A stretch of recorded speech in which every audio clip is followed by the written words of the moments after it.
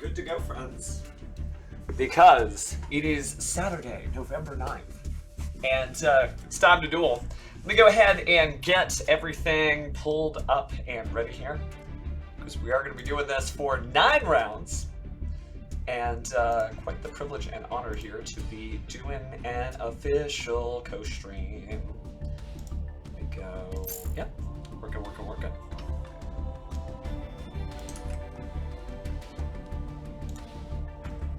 There we go.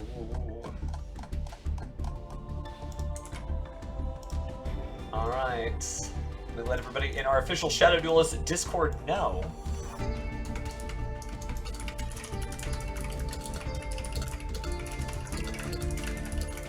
Hey fam, good to see ya.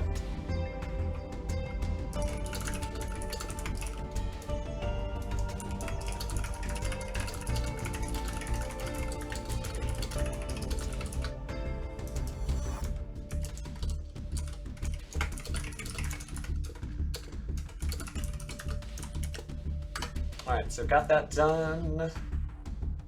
And yeah, we're just waiting for everything to get started.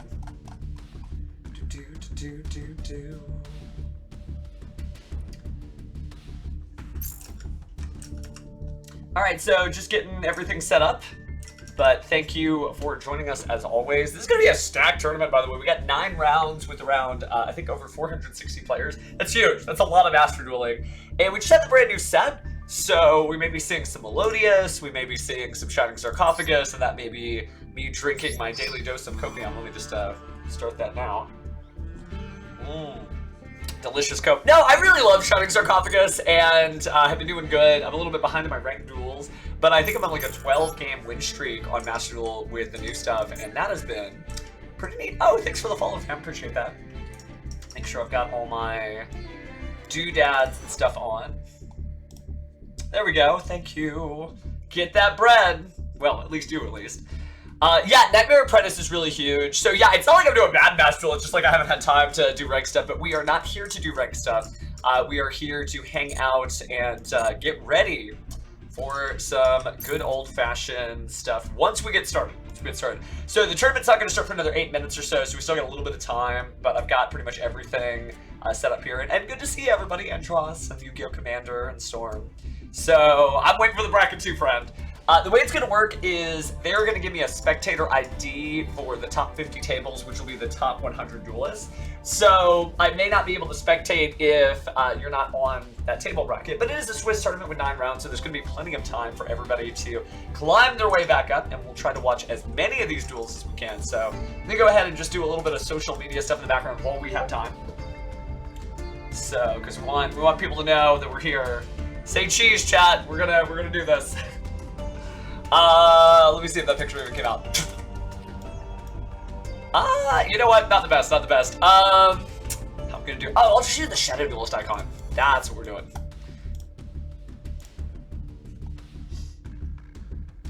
I mean, they're trying to let you know whatever it is they're trying to let you know. Oh, speaking of trying to let us know, thank you, Red Weeb, or Red the Weeb.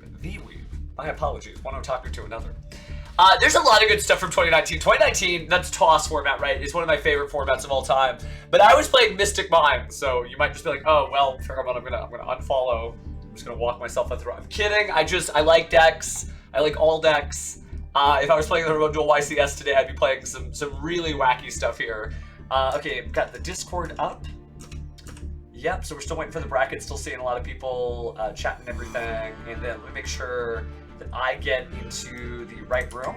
So I'm gonna pull this to big mode here so that you're not seeing secret behind the scenes stuff that's super important that cannot be done. Spectate, and let me paste my code in here.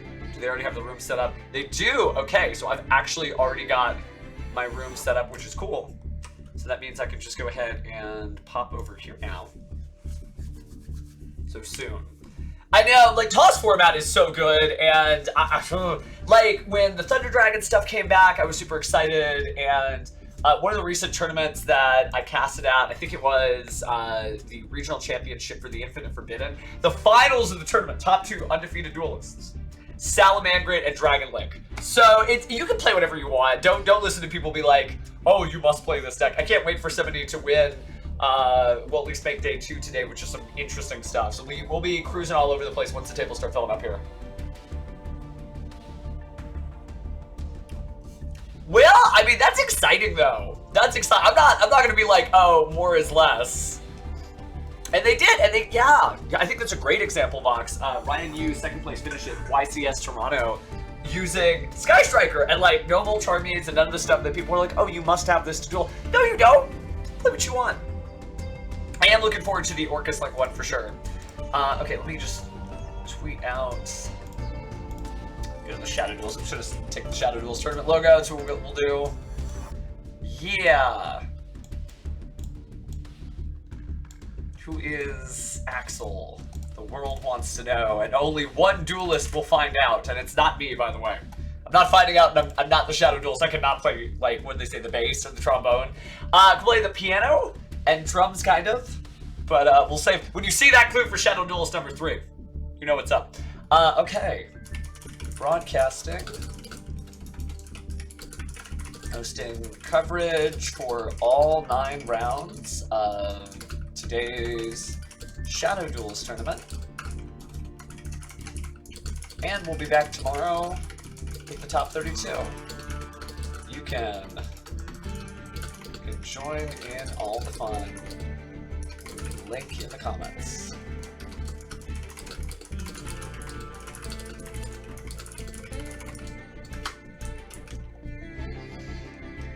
Alright, so it's gonna be cool though. The Shadow Duelist tournaments and like all the Challenger Cup tournaments, they're so like fun and loose and just like, you know, no rules, just right. I think that's somebody else's rules.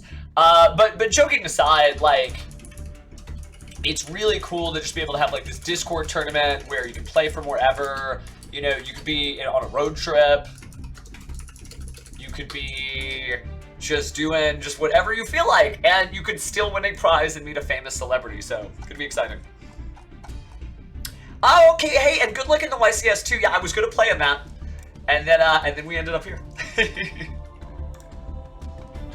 All right, let me make sure that all the posts are up, because we're almost like, we are like 3 minutes till showtime. Yeah, when it was that was just like, I couldn't guess that. I could be like, it's one of the biggest music acts of all time. I'm like, yeah, I love you. And I had binders like that too when Zayn showed off that, like, the original trade binder that he put together. Because, you know, everybody's just like, they're like, oh, that's not a real trade binder. We didn't all have, like, the real stuff back then. You know, us dueling dinosaurs like Zayn Malik and Pheromone. Join in now at... Okay, so posted, trying to do this as fast as I can. I am. When you're asked who killed the dinosaurs, don't answer Rita Repulsa. It wasn't Rita Repulsa that killed the dinosaurs. I know, I was there. But I made it alive. I'm fine.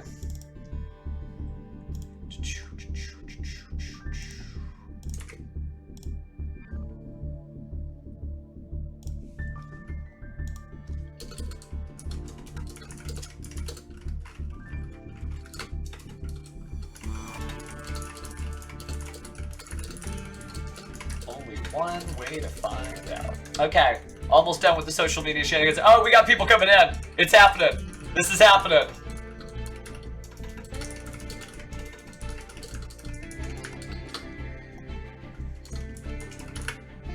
All right, there we go. And I managed to get everybody's eyes on the prize. We all know what's going on. So this could be cool. I'm really excited because, again, this is 9 rounds. So, like, leave this stream on, put your phone in the corner, get done whatever you got to get done. Because I won't be here either way. And if you leave your viewership on, then so will you. All right, so we do have a table sitting down, so I'm going to go and shrink all this, goodbye me, into a nicer, smaller version of me. And we're just going to kind of do this like randomly and like peek in on stuff. If you know anybody that's dueling, please let me know, because I would love to see if there's like something cool, like, oh man, this is going on. Remember, the rules of this is our Swiss format tournament, and everybody can change their decks at random, so nobody's doing anything funny if they like randomly switch to like, they go from like Bestial Centurion to like Kashtira Tune. I mean, maybe I would do that. To like Labyrinth or whatever, that's totally fine and within the context of the tournaments.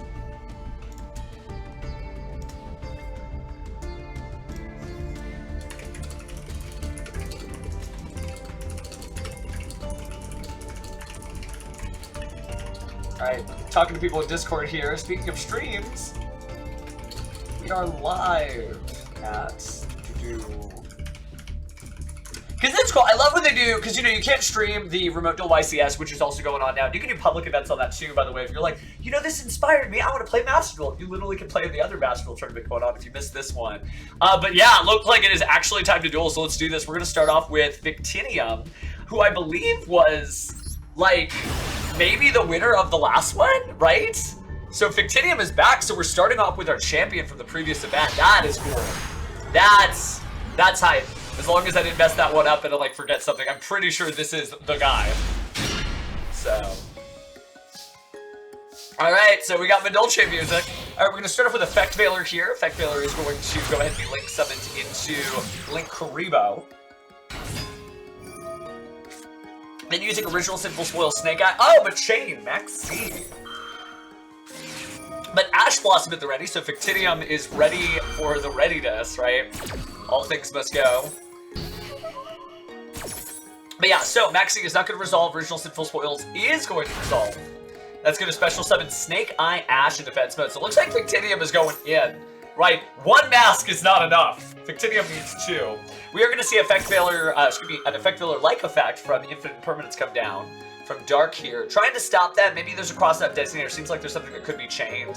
A lot of different ways you could get through. You might hear some Discord beeps in the background. We on Discord.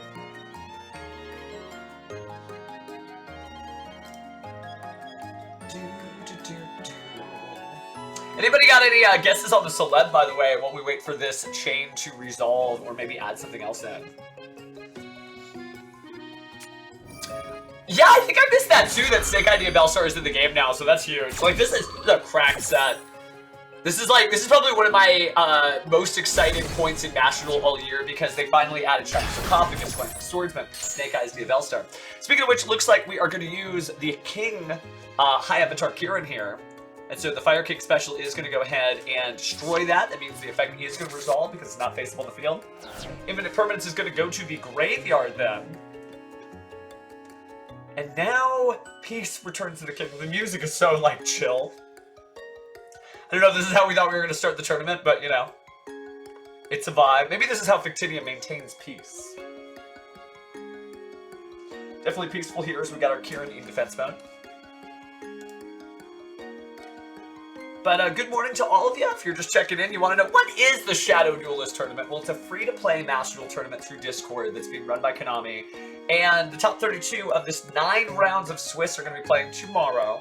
And whoever it is that's #1, they're not just going to meet the celeb, they're going to go head-to-head with whoever that celeb is. And, well, good luck to them.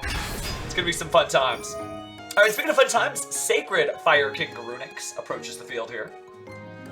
Uses its effect, destroying a Garunix from the deck. Oh, no, excuse me, that's going to be Fire King Courtier Volcanix. Recently just came out in Rage of the Abyss. Like, we're in a really weird vibe where we've got, like, cards that aren't out yet in Master Duel, and cards that recently came out, and we finally got cards that have been out for a while. I mean, there are 3 level 8s. If it was going to be time for a Coach King Giant Trainer, and you just do, like, a little bit of effect damage at a time. But this isn't Duel Link, so we'll see, we'll see. There's 3 hints that have been given of the individual so far, and I will read them in just a second here for you, IAG. Alright, so IP Masquerena here, and then that's going to get linked off. And Promethean Princess Bestower of Flames is here. Actually, Aichi, this will be easier for me. I'm going to go ahead and link the official Instagram for Yu-Gi-Oh! Master Duel. They've got all the clues, including a new video they just debuted, so we'll come back to that right after the duel. But that way you don't have to be sitting there waiting on me. Alright, but we do have Promethean Princess Bestower of Flames. I'll be selecting the fire monsters. Not a big problem. Snake Eye Ash is going to be brought to the field and actually use its effect to get rid of the Promethean Princess Bestower of Flames. I don't think I've seen that particular move in maybe ever? And it's a really obvious one, but it just gets rid of it. That's fine. So using that and just ending on that, interesting. So the Snake Eyes Flamberge Dragon placing the IP Masquerade in the Spell and Trap Zone there. That we don't know. We don't know what the next Forbidden Limited list is. Got to play with the cards you have. All right, but speaking of which, Ostinato. Okay, we got ourselves a match here. So Ostinato is going to bring out Melodia. So now we are just conducting ourselves here. I love that the music is perfect for Melodia. So thank you, Fictinium. Brought to you by, well, duelists like you. Alright, so time to fuse the monsters from the deck here because no monsters controlled. It's going to be Baka, the Melodious Maestra. And so that's going to go ahead and use its effect to special summon a Melodious monster from the deck. It's a great deck. Melodious is insane. So it'll be nice to see. It did like really good numbers earlier this year, right out of Light Instructions release. Here comes Chopina, the Melodious Maestra. Hey, I play a lot of Zuzu Boyle, so this will be fun. Zuzu Boyle, of course, being the character from Mark 5 that actually runs Melodious. Alright, so trying to use the effect here of Snake Eyes Flamberge Dragon, special summon the IP Masquerade, and then I think we're going to go ahead and use its effect now. What would my gimmick be? I think it would have to be some showman stuff. What it would look like is it would look like a Shadow Duelist costume. It would be a top hat, and it'd be like a magician and a performer, and it would be like, what if Amazement Arlecchino went bad? So, Amazement Abomination Arlecchino. And it would have to be, I don't know what the name would be. It would have to be like, I don't know. We'll come to that. I don't want to spoil anything just in case I am the next Shadow Duelist. Don't worry, I'll get famous for something one day, we'll see. But yeah, definitely like, you know, the mask and like a cool magician hat. Especially since I'm always wearing hats. There's like a full head of hair under this, I just love hair. Or excuse me, love hats. Okay, get back into stuff. Chopina the Melodious Maestra is going to go ahead and get banished from the effect of SP Little Knight. SP Little Knight, of course, being made by the effect of IP Masquerade. It will not be able to be destroyed by card effects. Okay, Slab Ready, let's see that. Alright, so just a link one here from the Gravity Controller. But that does get Baka to the graveyard, so it was sent to the graveyard, so it does get to use its effect here, targeting that Melodious Pendulum monster. Completely bald. You take the hat and like the hair goes with it. Alright, so Refrain, the Melodious Songstress, using its effect now. Doesn't look like there's going to be any like IP, or should be SP Little Knight shenanigans here. Alright, but revealing Couplet to the Melodious Songstress, and maybe able to get a full pendulum scale here. I mean, we'll see. Alright, but Melodious Mania is sweeping the nation.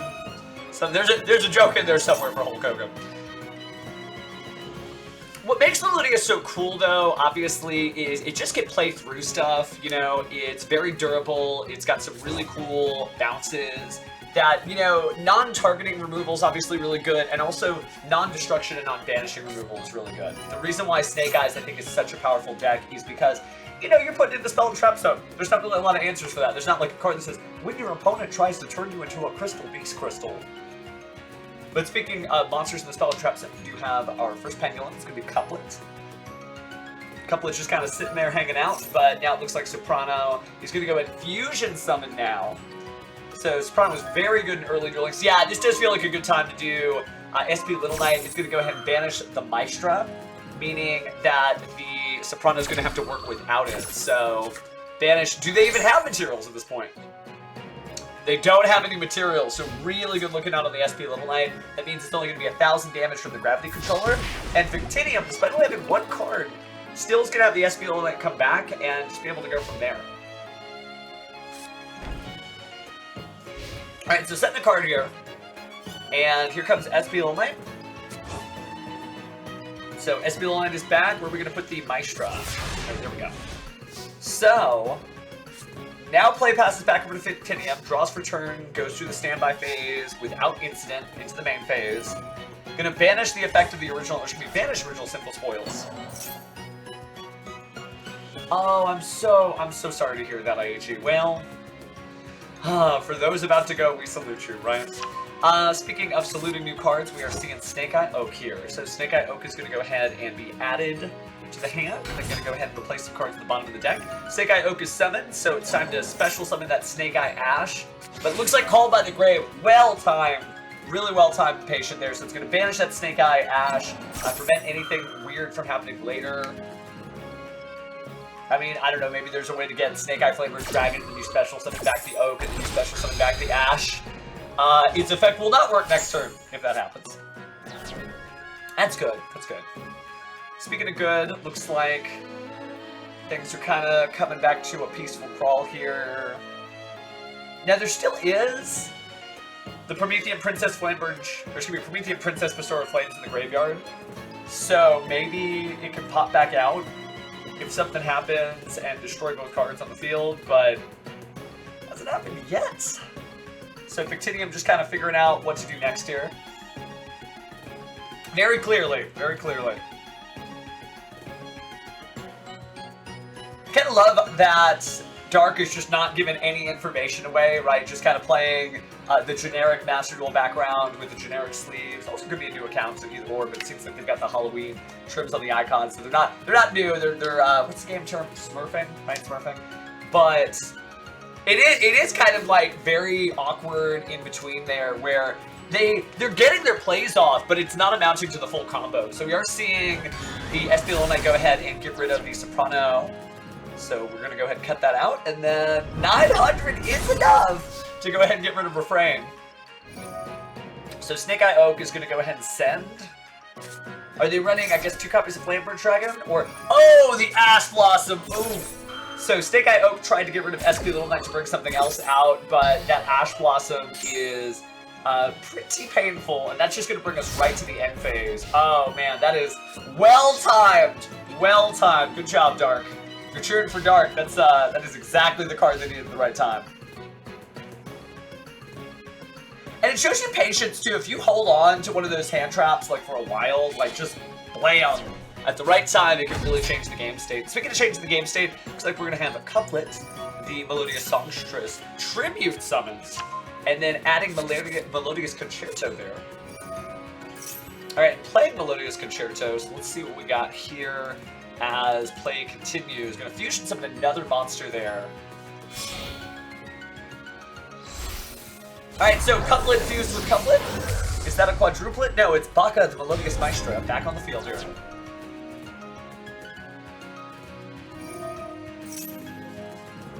Alright, so I'm going to go ahead and special summon another one and go ahead and place the couplet and refrain into the pendulum zone because of the fact that it was a fusion summon. So the scales are set.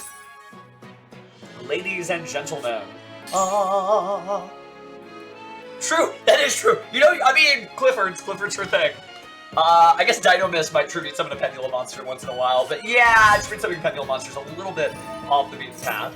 Speaking of which, though, we did normal or special summon refrain, so it's time to add another card that's going to be couplet. So couplet to refrain, refrain to couplet, and back and forth again. Ooh, hey, remember it's Swiss. It's okay that you lost the first game. It's top 32. There's 400-something players. This is like a regional championship. X3 can top, I'm sure. As long as, like, you know, everybody kind of plays their cards to the best of their ability, you can still make it. Hey, I mean, you know, you can still have a good time, man. You can still have a good time. Alright, so, speaking of which, good times ahead, because we have Bloom Harmonist, the Melodious Choir. Going to discard a card to special summon 2 Melodious monsters with different names. And of course, Melodious Concerto is doing what it does best, right? So, back to the deck, draw a card, and then Bloom Harmonist.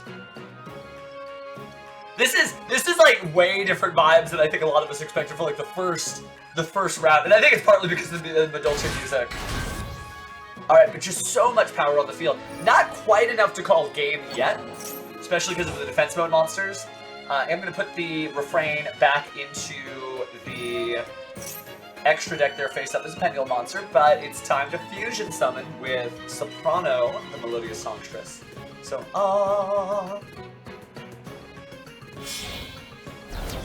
and there's some cool stuff that I saw people talking about. There might be like a Red Eyes deck floating around. There's definitely some cool Bestial Centurion stuff I heard about.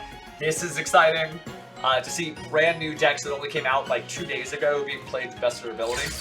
And speaking of playing, Alright, get your scale ready. It is time for a Pendulum Summon, a Refrain. Also looks like Couplet from the hand. And so time for another surprise. Is that not a hard once per turn? No, it is. It is. Okay. It's just that good. Whether it's Aria, Couplet, Refrain, Schuberta. Alright, so those are all going to combine. And it's time for Flowering Etoile, the Magnificent Maestro. Or excuse me, Melodious Maestro. She's pretty magnificent though. So doing pretty good here overall, and good to go ahead and go in the battle phase here. It's not 7,000 though, so it's going to be 3,800. And then 16 with a little bit of support here from the Harmonist. And then finally, 1,000. Music's getting a little bit more intense. Only 600 life points, but it is the Victinium. If anybody can make the comeback, it could be our last Shadow Duelist champion. Pretty sure it was Victinium. If I'm wrong, please let me know. Alright, so main phase 1. I mean, the cookies are crumbling, but we got this because Snake Eyes Poplar is here. So Snake Eyes Poplar activates its effect. What do we got? Snake Eye time. Alright, good. We're on the same page. Thanks, Doris. Alright, so getting the Divine Temple to Snake Eye. I mean, if anybody has this, it's Poplar. Poplar's got a plan and a dream here. Alright, so we got the temple. Figure out the line if you can, because these cookies are, I mean, they're still good. They still look delicious, but maybe just a little crumbled. Battle phase? Are we conceding? No, we're gonna place it in the spell and trap zone. So 300 damage. Okay, this is gonna be some big brain stuff. So obviously, Garunix's effect gets to activate here because a fire monster was destroyed by battle. So also getting Poplar's effect too. So a much bigger monster. This is like a real play. This is definitely like 300 life points left. Oh, that's super cool. That's super cool. Yeah, you know we love Duel Links on this stream. If you're looking for like a weekly Duel Link stream, that's definitely us on Wednesdays. But today is Master Duel, and what a masterful duel this is, as the Fire King High Avatar Kirin, gonna use its effect, of course, special summon a fire monster. Before we go forward, thank you, Techno Tenor. I love this, we're playing Melodious, and I'm followed by somebody who's a tenor, so we got a tenor, a soprano, just need an alto, and we got ourselves a whole band here. Alright, but this is definitely courageous, so your high words and praise for Victinium, well earned. So, the High Avatar Garunix and Fire King strategy showing back up, getting rid of Flowering Etoile, the Melodious Maestra. But its effect activates, so it is going to special summon another Melodious monster from the deck or extra deck. And Schuberta's here to go ahead and rummage through the graveyard. Hey, don't you know the speed limit indeed? Okay, okay, now I know which page we're on. You just invoked Don't You Know the Speed Limit, and I definitely know what's going on here. I love that that's our code, right? And for me, it's a success on every level. You should be proud. Alright, Yu-Gi-Oh! In-jokes aside, we're gonna banish 3 cards from Schuberta, but still 3,900 on the Garunix will get it done. So, big monsters, Fire King saving the day, only 300 life points, a little bit of effect damage, right? Get your Gaga Cowboys out. Oh yeah, no, I got magic, but I actually did audition for that one. I didn't go for the speed limit. I went for the success. Alright, so as we continue here, again, we're just on round 1, which started about 18 minutes ago, so after this duel, we should be able to pop in on another duel. For the most part, until we get to top 32 tomorrow, we're probably going to jump around. So you may not get to see the conclusion of 2 out of 3 sets, but the main reason we're doing that is to showcase everybody. So we get to see great duels like this, where Nightmare Phoenix sacrifices a bonfire to get rid of a pendulum scale. Then, Victinium plays that Divine Temple to Snake Eye. Let's see what makes it to the Spell and Trap Zone out of the deck. It's going to be another copy of Snake Eye's Flamebird Dragon. That's very powerful. I can even bring out the Ash Blossom for additional Link material, or even a Synchro monster later. Oh, yeah, no, I would love to. I knew it was you once you invoked the special word, so we will get to see the second place duelist. Which, man, you're just on a tear today.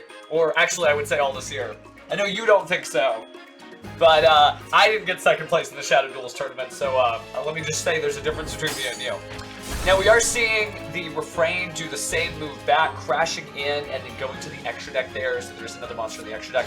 That does mean there's no monsters controlled, so that means it's a lot easier to go ahead and activate the first movement solo, but Max C is going to be chained here, so any fusion summon is going to come at the cost of giving Fictinium more resources to be able to make that comeback. 300 life points and a prayer, man. Fictinium may not be prayer, this may just be the comfort zone. But now I've got 300 life points, I guess I'll play seriously now. Good deal, good deal. Speaking of good deals, it is time for the Divine Temple of the Snake Eye to go ahead and target the Snake Eye Slamberg Dragon there in the Spell and Trap zone, shading to the effect of the Refrain, so one good Spell and Trap monster deserves another, so come forth, Snake Eye's Flamberge Dragon. Beautiful Blue Eyes stats, but now it means the Ash Blossom get put out there too, so there's a lot of different defense spell monsters, but what do you do about the fact that you've got the face-up attack Nightmare Phoenix? Well, it's not that big of a deal, because we're in main phase 2, but just every move comes down to the wire. Every monster you leave in attack mode, you spell your doom. So we shall see where this duel ends up going. It's Sonata. That is a special summon, but that also means we finally get to see Promethean Princess Bestower of Flames here, targeting the Snake Eyes Flamberge Dragon, and I would assume the Soprano, or excuse me, the Sonata. Oh, but going for the Refrain here instead, actually. That means that the Snake Eyes Flamberge Dragon effect will activate, you'll get 2 level 1 fire monsters, and you get the Sacred Fire King Garunix here. So there's Garunix. And it looks like we're just ignoring the Flamberge Dragon. It may not be enough in the graveyard, actually, now that we look at it. We only got 1. Yeah, we only have 1 level 1 fire monster, so my bad on that. Alright, so fast turn, man. Big monsters. And it is Fictinium's turn, drawing. Fire Kings seem fun. Alright, so Promethean Princess activates its effect, gonna special summon a fire monster from the graveyard, and Flamberge Dragon is back, likely able to push the Sonata back into the Spell and Trap zone, clearing everything off the board, and unless there's a Karibo or a Battle Fader, well, Battle Phase, 3,000 attack, 2,700, and that's game. Wow, okay. That is exciting. That is absolutely some exciting stuff. That was a really good duel. Like, it shows you that, like, this tournament is full of some great duelists. Taking a quick look through here to see if there's any other current duels. I think we're going to jump into Table 19, Blade Sun. So, that was some good stuff. Like, oh my goodness, like, shitters down my spine. Because that's what I'm here for. You know, I'm just here to see good duels, and I hope you are too, and man, they are delivering as promised. So we're going to be watching this one, and I'm going to put a little bit on fast forward here, but we see a Dimension Shifter at first, followed up by Called by the Grave here, so obviously Called by the Grave will not happen. We're doing this to kind of catch up with where they are in the duel. Looks like we're using Voiceless Voice. Saphira, Dragon Queen, is going to activate effects, send the ritual to the graveyard, add the Skull Guardian, then banish the Saphira to discard the Low to make the Skull Guardian. Skull Guardian Protector is going to grab the Low, and then summoning Low is going to place in Barrier of the Voiceless Voice, which is going to grab Radiance of the Voiceless Voice, and that'll be the end phase. Alright, so, draw phase for turn here. Blade Sun's gonna go ahead and use Raigeki. Wow, okay. So, gonna use Prayers of the Voiceless Voice and bring back both Low and Skull Guardian. And now you've got the Blessing of the Voiceless Voice on top of that. A Pot of Prosperity is going to go ahead and get negated and chaining. Max C, but now we have the real deck displaying itself. It's Tenpai Dragon. Hydra getting that Sangen summoning, which is going to get destroyed actually by the Radiance of the Voiceless Voice. It's just crazy stuff.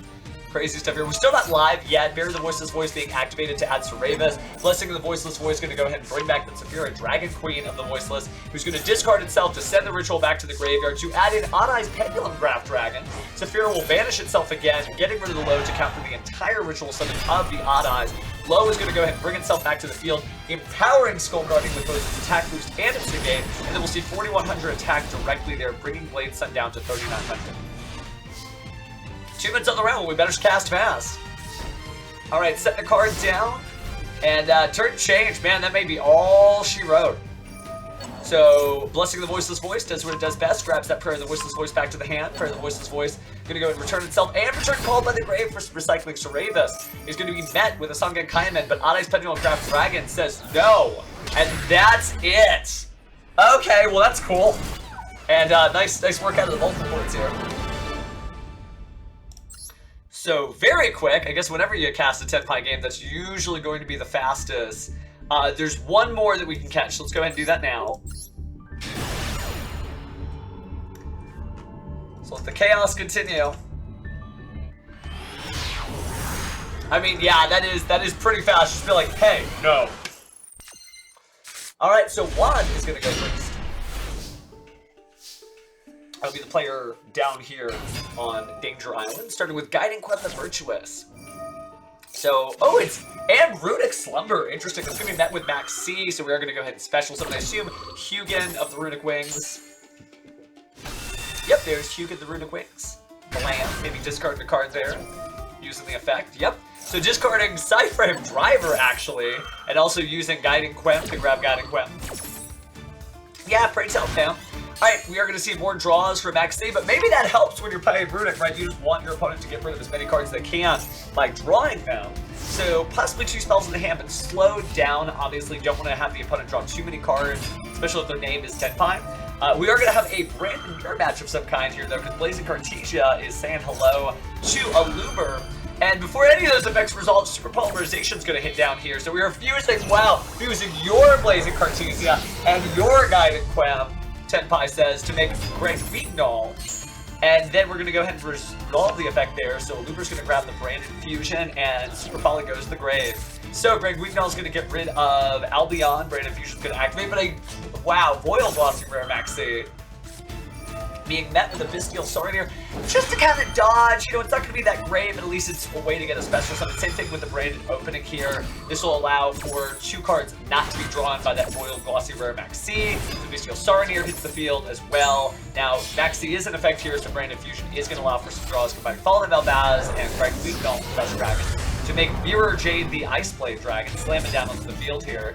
Draws a card, but unless it's a runic spell, this may not be doing a whole lot. Looks like Abu Tenpai is going in as hard as they can here.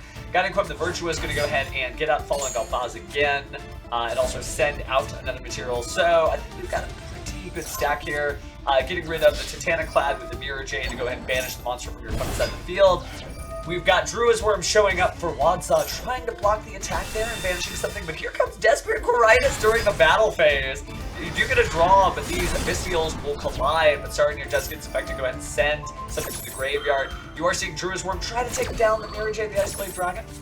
It succeeds. Saronir is going to go ahead and send the Branded Beast Trap card, it looks like.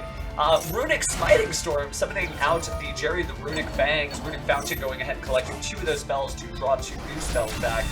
We are going to see that cleared out. That does mean that Jerry's effect activates, destroying Aluber the Jester of Despia. That means it can come back later. Blazing Cartesia is going to go ahead and come back to the hand.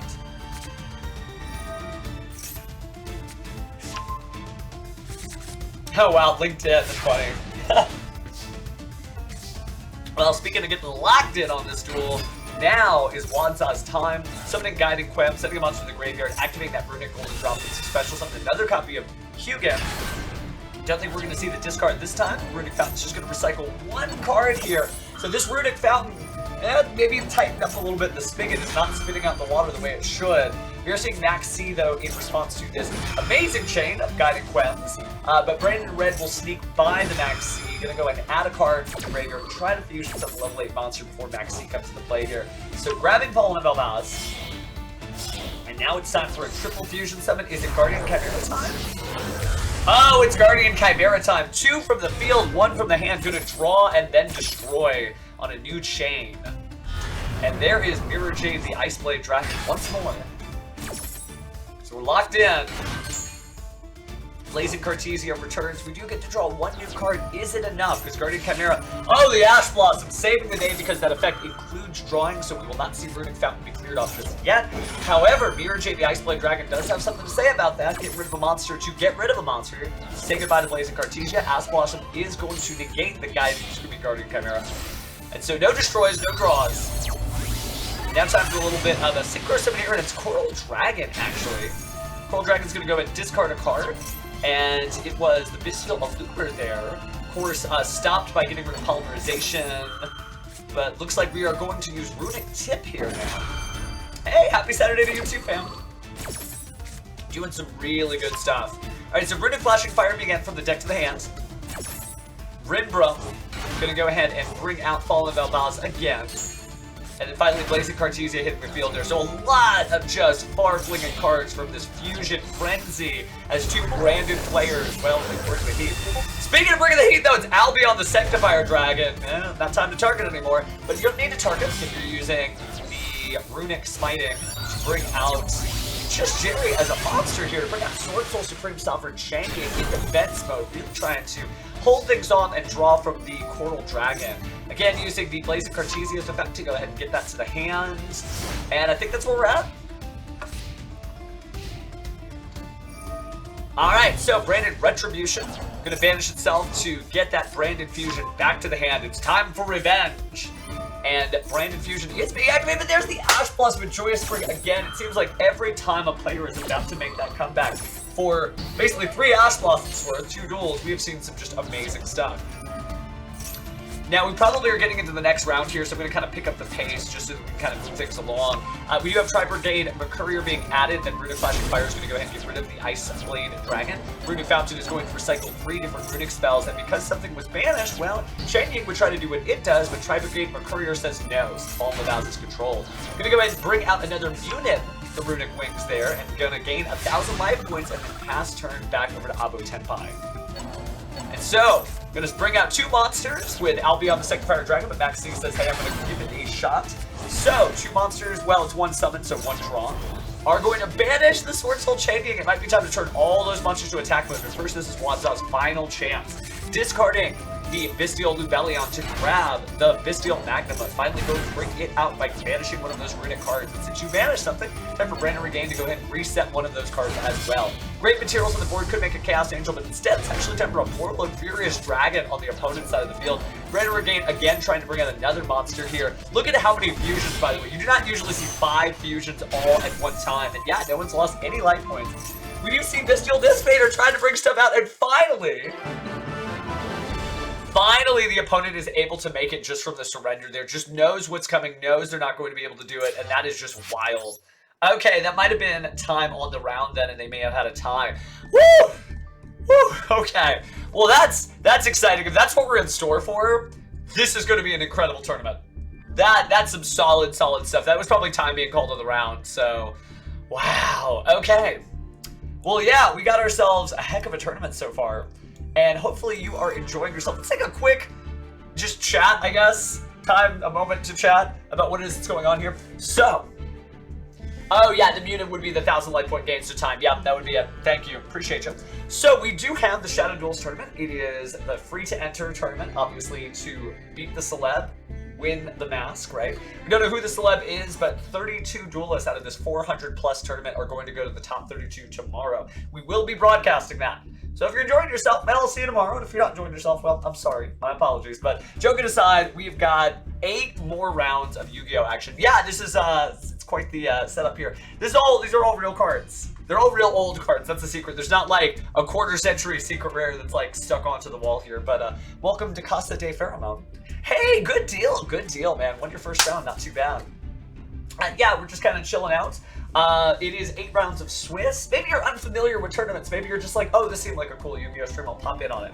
Swiss means if you lose, you're not out. It's kind of like a football game, which is why we're in our sports jerseys here, because it is basically the general season. So all those duelists that won the first one, they're going to play against duelists of equal, like, seeding, I suppose. If you won, you'll play against somebody who won. If you lost, you'll likely play against somebody who lost. If you drew, same deal. At the end of the next 8 rounds, so 9 rounds total, we will have our top 32, and then tomorrow, we should be starting at 10 a.m. Pacific time. What time is that? Well, you guys are all over the world, but look at your clock and think 30 minutes ago tomorrow. So I will see you guys in 23 hours and 30 minutes. The other good news is I'll see you for like the next 9 hours or so, because it is time to duel. We are going through the top tables. If there's somebody you think that we should try out, we're going to try to feature as many duelists as we can.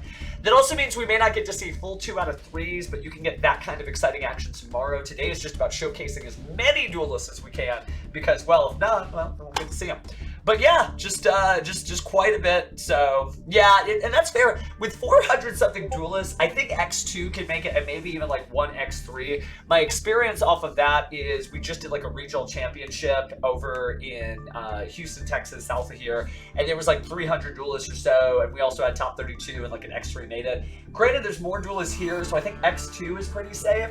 But if you're on X2, you talk about like sweating. Yeah, you might be holding onto your mouse as hard as you can. So be careful there. Be careful there.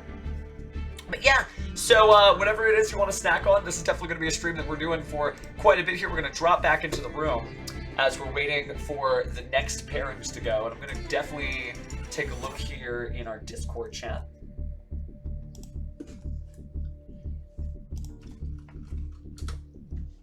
Aw, there's people talking about me in the Discord right now. That's great.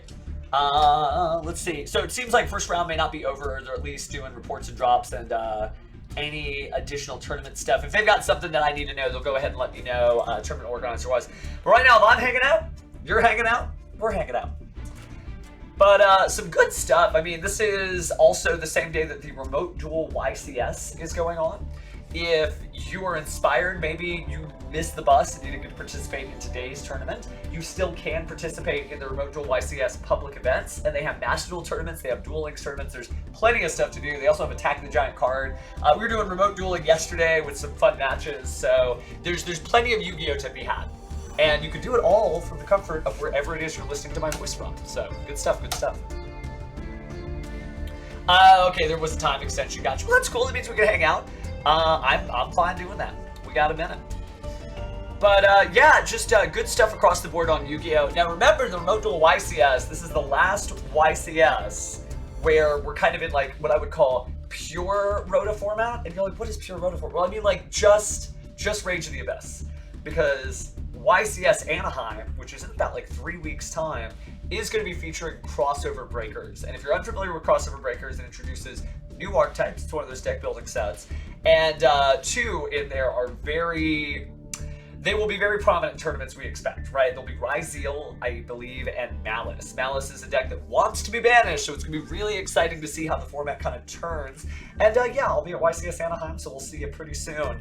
But this is the last day of like pure Rage of the Abyss for these YCS duels. So best of luck to them, and best of luck to you if you decide to enter those public events. Oh, Malice is going to be really cool. Malice in Wonderland before we know it. Before we know it. Alright, so still getting set up and everything, like we said. Just take a look here for anything we need. Yeah, there was an 8-minute time extension I'm seeing here.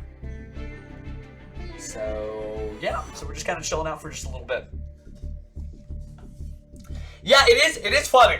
It is funny that Dimension Shifter is going to be a card where somebody's like, oh, I didn't know you were my friend. I didn't know this was a tag duel. Thank you. Now my cards are banished. So, long story short, you know, some decks, they just need that graveyard. They need that graveyard. If they don't get that graveyard, that's it. It's not time to duel, right? Well, Malice specifically doesn't need that graveyard. So if you shotgun out the Dimension Shifter, you're just like, oh, draw phase? Woof! Then that may be the only turn you get. But that's going to be really exciting to see, and Ryzeal for the same reason. I think you'll still see Dimension Shifter, but it'll be like in the side decks. So, well, technically Malice could run Shifter. But also, like, other decks can't, so it's just going to be funny. And there's other side deck cards. You know, I've seen a lot of people, they don't main deck their Molcharmi Fualos. And they definitely don't main deck their Molcharmi Burulias. And then we get Molcharmi Nyan Nyan, that's the Earth one that's coming out in Supreme Darkness that lets you draw for summons from the banishments. It's exciting too. There's a lot of good Yu-Gi-Oh cards coming out. But some of the cards that recently came out, I'm just going to pop out of the duel room real fast. So we can take a look at the shop here. Oh, well, excuse me. I think it's time to open our Geese of Light ticket here. And it's got an Ultra. Let's find out what we get. Some goodness here. Go through the unmarked cards first. And our first one is, we've got Infernoble Arms Almace and, ooh, Another Shining Sarcophagus. Well, I have my third one already, but always great to have some Ultra Craftables there. So very neat. Definitely take that. Not gonna complain. Okay, so we'll just take some missions here. More gems as we're waiting here again. Not too much going on. And I am trying to pull the fire deck, so I'm trying to play like Flaming Swordsman. Oops, what am I doing? Go to shop here. Take a look at the tournament staff. They are still talking in the chat here, so we do not have pairings yet for the next round yet. So yeah, let's open some packs and see what we can get. Singles. I mean, but I want to play Tenpai Flame Swordsman because you can use Sangen Kaimen. Because it's not enough to just have Flame Swordsman and Fighting Flame Sword. You need all the search in the world. So yeah, looks like. So table number does not indicate placement, by the way, as a reminder. So we are not on the top tables. We are just on some tables. So it looks like, just to clarify later, anybody could make it. So it's not just going to be all the duelists with undefeated records. It's going to be everybody. I think I got the Altar Kiskell already. And a swing and a miss, although we did get a Gear Breed. I mean, I do get to use the Soul Day. The Soul Day's pretty nuts. Everything from the Link Brains pack was probably some of the most insane Yu-Gi-Oh carding we ever did. You're like, but I only play Max Duel. What do you mean the Link Brains pack? It was a pack that came out in like the late 20-teens. In the middle of Yu-Gi-Oh! Brains that featured just like some of the best Link monsters ever that were meant to support old decks, but were very accessible, so every deck got to use them. Alright, let's see what we get this time. Ferocious Flame Swordsman and, ooh, Heretical Phobos Kobos. Well, I'm probably going to convert that too. But that's cool. That means I am closer. That was like almost a full ultra rare of my choice. Alright, going back into the duel zone here, since we did open our packs. And back here, oh, it's time to duel. It is time, so let's go ahead and spectate. From the beginning, we're going to see Mecha Dragon. All right, it's round 2. Round 2. All right, duelists, you know what time it is. All right, so duel. Got Basala versus Mecha Dragon here. Basala rocking the new, well, Evil Twin Live Twin Studio here. Gonna go ahead and Upstart Goblin there. And now we've got Sky Striker Ace Ray. Yeah, it was pretty nuts. Cherubini to Jasmine, yeah. Alright, so we do have Sky Striker Ace Ray and a set card. Could be like an Eagle Booster or something like that. Gosh, I love, if you look on the background, there's like screenshots and all this great visual stuff from Evil Twin Live. Yeah, I need to go pick that up. I don't have it yet. I need to do it. Now that I've seen it, yeah, that's cool. Alright, so it looks like not that many spells in the graveyard. Just gonna be 2. Yeah, so this could be kind of a slow start here for our Mecha Dragon. They are gonna use Shizuku though, which is going to send, I guess, that coveted third spell to the grave now. No Kagari, though. Interesting. So, again, a little bit of a slow start.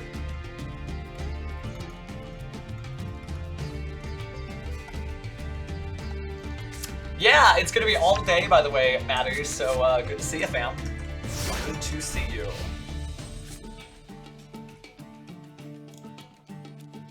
Alright, so take a look, also looking at the...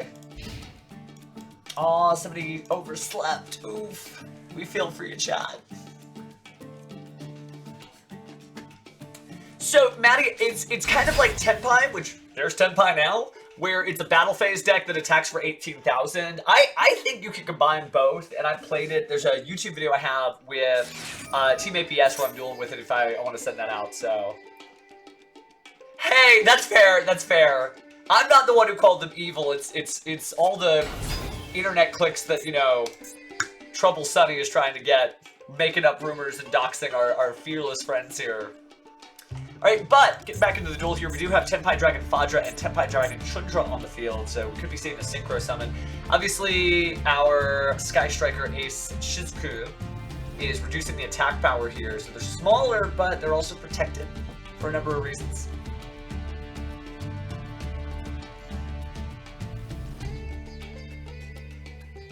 Love the little shout out to Street Fighter here with a little jury sign in the background. Alright, it's now or never. Speaking of never, thank you, Hayes. I've never been followed by you before. Alright, so Trigger's going to use its effect after that first attack. Special summoning Tenpai Dragon Pydra. Probably going to use Tenpai Dragon Pydra effect now to add Sangen Kaiman from the deck to the hand. The quick play spell that searches and special summons the dragon.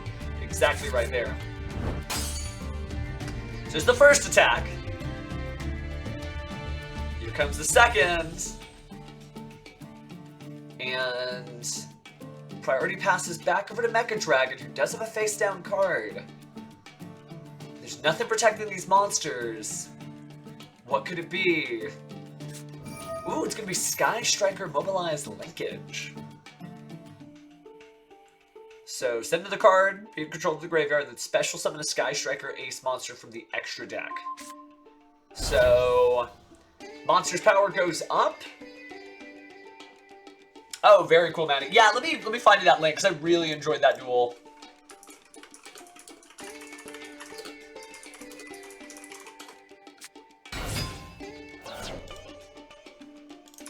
Alright, yeah, this is totally it. Alright, so, did get out Sky Striker Ace Kaina, which you don't see every day, activating its effects, targeting a face-up monster, hasn't chosen yet, and it cannot attack. So that is going to limit the attacks, but they can still synchro past it, so I don't know how effective that could be. Oh, and it's Ghost Ogre and Snow Rabbit. Ghost Ogre and Snow Rabbit is crazy for a number of different reasons, including defending against Tenpai. But a monster effect did activate, so... Oh, but Sky Striker Ace Rose is going to activate its effect. So just trying to, like, get enough bodies on the field to protect itself. This is, like, a very interesting Sky Striker turn. Everybody is doing their best. Like, I love, like, these, like, really close, scrappy duels. Not scrappy in a bad way, but, like, everybody's, like, getting little fisticuffs together. Little tiny strikes and jabs at their opponent, not necessarily getting their game plan done perfectly. That's because everybody's in it to win it. So, Chundra and Fadra combine. Synchro summon Sangenpai Biden Dragion. Alright, Rose is going to use its effect now.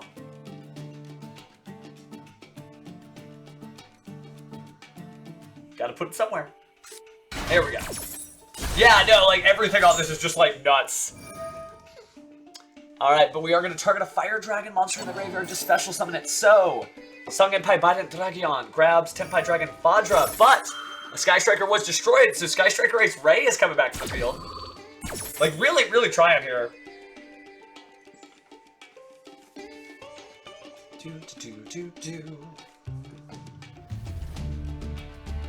So again, this is round 2. And so far, just great games. Take a look to make sure we're not missing anything from the tournament stuff. Nope.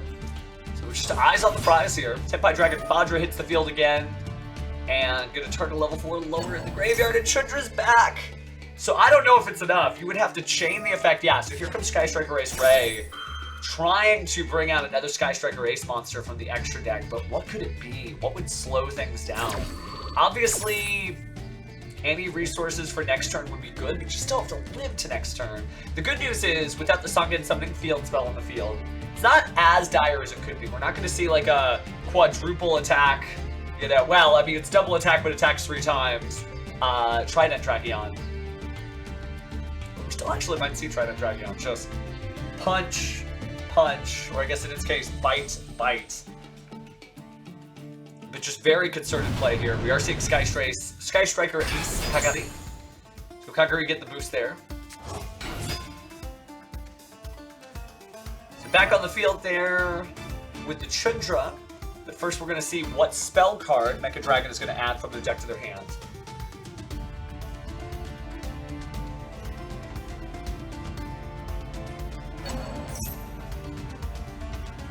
Alright, so grab it.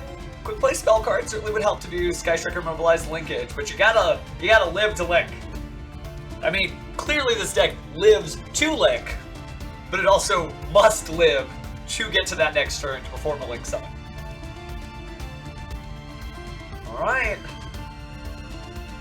So attacking with the Tenpai Dragon Hydra, gonna go and destroy that monster, easy peasy, 100 damage off the top. Fadra is also going to attack, so goodbye Rose. No Sky Strikers on the field anymore. Big 2600 off the top there. And another 15. This ain't looking good because Tenpai Dragon Hydra is going to use its effect now. Go and perform a Synchro Summon during the battle phase. Oh, nice, nice.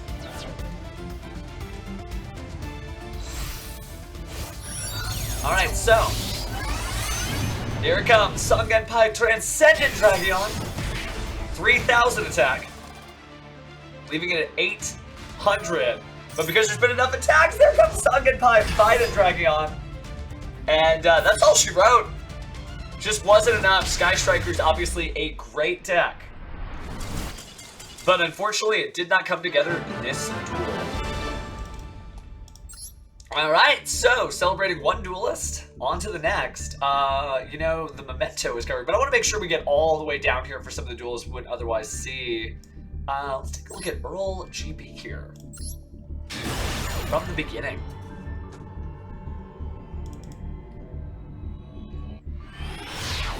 Alright.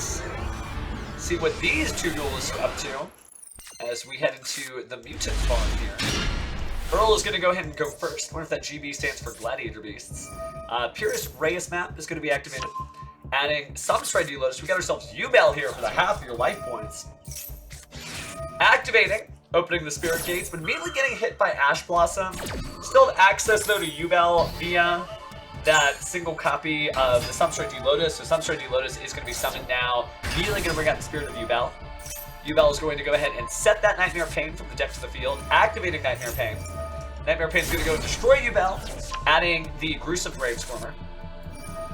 And then Spirit of Yubel is going to go ahead and bring out Yubel. Gruesome Gravescormer uses its effects. Going to go ahead and destroy Yubel. Okay, well, you know. Don't spoil it. We're just trying to find out ourselves, friends, what kind of duel you're having. But here comes Cross Sheep. Gonna go ahead and return those two materials. Go ahead and special summon your Phantom of Yubel fusion monsters, which you can special summon a little Cross Sheep to get back the Shadow Lotus. Banish the Gruesome Gravescormer, bring back the Spirit of Yubel. Then perform a Link Summon. Probably looks like yep, it's gonna be the Unchained Soul Lord of Yama. So Yama uses its effect. Getting that Unchained Soul of Sharvara. Gonna use the effect to open up the Spirit Gates, get rid of an additional copy of the Nightmare Pain. And they get to add it back, of course, because you control that level 10 monster with the effect of the opening the Spirit Gates. One more Link Summon. Looks like it's going to be Link 4. Appaloosa Boa the Goddess for 2 materials, so 6 attack and 2 negates. Unchained Soul of Sharvara is going to go ahead and destroy Yubel, but hey, Spirit of Yubel is going to bring Yubel out again because it's not a hard one to return. Alright, so here comes the Unchained Soul of Rage. Means you're still going to be able to search your Escape of the Unchained. Pretty good Yubel field there with one last set card. So being able to negate 2 monster effects, link off the opponent's monster, change one of their effects into destruction, and still has all the other effects. And starting off with the Kashtira, Fenrir attacks, because it has to. And then immediately brings out Ragnarika. Interesting, but that makes Moon of the Closed Heaven. Then we'll special summon another Ragnarika, but Escape of the Unchained might have something to say about that, destroying Rage and Moon of the Closed Heaven. You're not going to link off my entire field there. So Unchained Soul of Rage using its effect, of course, to bring out the Sharvara, and then the Unchained Soul Lord of Yama also in the mix. So Sharvara to hand, and Yama is going to Rage back to the field so we can link things off. Triple Technics Talent's going to try to draw a card, but going to go ahead and link off the Ragnarika Armored Lizard. I know, they were clearly trying to. That was going to be very exciting, but it did not happen. Instead, we've got Muckraker from the Underworld, Dark Monster Link Summon with that chain. But we are going to have the switch of the Appaloosa Boa the Goddess, and that just takes the monster and gives it back. Ooh, didn't get a whole lot done there. So discarding the Sharvara to bring back Spirit of Yubel. Spirit of Yubel with other monsters, they're going to make a Link 4, and that Access Code Talker! Okay, so Access Code Talker gets to pick a Link monster in the graveyard and powering up to 6,300. Okay. We linked it to the brains. Nice job. Nice job. My goodness, the biggest boy here. So, GG, fam. Alright, are there any other matches left that we can spectate? Yeah, we have Darius versus Mithril. Kitaku. I want to make sure we're also getting the ones in the middle here, so we're going to go from the beginning here. That's a photo finish. That's the last episode of Yu-Gi-Oh! Frames right there.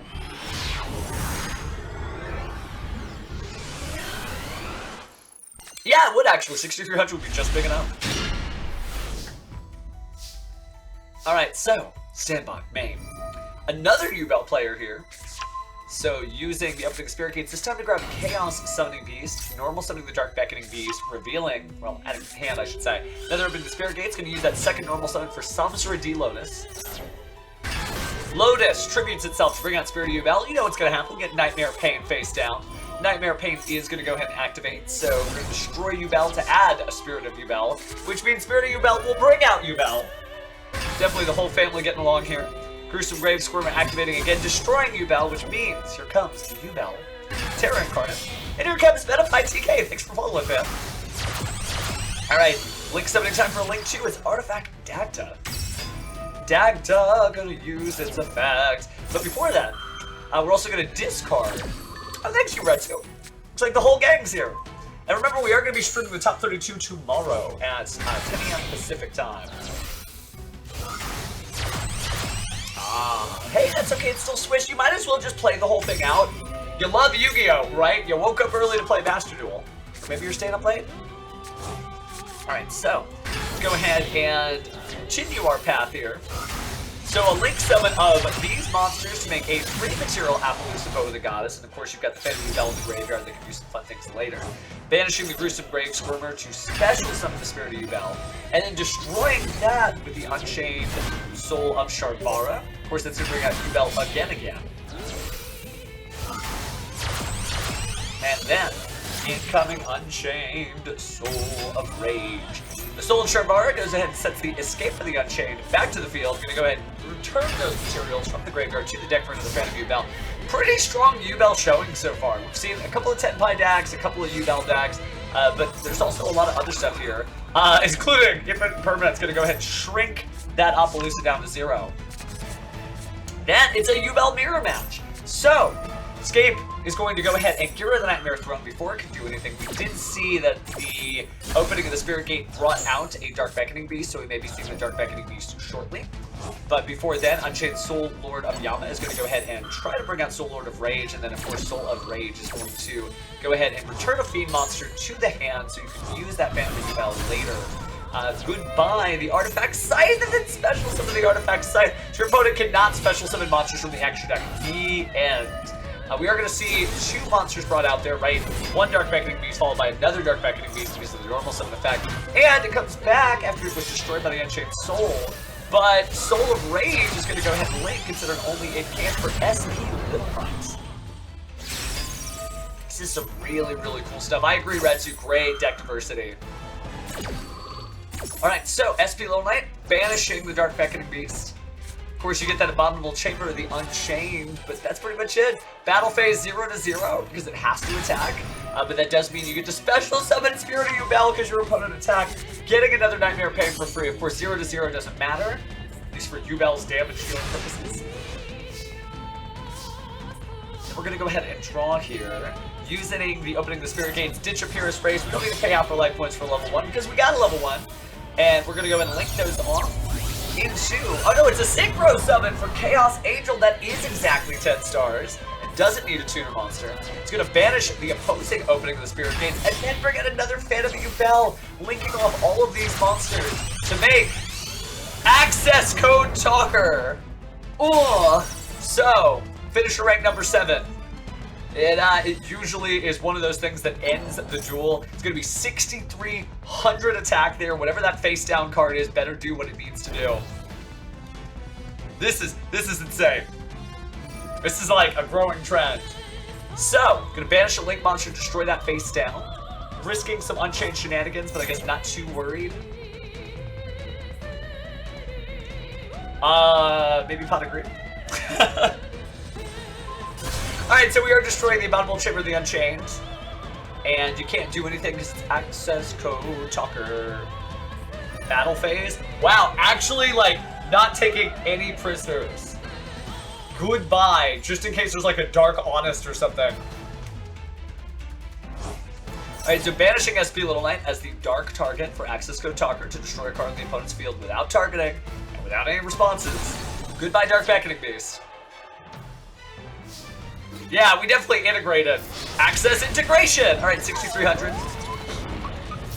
Sorry, we're using anime terms here, but 2,200 from the Artifact Scythe will close that chapter out. Wow, for a Yubel mirror match, that was just swinging. You know, usually the Rakusa, well, what are they going to do for damage? They figured it out. So, GG. See if we can find anybody else who's live to spectate here. Oh, we have a encore from Watson. Interesting. Alright, we did get to see Watson earlier in the tournament.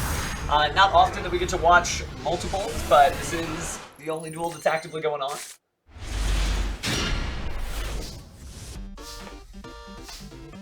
Oh, I have not heard this. That is the solid ball. I'm gonna shut up for a second.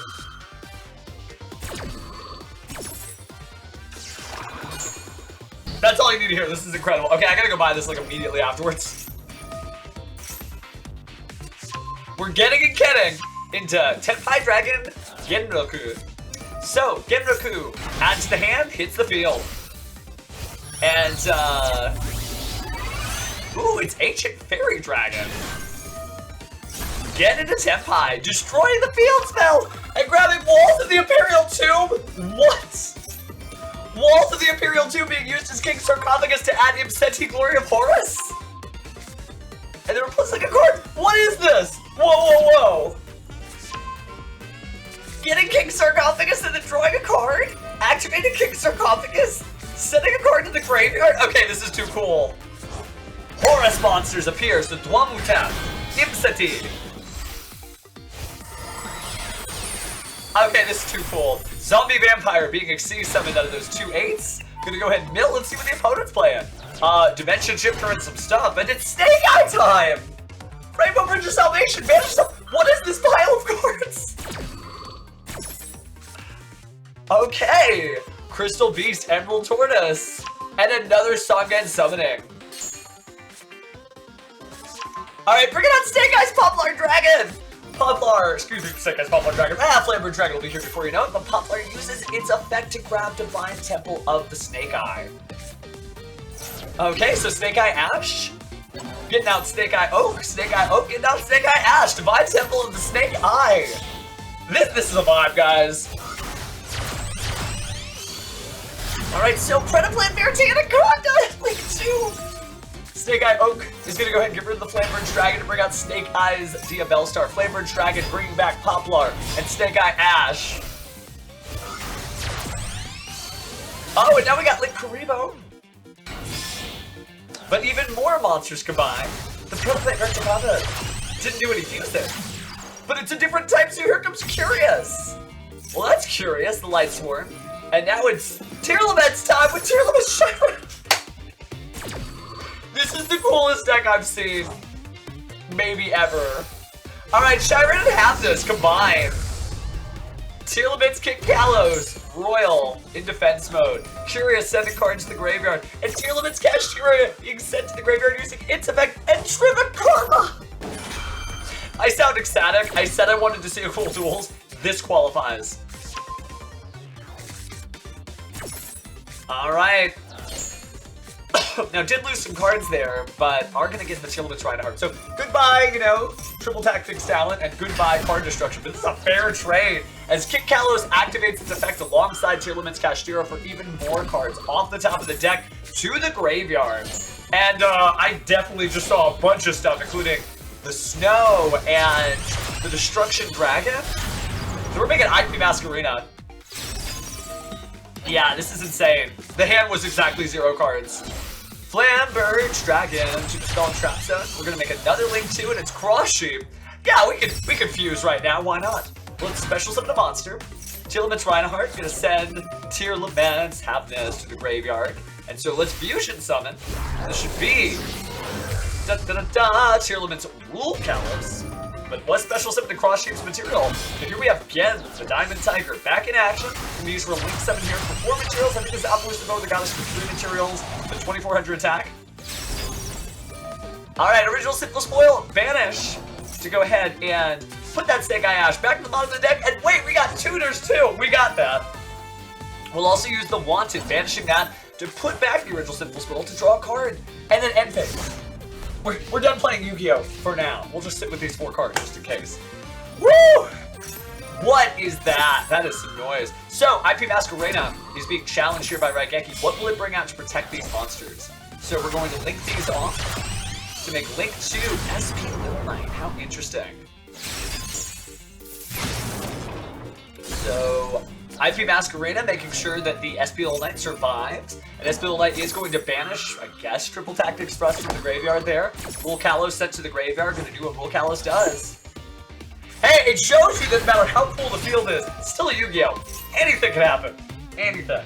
But now we got Tenpai Dragon Fadra, and then look at all the work that Fairy Tail Snow is doing. We did see it get sent to the graveyard via the Zombie Vampire, banishing those 7 cards, showing back up on the field, but also, wait, there's more. Snake Eye Slamberge Dragon off, Divine Temple of the Snake Eye. So, gonna go ahead and put that face down before the field spell even showed up, but we are gonna see Tenpai Dragon Genroku be added from the deck to the hand, then discarding it immediately. But Battle Phase, it's Sangen Kaimen time, but it is an effect that includes special summoning, so tier limits rule Kalos rules. No, we're not going to do that. So Sangen Kaimen does nothing. So remember that the SP Little Knight is not going to be destroyed because it was brought up by IP Masquerena, and a monster link summoned by IP Masquerena is not destroyed by card effects. So tier limit Shiren showing up to the field, getting rid of a bunch of monsters, including more tier limits. So Hapness, Rhino Hearts, and Rule Kalos become Tier Lament Kaleidoheart. Kaleidoheart's effect activated. Gonna go ahead and shuffle that face down Tenpai Dragon back to the deck, bringing out Snake Eyes Beat Bellstar to the Spell and Trap Zone and advancing it in exchange for putting Poplar into the Spell and Trap Zone. Now we're live. This is happening. Battle Phase. Wham! 1800. And maybe just a little off the top. Yep, 16. That's insane. 3,000? Wow, that is... If that's not a testament to the power of what a duelist can do now, I don't know what is. That's just cards. Cards and jams. Nice job, Watson. Oh my goodness. Oh my goodness. So there's not any duels currently. We could go to an in-room replay. And, oh, it's got the spoilers up. Yeah, let me see if I can turn that off. Or I think that's a setting that they... Yeah, we'll have to do it live because I don't want to show you guys stuff that we would already know in advance. But wow. Wow. Wow. Okay, so we're definitely putting this VOD up on the YouTube channel later. So everybody say hi to YouTube. Hi, YouTube. That's insane.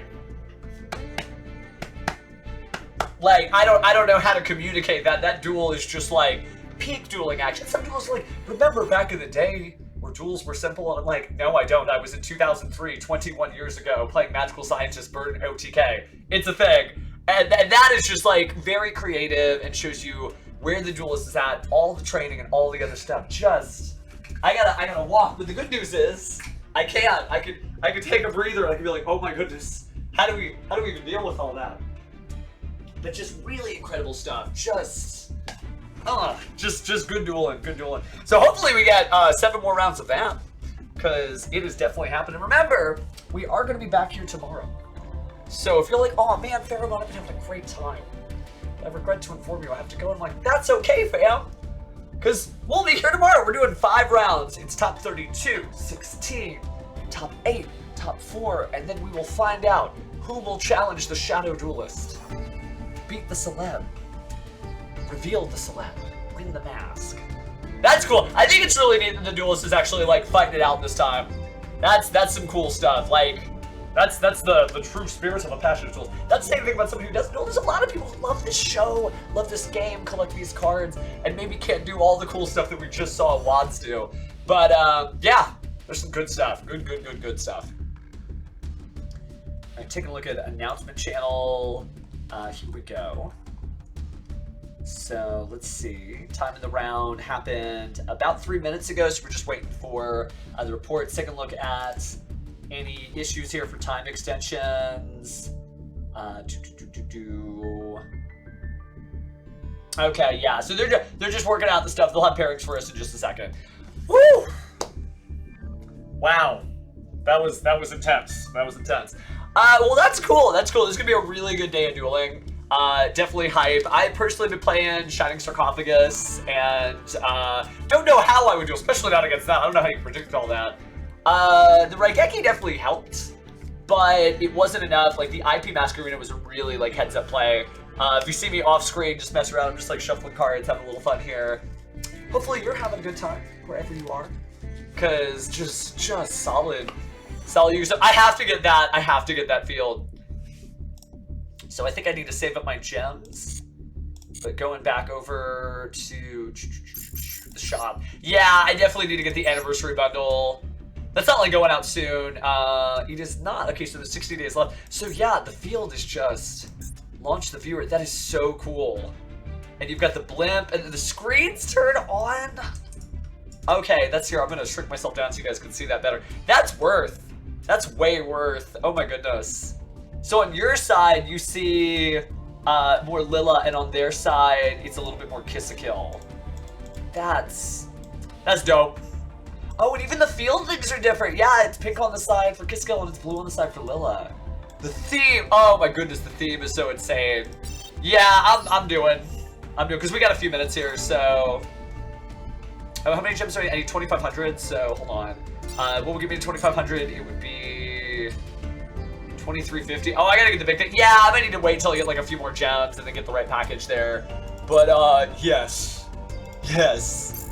That's what we have to say to that. Yes. Alright, so we're in our duel room, waiting on announcements. And yeah, I'm gonna go to the Guess the Celeb channel real fast, just to see some of the guesses. Savelia writes, yo, it's gonna be Post Malone. Let's see.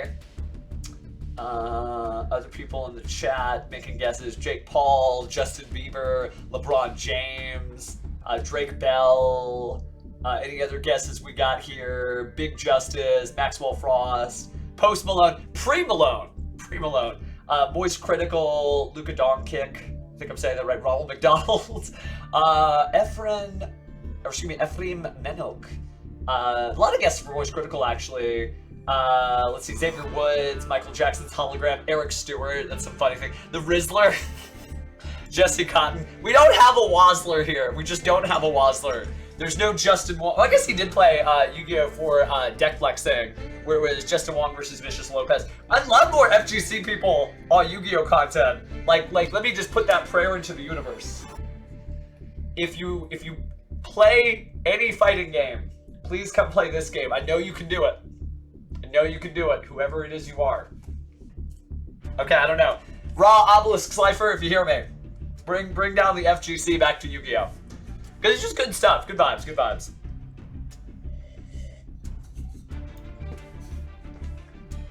Trombone and bass guitar. So a musician, that's a pretty large musical thing.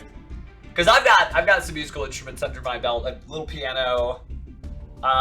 Definitely a little bit of like drums. Okay, well that's cool, that's cool. Yeah, you can leave your guesses in the chat. We're gonna put this on the YouTube later, so we'll find out who's right. You'd be like, me! I did it! Look at Pharaoh's stream! It says exactly that I was right. Take a look at the Discord chat. Here, they're like, oh, but I blocked that.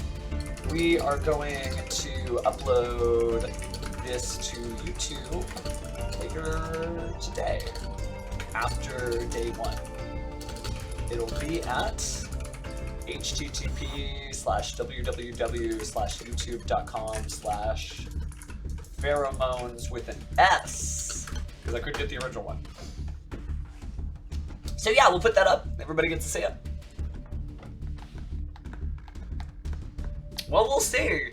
Last time it was like somebody with like millions of followers, so I know there's been a lot of guesses for like what is it? Generally like duelist stuff, you know. But I think it's got to be somebody big. If you're gonna like, if top Zayn Malik, but it's somebody who can duel, because that's the big thing. Is that on November 23rd, whoever it is going to play whoever wins today, or wins tomorrow technically. So tomorrow we'll find out who is our champion, and then they have to go take on Axel, which is the Shadow Duelist name. Remember last time was Nocturne, this time it's Axel. That'd be cool, dude. A wrestling match. Maybe. I mean... So yeah, today is day 1, and then tomorrow's day 2 for the top 32, and then whoever the winner is going to be featured on like the final event, which is the 23rd, which I want to say is like a Saturday. So this one is, unfortunately, this bus has already left the station, salty. So not to make you salty, right? Be friendly. But these tournaments, I do them every so often. This is the second one, and I will go ahead and link the Discord here for the Shadow Duelist Tournament so that you can watch it for the next one. So I'm going to invite people. Let me copy the link here. And there we go. There was space. I wish people could have entered. It's Swiss rounds, and there were 750 slots. And I tried to tell everybody. I tweeted it. I guess we don't tweet. I posted it on X. I Facebooked it. I Instagrammed it. I streamed it. I tried to scream. I told my friends to tell their friends. But just join the Discord, and they'll probably use it for the next one. So you can beat the celeb and reveal them, and then get the mask. Aw, getting some shoutouts from the chat too. Some good stuff. Should be posting soon. I'm noticing more duelists joining the room. Yeah, it's starting to fill up. 31, 32. There's a little thing at the very top here you can see right here. 33. If you're following my very annoying circle mouse. Let's see if there's any duelists that started first. First to duel, first to get streams. It's so cool how far Master Duel's come. We've got like all these cool like icons, you know, you've got Vashdo over here with like the autumn leaves falling over Razen of the Vanquished Soul, and then you have like the Halloween and the Halloween like actual like border, and the Sky Striker one, the cool polymerization one that Abu Abad has. So just a lot of cool stuff here. But I'm just going up and down as we try to figure out who it is we're gonna watch next. Make it happen. If you've got anybody like specifically that you want us to watch out for that we haven't seen, we're trying not to watch too many of the same people so we can watch like as many new people as we can. But definitely there's somebody we haven't seen where you're like, oh, there's my guy, there's my duelist, there's my friend, there's my gal, there's my mentor, you know, whoever it is. We would love to be able to showcase that. And then tomorrow is where the rubber hits the road. It's going to be intense. Going to be time to duel. And that's cool though, watching everybody like really show. Some of these duels, I've never seen this level of creativity shit. That's why I love tournaments and why I love ranked matches. It's not that I have anything against casual duels, it's just that like, people like, they give it more when there's something on the line. And yeah, we can take a look at Lethax. Where's Lethax? Oh, there's Lethax, yeah, okay, yeah. Phoebe, okay, we'll definitely look out for Phoebe and Lethax. So there's Lethax. Do I see a Phoebe? Phoebe. My kingdom for a Phoebe? Nope. Looks like we're going back down to Lethax. All these cool names too. Like duelist culture is so neat. You know, it's like, what am I gonna call myself? Maybe I'll just write it down here. Just tease it, but yeah, some definitely cool names. But yeah, again, hopefully you're enjoying yourself. This is definitely gonna be a long form stream. And I'm strapped to the ride, put the seatbelt on, we were just cruising to duel here. And so far, like, this has been incredible. You never know what you're gonna expect, right? You could just be somebody being like, you know, I guess not Jowgen anymore. But they could be like, you know, just summon something that says you can't summon, you can't duel.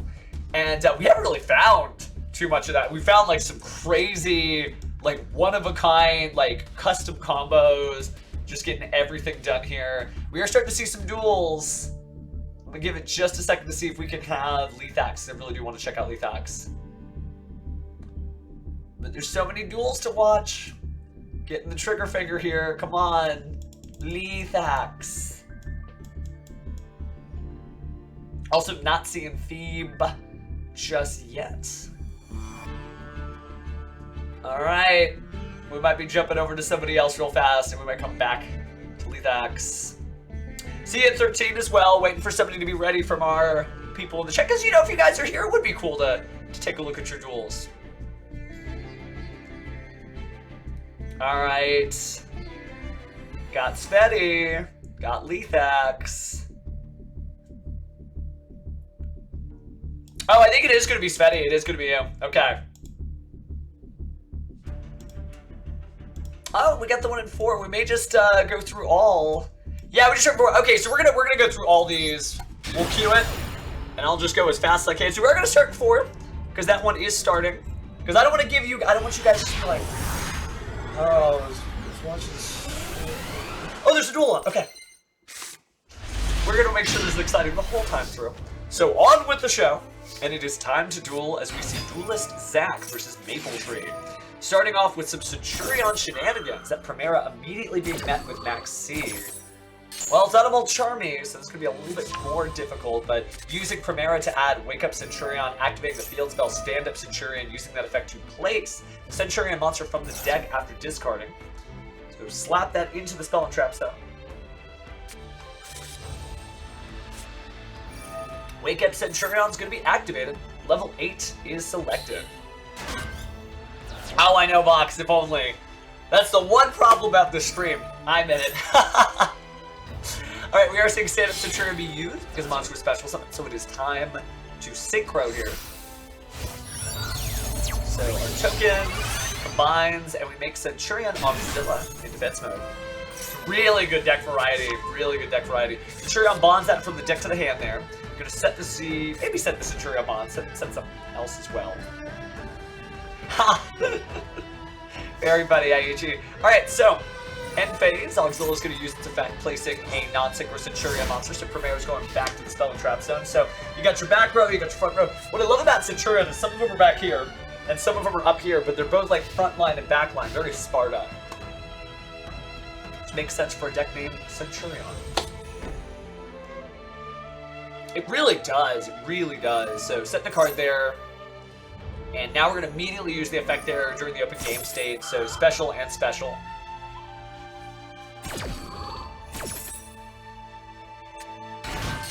Alright, so Trudea and Primera have hit the field both as, nope, okay, a 4 and an 8. So going to add a card there from the deck to the hand, but also Stand Up Centurion. Literally, stand up. So, Stand Up Centurion is going to do the Synchro Summon. I think we're probably going to see the Crimson Dragon.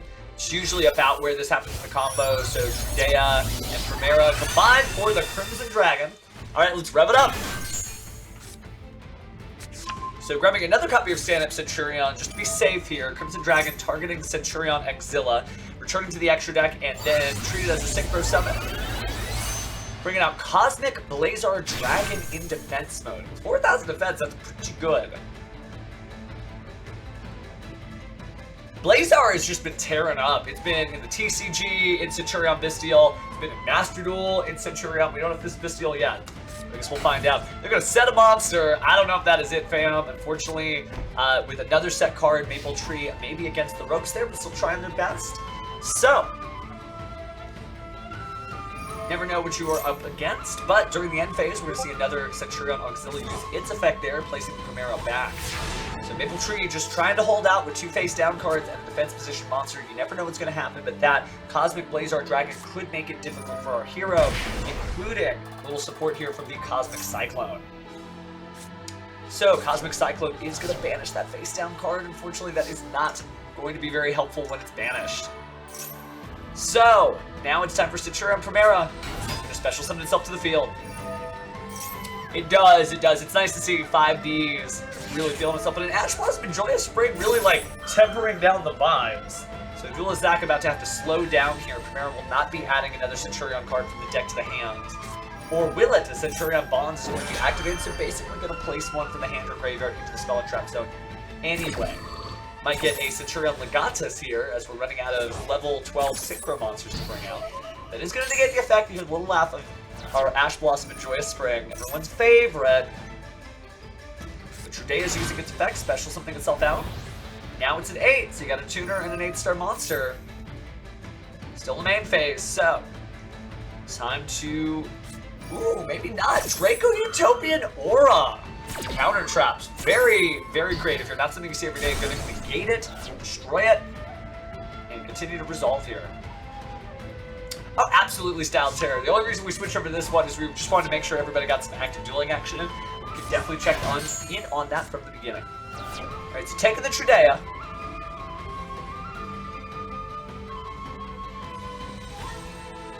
Wait to see what happens next here. is live. Doing it live. Stand Up Centurion is activated. New copy. So, the card was activated this turn. We will see a Bestial sent to the graveyard, so pretty solid pick there. A Bestial Druid's Worm. Also a nice 6-star monster, so it makes for some great Chaos Angel synchros. Centurion Gargoyle hitting the field, though. Now we got a 4 and an 8 again. Easy to get to a level 12, so time to immediately synchro summon one monster.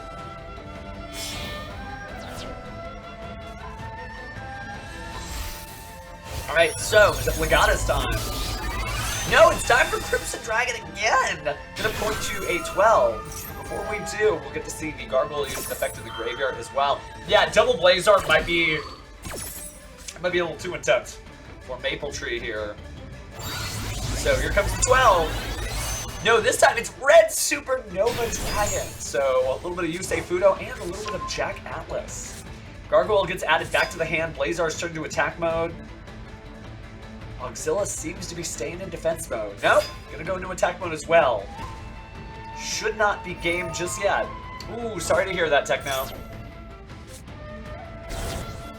Alright, 5,000 attack.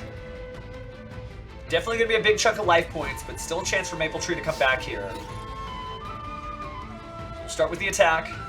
Using the Cosmic Blazar first, just going for a face-down Zubaba Mancho Gagaga Coat. Then Centurion Phalanx, targeting a monster and banishing it, opening it up for 5,000 and 3,000 direct. Yeah, that would do it. That's the full compensation that we need for that one. We definitely know what happened there. So 8,000 cookies unfortunately crumble there. All right, so let's go and check in on Lethax here. Lethax. Here's Lethax from the beginning. No spoilers, because I don't know what's going to happen, but some good stuff. Melodia is certainly an interesting deck, Nazinator, so tread lightly. When they fuse, they get their cards back, and then when they get their cards back, they get to fuse. Oof. Yeah, that'll do it. Alright, so, Bonfire. Let's go ahead and grab that ever-friendly Snake Eyes Poplar. Snake Eyes Poplar are going to smile down on the field here, and then grab from the deck to the hand, or not, because it looks like we are going to see an Infinite Permanence there. So, negating that. They might not. Could we just be friends? Alright, DML the Black Witch, though, going to send the material to the graveyard and then use its effect. Looks like it is uninhibited, so original Simple Squirrel Snake Eye getting set. We will go ahead and use Snake Eye Poplar for the link summon of a Link Revo. We're just going to place it in the Spell and Trap zone and then probably be the food used for the original Simple Squirrel Snake Eye. Just like what I was saying, send that card to the graveyard and grab yourself a new level 1 fire. It's Rescue Ace Hydrant, and a really pretty one by that. Fire hydrants are nice, makes the fire department's life easier, so Airlifter is going to drop on from the deck to the hand, but before we do see that Airlifter, we are going to get the SP Little Knight there. Airlifter does drop down, grabs Alert. Maybe the field spell's already at the ready, but Alert's going to be activated, grabbing Rescue Ace Turbulence. I predict the Link summon here, probably. I know we can already banish 2 Rescue Ace cards, so we do get rid of those, 1 monster and the Alert there. So, Rescue Ace Turbulence gonna set Contain, Extinguish, Emergency, I think Assassinator, and Rescue. So Seer, C-E-E-R. Gonna go and shuffle the positions of that with some good stuff. Alright, so pretty stable field. Gonna start with Max C, just in case there are some special summons, but it looks like Emergency is gonna take the C out of Max C. Special summoning before it can even resolve the draw effect here. So Rescue Ace Preventer. Then you're going to go ahead and tribute out the Airlifter. Heavy Storm! It is legal in Master Duel. Wow, goodbye everything else. Now it's time to play with Impunity, or it would have been. Trying to bring out the Summons for D-Lotus and bring out U-Bell, but remember, Rescue Ace Preventer can say no, sets that card face down. Rescue Ace Hydra, try to do something. Adding a card from the deck to the hand, but here's Eternal Favorite, a true U-Bell stand. Going to try to bring out U-Bell, the Loving Defender forever. Airlifter back in action. Drop it in to bring us to Rescue Ace HQ. HQ also allowing for recycling those cards. So Recycle, Contain, Extinguish, Alert, and Rescue.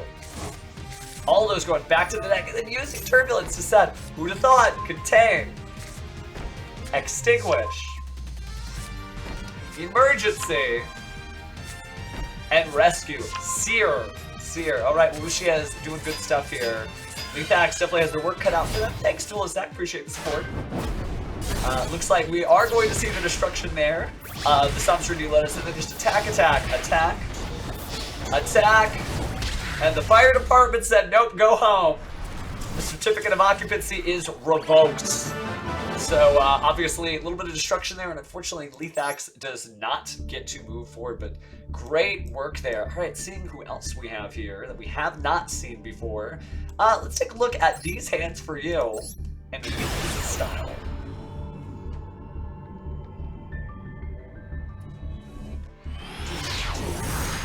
Can't believe we're already in round 3. Yeah, you would think that, but they're firefighters because they can handle the fire.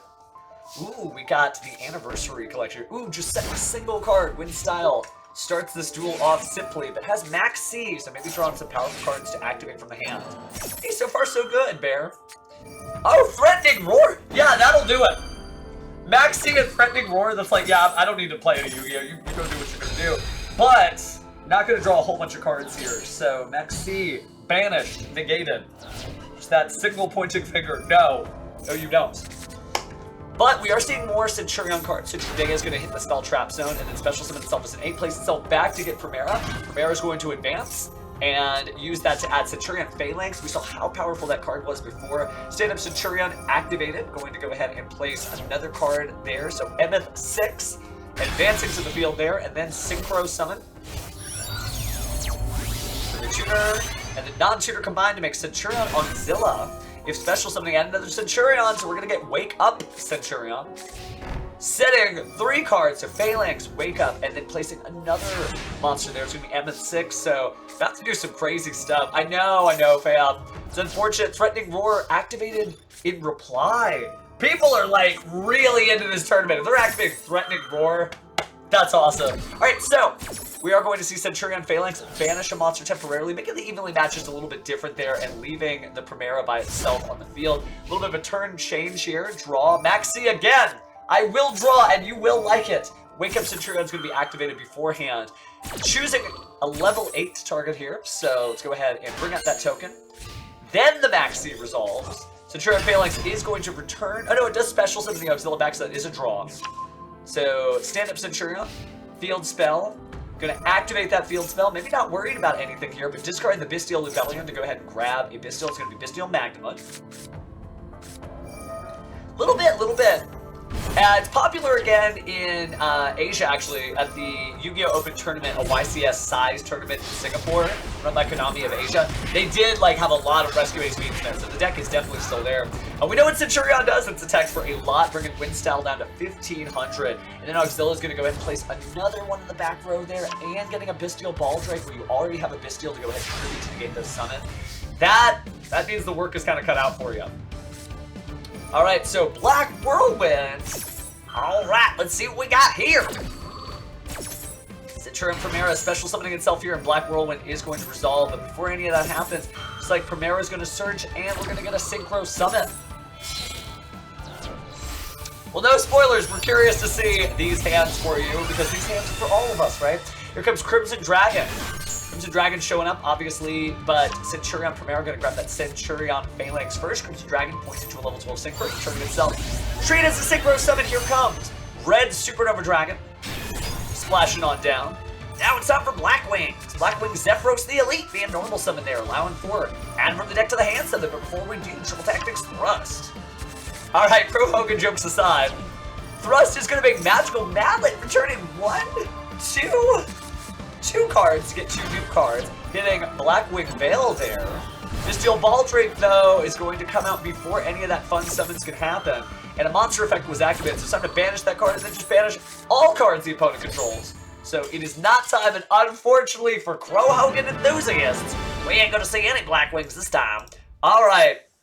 Mallet's actually, like, really good, just consistency. This tournament, I love how serious everyone is playing. You know, they're using Threatening Roar, they're using Magical Mallet. They really have, like, these consistency hits to make sure that, like, I'm able to get the cards I need, I'm gonna get to stay in the duel, like, and you're right, no burns of effect. I mean, they're flocking together, but they're going a different direction than maybe that Duelist does. Alright, so checking in on Nero and Urtasam here. Starting out with Spirit of Yubel, revealing it, and another Spirit of Yubel to just make Phantom of Yubel right off the top, activating Nightmare Throne to get Dark Beckoning Beast here. So definitely safe. Now all your plays are kind of insulated by Phantom of Yubel. Great example. This would be a good time to use Phantom of Yubel's effect. But no, you're going to save that. So maybe had everything they needed there. So Dark Beckoning Beast is going to resolve negated, but Gruesome Grave Swarmer still gets to bring itself to the field. I'm going to go ahead and do 2 Plank Summons here. Based on the arrows, looks like the Unchained Soul Lord of Yama. Soul Lord of Yama splashing down, adding an Unchained, but Ash Blossom here to say no. Maybe this is when you use Phantom of Yubel? No, really saving the Phantom of Yubel. Interesting. Maybe going to use that to protect any of the opponent's effects. But beforehand, banishing the Gruesome Grave Swarmer to bring out the Dark Beckoning Beast. A new Lake Summon is performed. This time it appears to be the Unchained Soul of Rage here.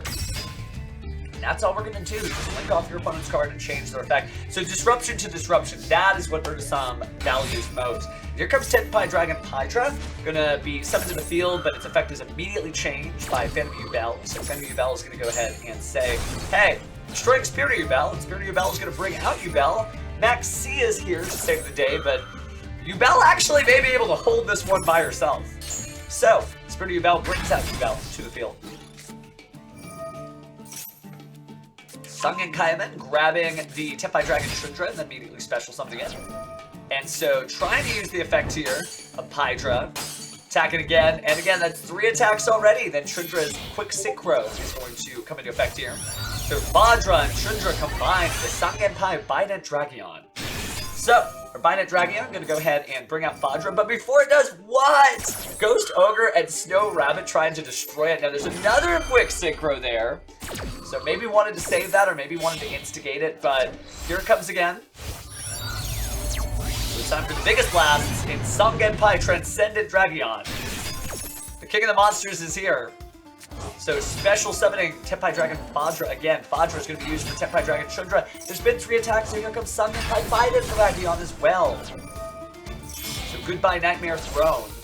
And combine again here. Gotta be able to get through the Yubel. Bringing Quibelt the Blade Dragon. Wow, destroying Yubel. There's no second copy there, and monster effects cannot be activated during the battle phase anyway because of the Sangenpai Transcendent Dragion. Didn't finish the turn, but did some great stuff. So, let's see the Link Summon here. It's probably to be everyone's favorite passing tool, the Heretic Soul of the Heavenly Spheres. Jelly Cannon is good stuff. I mean, the threatening words are out there. They gotta be out there for a reason. I think we know why. So speaking of reasons, back into the Yubel season as we bring out the Phantom of Yubel, activate the opening of the Spirit Gates, normal summon the Dark Beckoning Beast, get the Chaos Summoning Beast. Now perform another Link Summon here for a Sprite Elf. So Sprite Elf, targeting the Link 2, bringing out the Unchained Soul Lord of Yama again to search up Unchained Soul of Sharvara. Using the effect of the opening Spirit Gates, discarding and special summoning the Spirit of Yubel. Spirit of Yubel's effect activates, and so does Sharvara. Gonna set Unchained Spell or Trap. Probably going to be, yep, Escape from the Unchained there to destroy some stuff later. And Spirit of Yubel setting that Nightmare Pain. Nightmare Pain activates. Time to destroy something. It's gonna be Spirit of Yubel to bring back Yubel. Spirit of Yubel's effect activates, and there is again Yubel. And here comes Gruesome Grave Swarmer, destroying Yubel. And this time a monster effect can be activated, so say hello to the Yubel Terror Incarnate. Unchained Soul Lord of Yama, and Link 3 haven't seen the Unchained Soul Lord of Anguish in a minute. But Unchained Soul Lord of Anguish going to go ahead and use its effect to target to try to link off. We are going to see the Heretic Seal try to use its effect to bounce things, but no, Phantom Yubel saved its energy, just that one hand for this reason, to grab onto that effect, pull it to another dimension, and use it to destroy Yubel instead. Before any of that happens, we are going to see a Link 7, Link 4, Access Code Talker. Wham, can't be targeted either. Gonna go ahead and gain 3,000 attack, being 5,300 here, and Spirit of Yubel's effect activates, so say hello to Yubel once more. Yubel! Access Code Talker power up. And that's all she wrote. Yeah, that's enough. Wow, okay. Man, this is like the toughest dueling I've ever seen in Master Duel. This is so cool. And it's the new format. Everybody wants to practice. I think Busy is our only active duel left. Yep. So this will be our last one for round 3. just screaming through these matches here. It is Master Duel, right? It's automated simulator. Nobody's wondering, you know, is the opponent still thinking? Because they'll time out if they think too much. This is just some insane stuff, Bear, for real. All right, new duel. It's going to be Busy versus Drifts. Hopefully I'm pronouncing that right. Oh, and it's Super Heavy Samurai. Well, the motorbike is going to go ahead and bring out a pendulum here.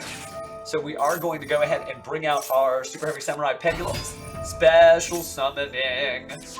Oh, and now we got like the old Soul Piercer combo going on. That makes sense, Zach. Thank you for the insight there. All right. So Link 1, Super Heavy Samurai Scarecrow. We miss you, Scarecrow. Soul Piercer's effect activates, adding in the Soul Bringer from the deck to the hand. We'll see our Scarecrow go ahead and discard in order to bring out the Super Heavy Samurai Soul Piercer again. Soul Bringer gonna go ahead and flip on, get those little grabby arms to grab onto something. Then we get our Wagon. Wagon gonna go ahead and turn to defense mode like all good Super Heavy Samurais should be. Now it's time for Gear Geigen Cross. Friendly reminder, if you see an X in Yu-Gi-Oh! It probably means cross, not X. Alright, so Makina Uncle Spare will all be a Makina's uncle. Alright, so Uncle Spare gonna go ahead and send a Makina card to the graveyard, and then we've got a powerful Link Summon here of Ancient Gear Ballista. Ancient Gear Ballista gonna go ahead and grab either Ancient Gear or Gear Town. Soul Piercer's effect activating again. Again. Alright, so another grab of the pendulum here, and Ancient Gear Box, which should activate its effect because you're searching from the deck to the hand, so go ahead and reveal that. Grab yourself another card here. Infinitrack Treacher, the Earth Machine Chaos continues. Speaking of Earth Machines, looks like we got Clifford Genius. That seems like a smart idea, wink wink. Alright, so Pendulum Summon finally from Prodigy Wakushi. And we've got plenty of monsters on the field here, and a search of the Therion King Regulus. Yeah, no, this Earth Machine pile is getting it done. So Gear Geigen Cross back in action, ready to cross on. Detaching material to add a level 4 lower Earth Machine. It's going to be Infinitrack Harvester this time. And now we've got another Link Summon here. This time it's Platinum Gadget. So hey, we had our Earth Machines. Let's polish them off, and now it's time for a Light Machine, right, shining. Infinitrack Harvester makes it out, so Infinitrack Brutal Dozer is going to be grabbed next. You do have the Therion King Regulus to target yourself with Machine, and it's time, people! Therion King Regulus here to negate your favorite effects. And then now we got 2 10s on the field. And we're actually going to go ahead and send those to the grave, so we're not using that for the negate after all. Instead, build the Overlay Network, and it's Gustav Max. So, Soul Piercer's effect activates again to grab a Super Heavy Samurai motorbike. Dreadnought is going to go ahead and detach material, do 2,000 damage. Brutal Dozer is going to go and send it to the graveyard. We're going to special summon again here. Brutal Dozer and Tunneler combine in. Build that Overlay Network for Infinitrack River Stormer. River Stormer's effect is going to activate. Time to take an Earth Machine. We're going to add to the hand. It's going to be Heavy Freight Train Derek. Oh, before we do, it's time for another Infinitrack. Alright, so Infinitrack Goliath. There's the Heavy Freight Train. So many Earth Machines. Now we're banishing a bunch of monsters. We got Makina Ruin Force. But that's actually going to go for another overlay here. Wait a sec, is this a combo we haven't seen? So, our Super Dreadnought Rail Cannon, detach material, 2,000. Now we're going to send those materials back to the graveyard. Time for a Link Summon. Here comes the double-headed Anger Knuckle. Alright, time for a Knuckle Sandwich. Gonna go ahead and return those materials back to the deck to perform the combo once more. Getting rid of the Platinum Gadget. Bringing out the Heavy Freight Train. Bringing out the Makina Ruin Force. We're doing it. Build the Overlay Network. It's back. Blast once more. Detach material. 2,000. You got your opponent down to 2,000. Can he do it? End phase. Peace returns to the kingdom. I'm playing an effect damage OTK deck. Right now in Yu-Gi-Oh! Duel Links, so it's wild to see just like a Master Duel version of this. I'm going to be studying this later to do some gruesome amounts of Earth Machine FTK shenanigans. But, speaking of Earth monsters, we are seeing a certain Earth monster, Maxine, everyone's favorite or least favorite Earth monster, depending on how it goes. That'll be banished. Now it's time for Dragon time, so Dragon will be discarding Lubellion, sending a dragon to the graveyard, using the Chaos to go ahead and grab Chaos Space's favorite target. You've got the Black Dragon Collapse Serpent, Gonna go ahead and banish. You can use a lot of different stuff there, of course, with the White Dragon Wyver Buster, but we're using Triple Tactics Thrust to grab Triple Tactics Talent. Gonna go ahead and link off there. For link 1, it's everyone's favorite Striker Dragon. Thank you, Bear. Is it Bear or is it Beard? Maybe I'm saying that wrong, my bad. Alright, so Effect Veiler. Gonna try to slap on down there. Stop the Striker Dragon. Striker Dragon not gonna do a whole lot more, but we are gonna see the White Dragon Wyver Buster. And here comes Triple Tactics Talent to draw 2 cards, trying to bring Drifts back into the game here. Alright, so White Dragon Wyver Buster. Bringing out the Dark Charmer, Bloomy. Or myself, just a little kind of goodness. Alright, so 1 for 1 here. 1 for 1 is going to go ahead and... Oh, it's a Nibiru! So all those monsters go away. I wonder if this is fine because you just perform the combo again next turn. 6,200 defense is big, but it won't matter if you're doing effect damage. Using Starliege Safer then. Target level 8. Add that back to the hand. So Bystial Lubellion is back in the hand to go ahead and reveal itself. Send it to add a Bystial monster, we presume. It's going to be Bystial Saronir. I got a beard for days. It's cute. Alright, so, Bystial Saronir becomes Bystial Lubellion, everyone's favorite Mecha Dragon. Saronir's going to use the effect to go ahead and send Brand and Regain to the graveyard, and then use Branded Beast on the Spell and Trap set from the effect of Lubellion. Banish your monster to bring out the Red Eyes, Darkness Metal Dragon, and bring back Saronir, and then combine those for a link to a Veradic Seal to Heavenly Spears. Maybe just to pass. Using the Branded Beast, of course, to place Brand and Regain face up, so you will get access to your Bestial package once again. Alright, busy draws for turn. Is it time to just see 2,000 effect damage? We'll find out as Super Heavy Samurai Motorbike discards. Activate its effect to grab that Super Heavy Samurai Wagon.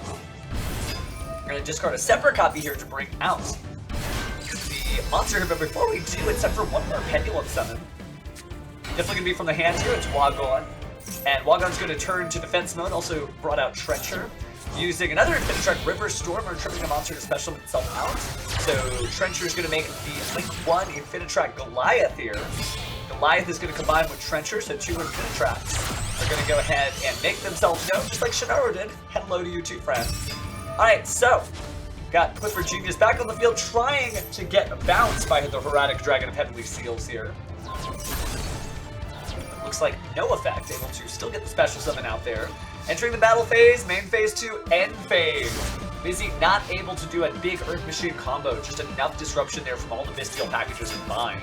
Alright, Bystial Magnum, speaking of which, is going to go ahead and banish Crystron Halcyon 5 Rex there. Or no, excuse me, that was Platinum, yeah, Platinum, yeah. Alright, so destroying that monster and then attacking directly with the Mirror Token. Unfortunately, no matter how cool it was that Busy showed us all that effect damage, it wasn't enough. So, cool duel, but, well, sometimes you don't know what's going to happen. Alright, I think we went through all the duels here.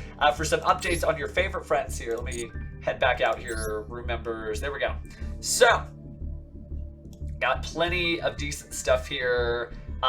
Looks like, oh, that's the room members. We want in-room replays. There we go, there we go. So, Drifts conquers Busy, Irtisam beats Nero, LP beats Abo Abad, Caesar beats YD Abad, Wadza clears Joey, Player beats Bling Bling. These hands for you we saw beat Win Style. Z Cole clearing out Cello for this round. Bernie Pillow beating Rain Raven. Ushies beating out Lethax, and Ace of Spades beating out Rex. Ultronicon beats Hanzo. Koala Tho beats Vashido. Looks like NT Human beating out Svetty, sorry about that, friend. Duelist Zach, we did see beat Maple Tree. Angry John beating out Cyber Deus. Ziggy Street beating out a different WAD here. Hipster beats Mystic Eye. Tuesday closes out against Ugoras Hat, and then Wadza, that would be from last round. So, starting to see some of our frequent flyers here. Just some great stuff, just some incredible stuff. You're having a good time.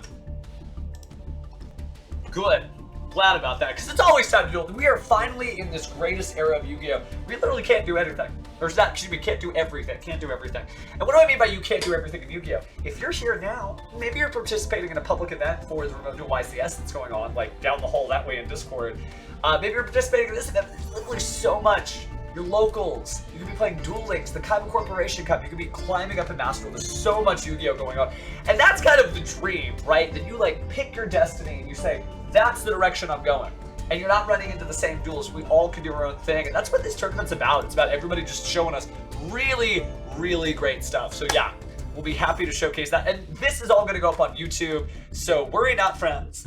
Afterwards, it may take me a second to like download the full VOD and then upload it and then for it to like pass all the stuff. We're not gonna do any anything too crazy as far as what do you call it, little like music clips, because we don't want this to get muted. Sometimes we put on custom soundtracks, but we ain't doing that just yet.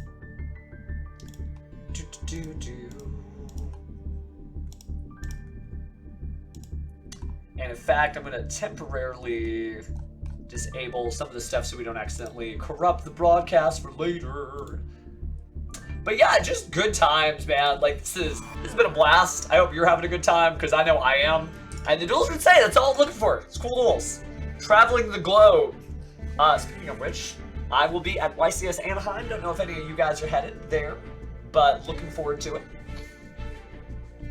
Looks like taking a look at announcements here in the Discord for the event, so I can get you guys some updates here. I see him typing, because that's time of the round. I think we're about to get pairings. So about 200-ish tables, because we got about 400-ish players. And this is not the top tables, by the way. It's still random. But let's see as they type. All right, so round's going to begin in 4 minutes. Good stuff, good stuff. Again, this is like an all-day stream. And we are just in round 4 of 9. Wait, some thumbs. Thank you, Beer for Days. It's one of those things, you know, I just love this game. Like, obviously, you don't like do all this if you don't like truly love the game. But I love it in all of its forms. And there's some duels where like, I'm particular. I like this form of duel. I'm like, cool, we share that in common. I just don't like what you don't like, or I don't like what you don't like, because I like everything. I think those words make sense. I don't know. But yeah, no, it's been a good time. I'm looking forward to taking this energy, and I will be on the YCS Anaheim broadcast. Very excited about that. And really hyped specifically for that. And actually, let me grab the reason why I'm hyped. Bye.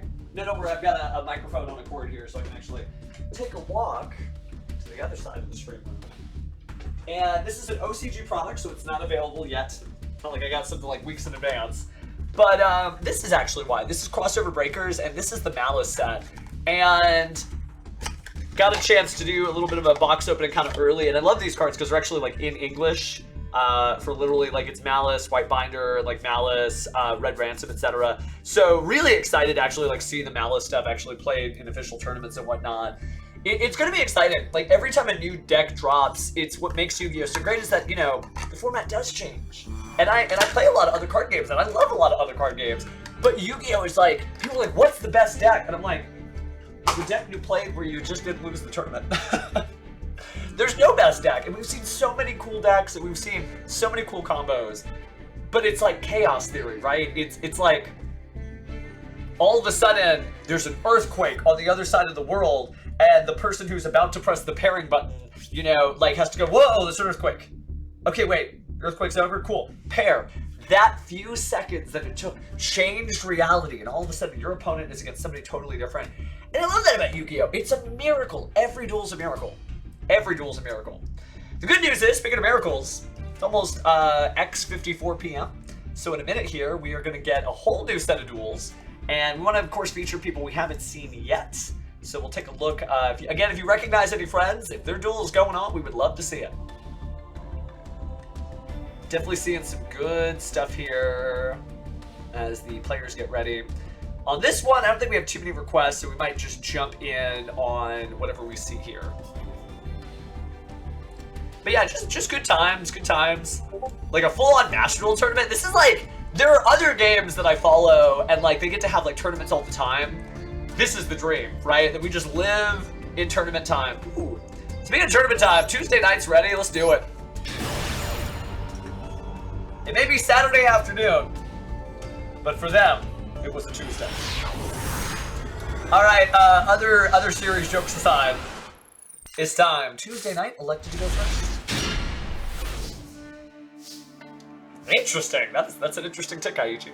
Well, speaking of interesting ticks, look like, ooh, Saphira, Dragon Queen of the Voiceless Voice. So if you guys saw last season in Master Duel, the top decks were like a couple of Voiceless Voice decks. Now, Ritual Beast was the #1 deck, but a whole new set drop. So new set, new format. Grabbing the Skull Guardian, Protector of the Voiceless Voice after discarding the Saphira, using Saphira, banishing it. I love the foreign capital.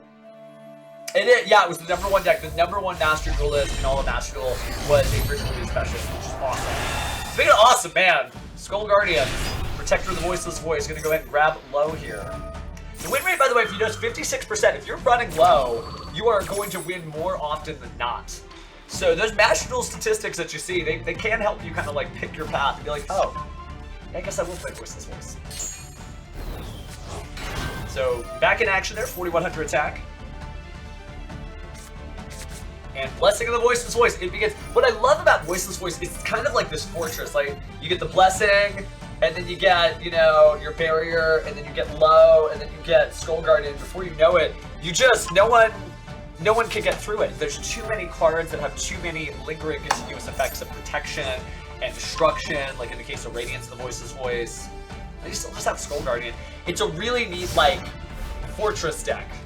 If that's a word or a thing, you know? Some decks are all about little pieces. This is all about, like, big, continuous effects layered on each other. Actually, Dark Magician is like that. I say, with no bias at all. Alright, so, dinosaur time, activating Fossil Dig. But is it going to be dinosaurs or Dinomorphia? Couldn't negate it, so we may not get to find out at all. Decided that maybe the opponent didn't have what they needed to start. Was Tuesday night right? Or is Biribirian's Dinomorphia Teresia? Gonna go ahead and set something, but before we do, of course, a non-ritual monster was brought out, so time to ritual summon here. Blessings is so great. It's just like the quick ritual. It's insane. Like, it's a deck that really, I think, has hit its prime.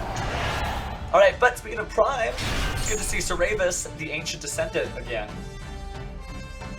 Little defensive bounce there, little anti-targeting from the hand. But we are going to see Dinomorphia Frenzy set. This is going to be difficult because remember, the way Dinomorphia works is they have to get you to your main phase 1, and you have to do one thing that moves the game state from their priority to your priority as the Dinomorphia player. I love Dinomorphia, but it is going to be a little difficult here. Radiance of the Voiceless Voice hitting the field, so much protection, and I mean, if you could get to Dinomorphia Rexterm, awesome. If you can't, this duel might be an uphill battle. Alright, so, turn changes. Gonna go ahead and draw a card for turn. Standby phase. Alright, so we are gonna go ahead and use the Barrier of the Voiceless Voice to grab it in the Voiceless Voice card. And you could do something here, so Dinomorphia Domain. And I like what they're doing here because obviously the correct answer for the Voiceless Voice player is to try to stop that with the Skull Guardian, Protector of the Voiceless Voice, but now they can chain their other Dinomorphia cards. Ooh, Iron Thunder! Iron Thunder! No! Be gone! Everything in this column. That's incredible. That's incredible. And hey, Karma. Always good when Karma decides to bless us with an appearance. So, this is a whole different game now. Alright, so we are seeing the Dinomorphia Kentrikina. Average battle damage, 2844, by the way. What an interesting number there. Banishing the Prayer of the Voiceless Voice. But before you do, it's Dinomorphia Frenzy. We might see Rexterm after all. Combining has to be a Dinomorphia Fusion monster and, of course, a Dinomorphia itself. But Rexterm would be really good right now, and obviously the lower that your life points go, the better off you are with Dinomorphia, which is like a really weird experience. I played against the deck a lot, I've played as the deck a lot. It's cool, it's cool. So, seeing our Pterodactyl go away, right, Stealth Version, and another copy of Teresia to make Dinomorphia Rexterm. So why is this card so exciting? Cards your opponent controls that have more attack than your life points can activate their effects. And Voiceless Voice is pretty big. Also, you can pay half your life points to set the attack of all your opponent's monsters to be the same as yours. Are we going to see that? So try and destroy 2 cards here with the effect of Radiance of the Voiceless Voice. Gonna go and chain Dynamorphia Kentragina to banish the Dynamorphia Frenzy to fuse again. Very smart there. Down to 500 life points. I mean, yeah, when everything's free, because you always round up when you do life point payments, so paying half of one is paying nothing. Then everything's free. I mean, there's easier ways to do that, you know. But it's still fun. It's still fun. Alright, so, resolving the effect here, Kentragina. Little fusion fun.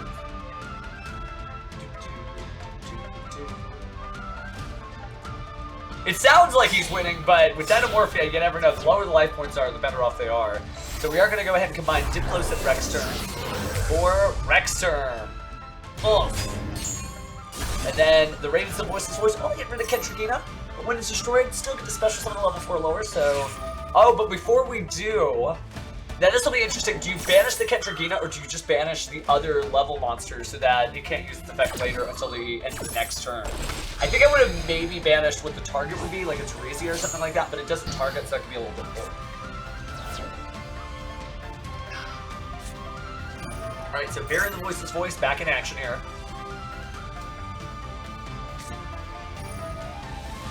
And Ultimate Slayer. Man, Ultimate Slayer is such a cool card. And a nice one-size-fits-all fix there. Sending a fusion monster to the graveyard, just say, goodbye fusion monster. Wow, I've never seen the animation for that, because it's... I mean, I knew it was out there, but like, it's just not an everyday thing. So Appaloosa just saying, rain, arrows from the sky. 2600, Voiceless Voice takes it. Ultimate Slayer and Super Poly will definitely get it done. Like, hey, no. Alright, so... Let me go ahead and pull out this duel. We haven't heard either of these duelists. So it's going to be Auspicious, and we'll find out who. Taking this from the beginning. Alright, so Auspicious decided to go first here. And good to see Art Sounds using that beautiful Trap Tricks field. We're in Kashtira Town, so you get that, like, very intense music. It's almost like Metal Gear Solid.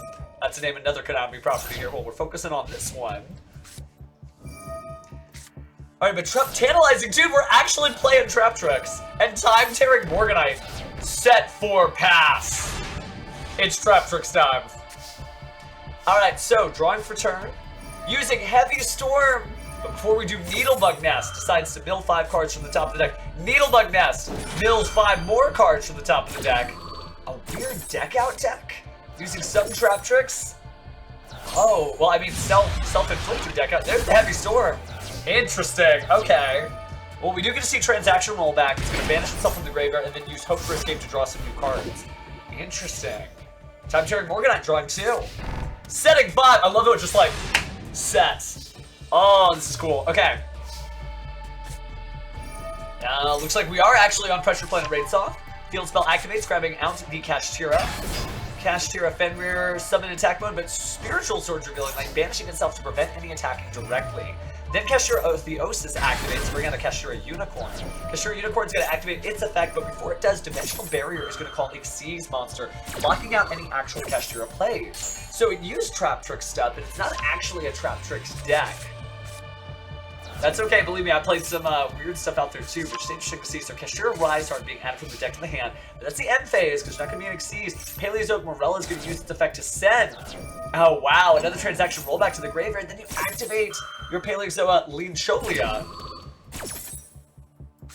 Bring out Morella. And so Lincholia is going to go to the graveyard, and then that's probably going to get activated now. So Lincholia to Lincholia. It's interesting that it's a little more aggressive than just trying to stall out here. We do see Trap Trick activated. That's going to bring another copy of the Lincholia. Cholia? Yeah, Lincholia. And so, now you've got the Destructive Dharma Cannon. Activating the Destructive Dharma Cannon. Setting all the monsters on the field, including the trap monsters. Then using Transaction Rollback to go ahead and use Hope for Escape to draw more cards. How interesting! Just paying and paying and paying. 5 cards again. Flip all these monsters up. And now, triple Exceed summon here as we build the overlay network for Paleozoic Anomalocatus? Yeah, Anomalocatus. Getting rid of the Kashtira Fender and then destroying by battle the Kashtira Unicorn. Usually it's in Latin and it just says what it says. Then set for, is this 60 cards? This has to be a 60 card deck. Yeah, wow, what a weird, this is awesome. Okay, so, drawing for turn.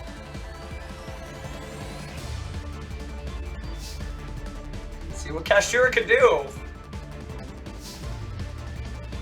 Yeah, that's cool. That actually does make sense. That it's possibly just for the Tempai and the other battle phase related decks. We do see Kashtira Birth on the field. Oh, but we're going to target a card on the field and destroy it. So Olenoides says no. That means the Antrolia says yes.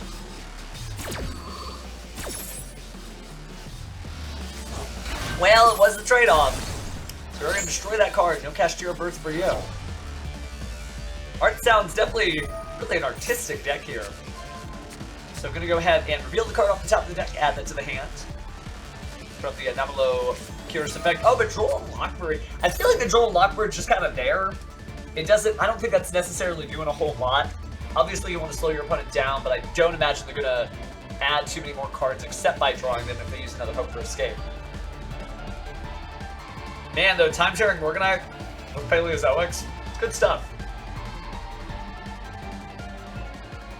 Alright, so now we just kind of reach this lull here. We are live. I mean, hello. But jokes aside, Kashtira Riseheart hitting the field, possibly going to banish, but before it does, we're going to banish and destroy the Kashtira Riseheart again. So detaching all those materials, keeping it safe, fully in control here as Auspicious enters the end phase. So Time Tearing Morganite. Just get 2 more draws. Remember, no effects from the hand. Who needs them when you got a deck like this, right? Just gonna set everything you can. Now, Art does have their back to the wall, but only because they paid 2,000 life points so many times, so... Just a fearless duelist, not worried about anything.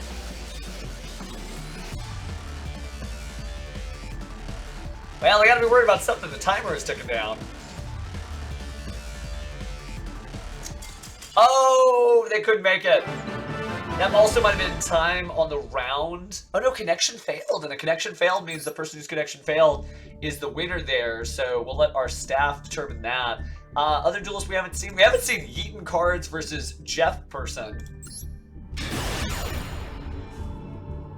So that's the right way to do it. Like, I'll let her return that, and I don't care if I'm like, if I have no wins or all wins. In a tournament is the best time to practice, especially if, you know, you're not going to be the #1 duelist, because those are people who are like good duelists and they're right there. Yeah, Joshua Schmidt to the moon. Cool guy, cool guy. Alright, so, Squeak Knight. Ooh, and Heroic Challenger. It's Warrior time. More heroics. Like a legit heroic deck. Grabbing the heroic call. But Sublimation Knight and Squeak Knights. Knights in the Round Table combined to save the 2 tails of the Noble Knights of Soul Day. Yes, I know, the best card ever printed. Grabbing another Sublimation Knight. And then sending 4 equip spells to the graveyard. Oh, but Effect Mailer right at the right time to prevent any of those summons. So at least the equip spells in the graveyard get to do what they get to do. But yeah, Yeaton Cards, that's the name where they deliver. There's like equip spells, everything must go. Grabbing that Phoenix Gearblade. But before we see that, here comes Heroic Call. Special summon a warrior monster. Squeak Knight and the Soul Day combined to make a Elite 3 this time. It's Promethean Princess Bestower of Flame. So we are going to see Squeak Knight there. Squeak Knight going to go ahead and combine with the Heroic Challenger for a Synchro Summon of Angelica Princess of the Noble Arms. And it's fire too, which is really convenient. Grabbing the Noble Arms Museum, activating the museum. That belongs in the museum. Well, so does this Macaco Fire Dance. Are there any Macacos in here? I mean, they could. Infernal Macaco's effect. Alright, but now it's Fire King. Speaking of fire, we are locked in on fire. As Fire King Arvata appears, could technically stop that. Yeah, so stopping the effect there of Fire King Arvata. Oh, but Forbidden Droplet says no, getting rid of the Conco equipped spell in order to stop that. Actually, looks like getting the monster entirely. So Arvada's negated. Ash Blossom will stop the Fire King Island. It might be. It might be. I'd love to see it. Please, give me that Joey Wheeler action.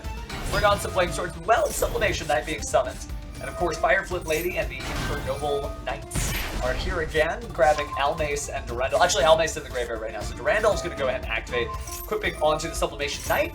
And then because it was activated, here comes Infernoble Knight Turpin. So that's destroyed. Turpin's going to use its effect, summon itself to the field. Our museum's going to go ahead and bring Olivier to the field, and yeah, after that it's just the Gear Freed Phoenix Blade. Oh, but it wasn't an open field afterwards as the Sacred Fire King Garunix shows up to destroy a Kieran from the deck, powering itself up too.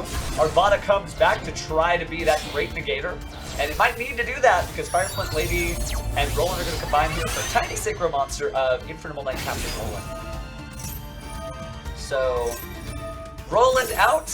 Angelica doing what it does. Arvada going to try to stop Angelica by destroying a Fire King monster. Looks like there's no further chains there, so Arvada is going to negate Angelica, destroying the Flamebridge Dragon from the hand to the grave, maybe showing back up to the Indian Princess after this summon, because there's a fire monster on the field. Here comes Emperor Charles. Long live Charles. We are seeing Roland go ahead and equip there, destroying the field spell of Fire King Island, which is going to destroy all the Fire Kings. Then Charles is going to be link summoned into Charles the Great. Ooh, wow, that shows you the duelist is in it to win it with that Royal Glossy Rare, equipping the Emperor Charles, taking the name, taking the effects, and Hare, the Sword Bikanko, is added from the deck to the hand. Finally equipping the Angelica's Angelic Ring and Oliver. So yeah, really good stuff. Managed to play all the way out of there from the Assault Day getting negated. Another equip there, which means Charles could stop the Snake Eye Oak, but the fire monster was destroyed, so here comes the Sacred Fire King Garunix. Going to use its effect, but the Promethean Princess is on the other side of the fire deck this time. Going to chain Max C, even though you know you're going to lose the Garunix and the Angelica again. So Max C activates, here comes the special summon, so please drawing one card. Just one card, top deck time. What was it? Was it enough for Jeff Person? Destroying the Kieran, though, will even things up, giving more resources, so Kieran is destroyed. Time to special, and we are live. I don't know if you know that, but you can't hear me as I'm speaking.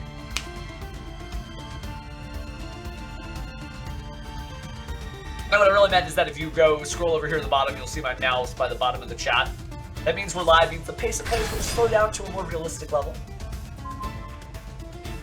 Yeah, no, that makes sense. That's why Exodia gets it done against them. Ooh, but that is not enough. So, looks like there was a surrender there. So, Jeff is out of that one. Good stuff to eat in cards. Taking a look at, looks like there is one. I'm just going to jump into this one just in case we don't want to miss any of the duels here in round 4 of 9. 5 rounds to go. Hopefully you're having a good time. And if not, let us know what we here at Pheromone can do for you. First, a word from this duel. Alright, so, looks like Fenrir's going first here. Yeah, I know that from, like, Duel Links. Like, man, Infernobles is a pain if you are not playing the Infernobles. Speaking of which, Centurion Trudea searched off the bonfire. Let's forget that that's a Pyro monster. Chimera's going to go ahead and advance and add another card here. Stand up Centurion, the field spell there. Going to go and activate the field spell. Say thanks to Hottie Gaming for following. Then we're going to go ahead and send that card to the graveyard to get out MF6. And now it's time for Max C, but we've already talked about it. Able to play through it. Doesn't need to play through it this time. February activates Ash Blossom and Joyous Spring, negating the effect of that Max C. And then say hi to hi Yu-Gi-Oh!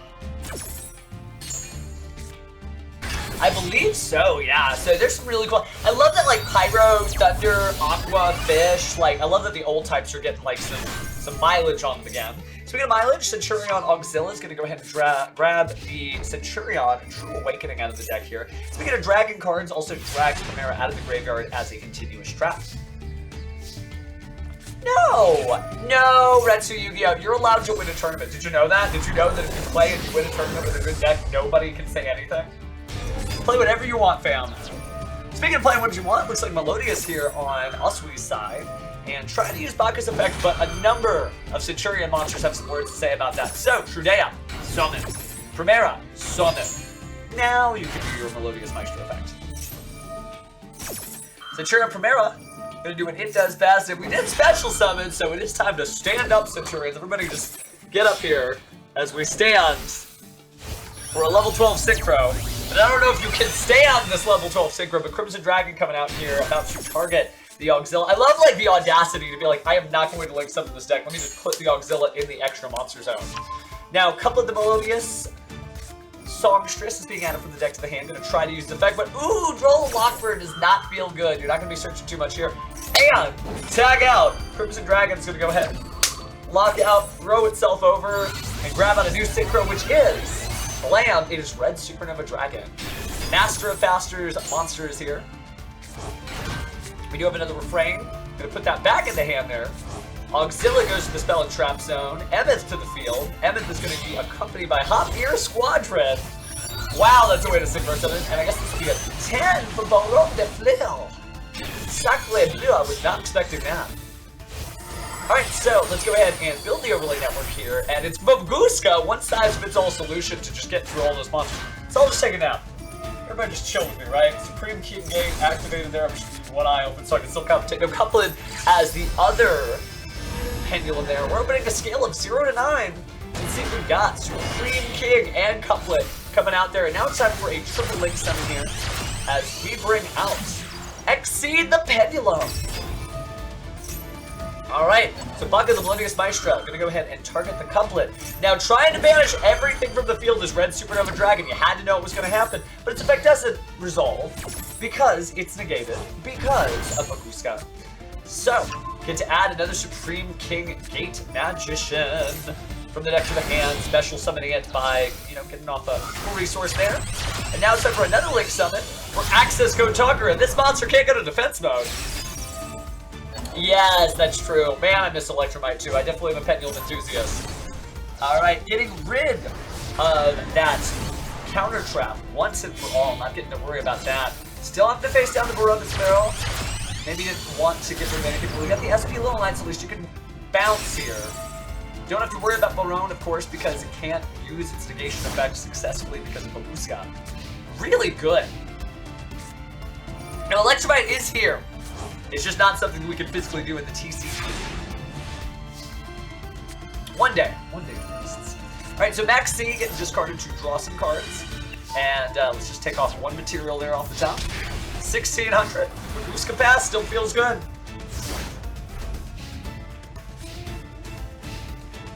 Alright, so end phase.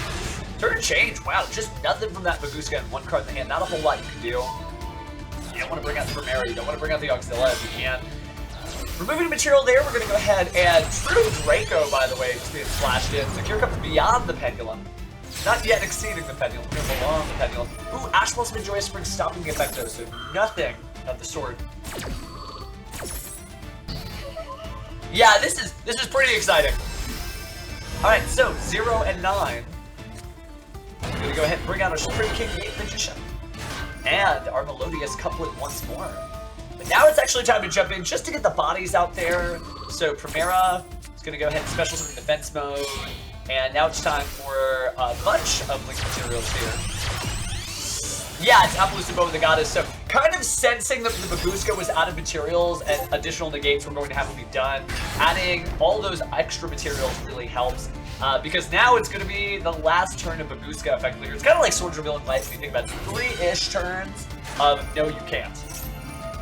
So, the effect did activate there, and it is going to be changed to by stand-up Centurions. This monster's no longer on the field, but the effect was activated while the monster was in defense mode, so it should negate.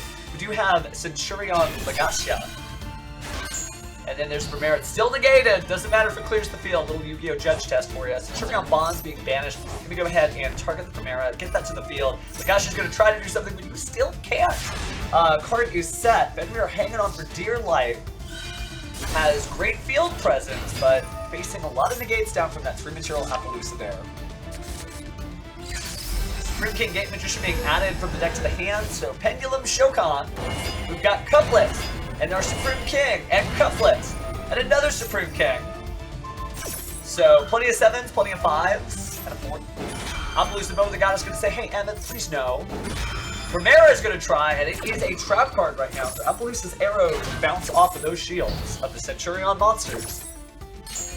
So finally, Supreme King Gate Magician adding the Supreme King Dragon. And then Ashcloth's Joyous Spring at the ready, just happening to have that. Just perfect poise, perfect pendulum stuff. Not letting that, and also not reducing the effect there, like holding on to every negate you can. Here's Heavy Metal Foe's Electromite there, not going to point to any cards. Adding a Pendulum Monster from the deck, and whoa, it's Astrograph Magician. So Astrograph Magician going to the hand there. And then draw a card, and then Astrograph Sorcerer. This is time of the round, so it'll be over pretty soon. We'll get our next set of pairings. This will probably be the last duel that we've got. But Astrograph Sorcerer appearing there.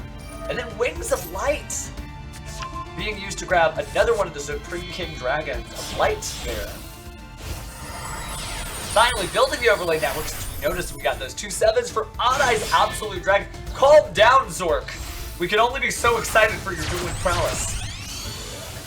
Zark, sorry, that was my duel monster shown with a hat like this. It's bound to happen.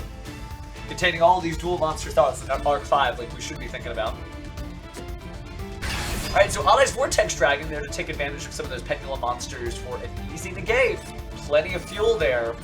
And now a scale 8. We're about to pendulum summon again. Can you feel the power? Or believe if you were watching the Japanese version of the show.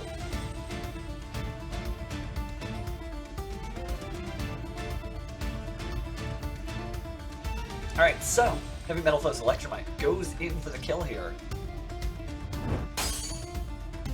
Not destroyed by battle. Remember, Auxilla is protecting them. All of a sudden, this duel is a lot more complicated. So you will still lose the Synchro Monster though, so Legashia's gone. But Centurion Phalanx banishing from the graveyard. Gonna go ahead and target that Legacia. Using the Roman pronunciation, not the Greek one, which would be Legatia. You tell me which one you prefer. Although I'm always tempted to say Centurion, like ion engines. Centurion, Legatia. Alright, so Legacia to the field. They're gonna activate and try to draw some cards here. But no, Odd Eyes Vortex Dragon says, we ain't doing that here. I'm gonna return a Pendulum. So there's 2 ways to say it. Like it's literally, oh, you mean Centurion. Yeah, I think that is too. I'll have to consult the powers that be on that one. Because I've heard Centurion, I've heard Centurion, I've heard Centurion, I've heard Centurion. Hey, as long as you love the deck, fine by me. Speaking of which though, Couplet is still well at hand here. But now we're going to see IP Masquerade go in for a direct attack of 800. Again, 1600 direct as well. Got something chainable there on Fenrir's side, but haven't used it just yet.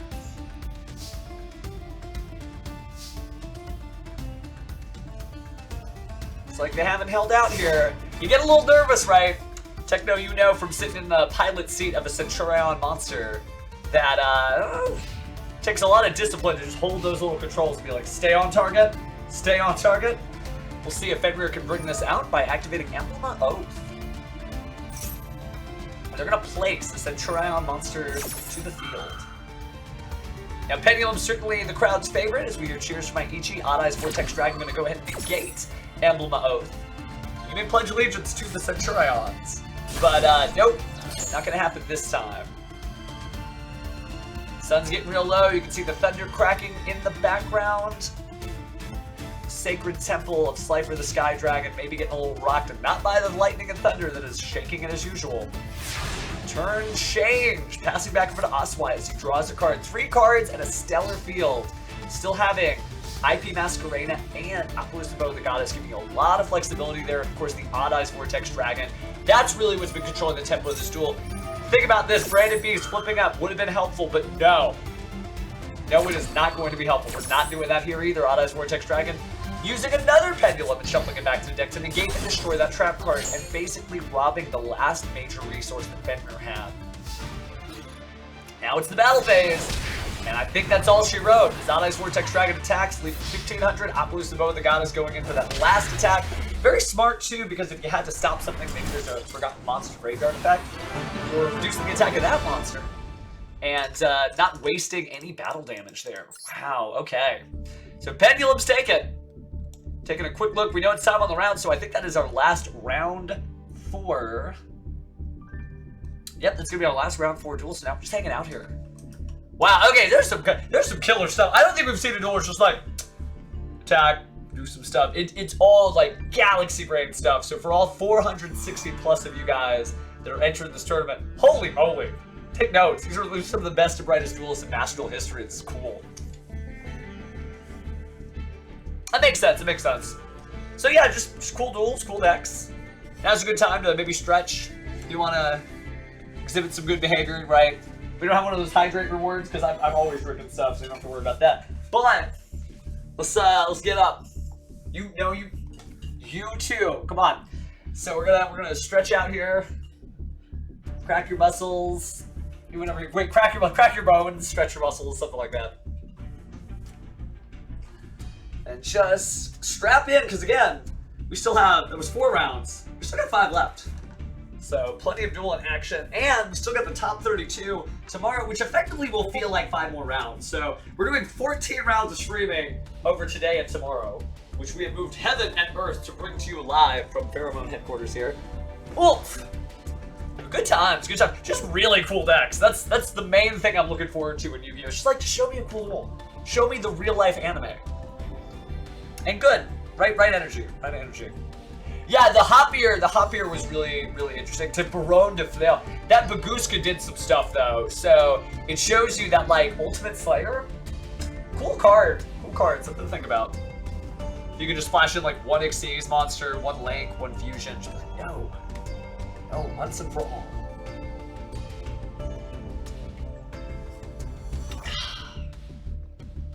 Taking a look at the Guess the Celeb column. Watch the name Axel literally be the singer of Guns N' Roses. Now that would be cool. That'd be cool. I met Bumblefoot from Guns N' Roses, so maybe Bumblefoot would be cool. Slash from Guns N' Roses. Oh, I like this. It's obviously a guy wearing a second mask underneath. I think they might be Nocturne. That's funny. Kyle Gass. Interesting. No, I haven't met Buckethead. That would be sweet, because man, Buckethead can shred. Which is a technical term for playing the guitar really well.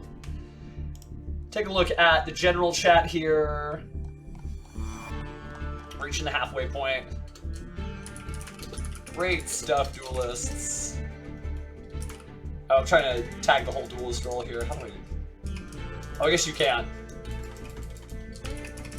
Great stuff, duelists. Seen some incredible duels on the stream so far. If you want to check out all the action, that's you guys. Come join us for coverage at, well, you know, the link.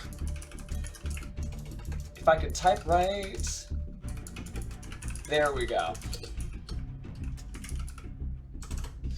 Just really cool stuff though. Like this tournament is like insane. This is, man, we guys just like find all these duelists, track them down, and watch the replays like every single day, because this is some really cool stuff. Oh, neat. Okay. I'm glad we can slash with the best of them. Well, again, hopefully you're having a good time as we wait for our pairings for the next round. Looks like... Oh, okay, yeah, whoops. The round 5 announcement says round 3, lol.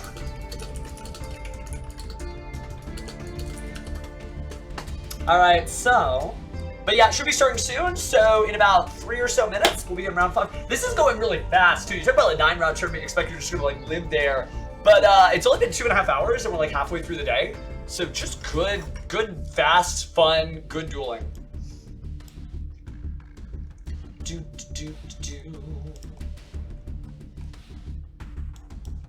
Right, because we just did 4... Yeah, there's round 4... There's round 3. Okay, yeah, I'm just making sure that we didn't just like go back in time for like, it's round 3 again. Cool if it is, that'd be awesome.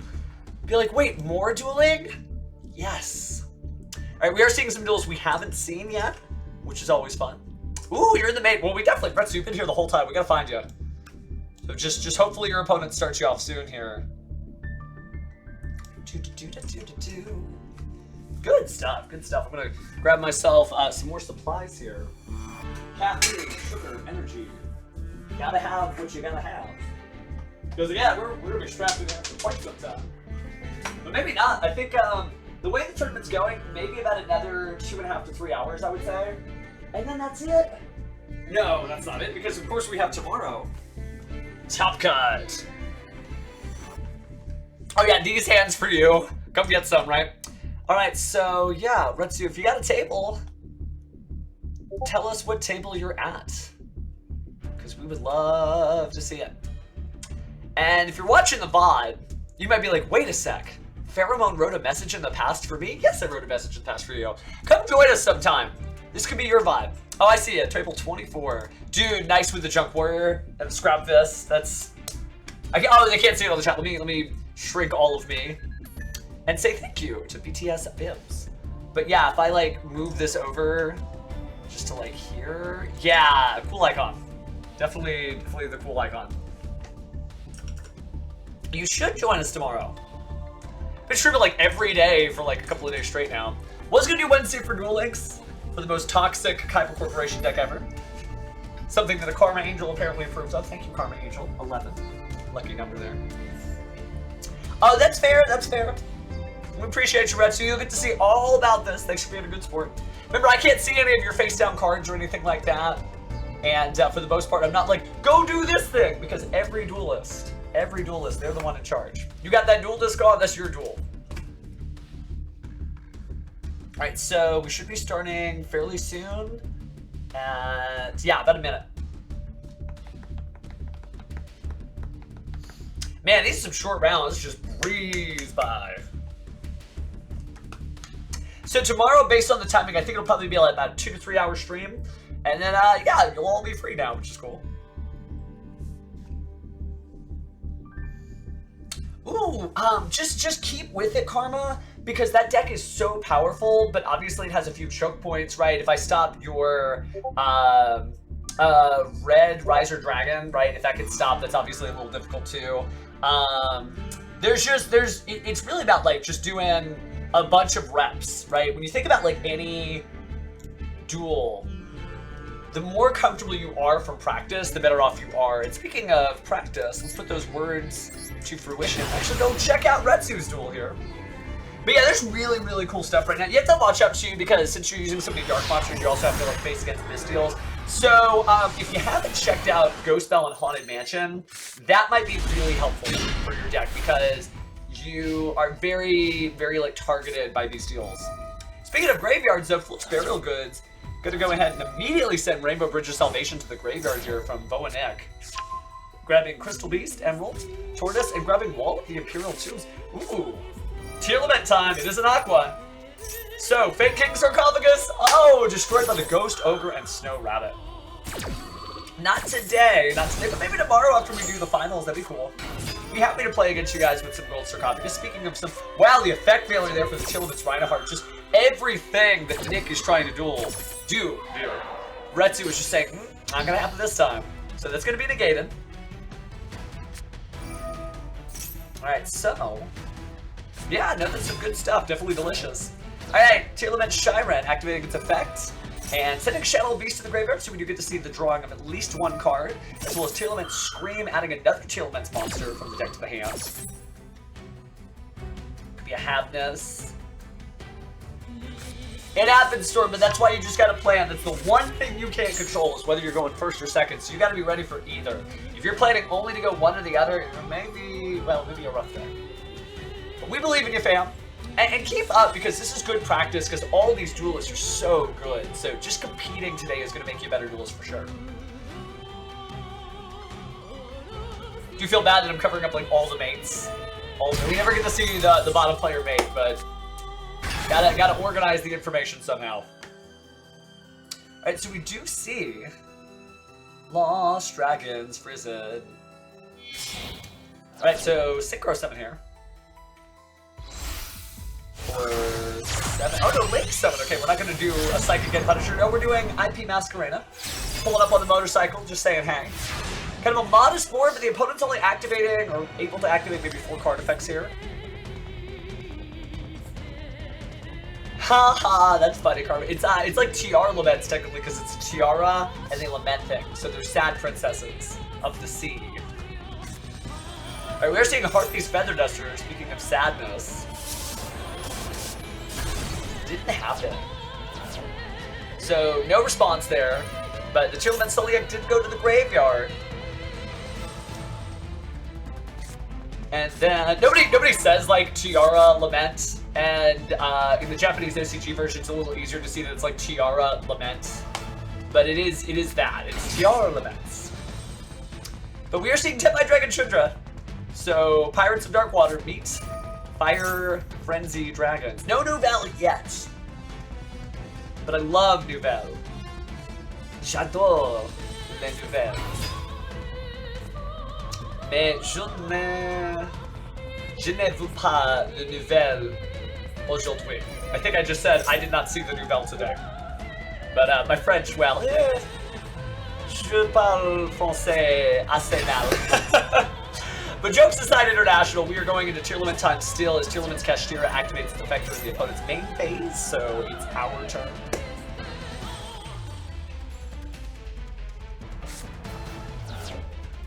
Ah, merci beaucoup.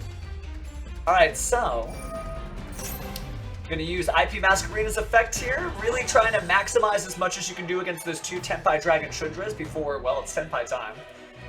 And the Mahjong Master Dragons are pretty difficult to deal with, but we'll see exactly what we've got coming up our way here.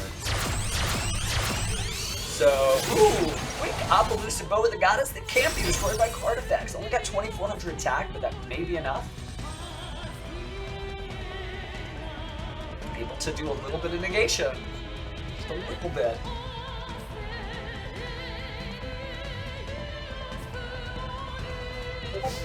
Like battle phase. Just gonna give it a shot. So Chindra going in for the attack. Just kind of floating. I love how it's just like, maybe I'll do this. Maybe I'll do this. But to start the damage step. So we're going to lose 800 attack. Interesting that you could use Appaloosa Bow of the Goddess as a negate during the damage step because it affects the attack and defense of a monster. It's like a very, like, nuanced understanding of the Yu-Gi-Oh! Trading card game there. But that was enough. You used the effect, so it is going to be destroyed by battle and you negated it. So Tenpai just does 1 attack and pass there because of a mismatch on the Mahjong pieces. Again, if you don't know, Tenpai is actually based on the Japanese game Reichi Mahjong, which is based after Mahjong from China, actually. So there's a lot of, like, influence, a lot of vibe there.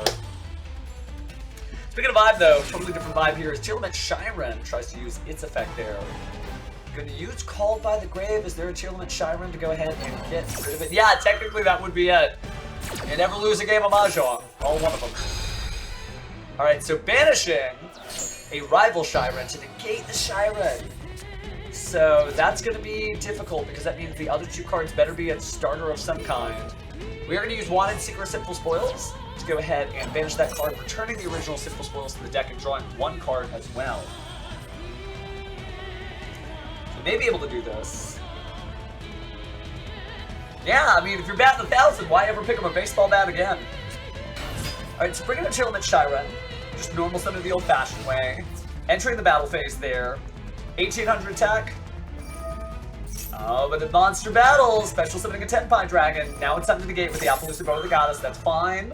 Still will have 1 negate for later, clearing out the resource of the opponent. Remember, they've got no hand. So, as long as it's not like a spell card that gets rid of it would have to be Pot of Greed. It'd have to be like Elemental Hero Bubble Man, normal summon, and even then, Appaloosa Bow of the Goddess to be able to stop it. So, this is a pretty difficult situation to be in for Retsu. So, Retsu, friend of the chat, was only just here. Let's see what they can do. Right, Geki! But that is setting us the graveyard by a card effect. And remember, the Appaloosa Bow of the Goddess was brought out by IP Masquerade in a chain. So, you got rid of the Tearlament Shiren, but not much else. So, main phase 1. Gonna go ahead and bring out again the Diamond Tiger. Special summoning to the opponent's field. But then using Ash Blossom? Decided I don't even want to give my opponent any cards, so cool to see Ash Blossom on your own field. Good karma. Glad to hear it. The use of Gen and Ken is really exciting because I feel like Gen and Ken, like everybody was very like, woe is me, this card is way too powerful, and then eventually they were like, no, that's fine. So returning that to the hand actually. Now that's interesting. Okay. So now we're back over to Retsu. Doesn't need much. But can't use any monster effects. We'd have to like summon and then attack. End phase. Uh-oh. So down to the wire here. Nick draws 4 cards. We know one of them is Gen. Here comes Gen the Diamond Tiger. Are we going to summon it to the other side of the field? Oh, but now Ash Blossom on the opposing side. That's interesting. Could negate it? Oh, now we mean business. Siphoning out the last card from the opponent's hand is exactly what Nick wanted to do as he negates the effect of Ash Blossom and Joyous Spring, and Gen the Diamond Tiger can bring out Gen the Dragon Warrior. Ken the Dragon Warrior. That allows us to draw 2 and discard 1. And if it's a Tearlament, and it was sent to the graveyard by a card effect. So now it's time to fusion summon with that Tearlament Hapness. And we haven't seen any fusions yet, so no Kit Kalos, no access to Rule Kalos. We might be going for El Shaddai Winda. So Shiren. And no, okay, Kit Kalos. For some reason I saw the Shadow Dragon, but it was not. So Kit Kalos could use its effect, take a Tearlament from the deck, either add to the hand. We are putting it in the hand, so it is going to be Shiren. Alright. Fast you can say, I'm inspired alive. We're going to go ahead and link off this monster into World Sea Dragon Zealantis. A Link 4 is the Link 4. Wow, and World Glossy Rare at that. So everybody vanishes, and everybody splashing back down. So World Sea Dragon Zealantis, splashing down. Ken the Dragon Warrior. And here comes Tearlament's Kit Kalos. Cool to take the monster back there as well. Got Gen and Ken. So here we go. 800. Use exchange, so I think we are not long for this duel. 23. And that Royal World Sea Dragon Zealantis will close out this duel. Retsu doing a great job of hanging out, but wasn't able to hang in there. So GG there to Nick. Really interesting duel as well. Alright, let me go ahead and take a look. I don't think we've seen either of these two. Let's start over here.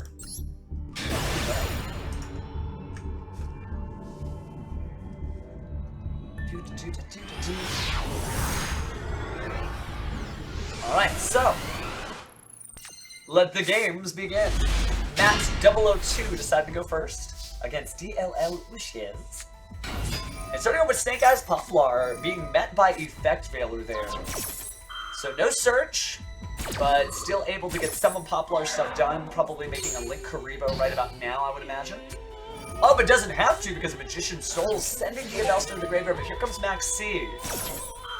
Now this is optional technically, but there's Ash Blossom and Joyous Spring taking the equation down to 0 here.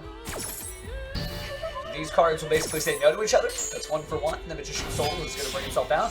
Link 2. Going to... Oh, actually, it's overlay time. Lyra Lusk Recital Starling. So bringing out level 1 Wing Beast monster, and it's going to be Lyra Lusk Sapphire Swallow. Sapphire Swallow revealing itself to special summon it in another level 1. So it's going to be Cobalt. Wow, Cobalt Sparrow, and then now we got Celestine Wagtail. So Sparrow and Swallow combined to make another Recital Starling. Recital Starling using its effects to grab out the Turquoise Warbler. Alright, now it's time for a Link summon. And it is going to be Link 2, Tri-Brigade Perish it. Okay. And now we get the Poplar finally. So Celestine Wagtail going to go to be special summon to bring out Lyra Lusk Bird Call. Bird Call immediately activated. I love that they put it in the same column as the Lyra Lusk. So Lyra Lusk, Barrel Canary, going to get special summon there. Barrel Canary's effect activates, grabs the Sapphire Swallow, and there's another Barrel Canary. So, a lot of stuff. Oh, okay, we're not going to control Alt, Delete, and Debrez. We're following just the same fam. Assemble Nightingale, appearing on the field, and then 3 materials here. to stack into Mirrorless Ensemble Robin.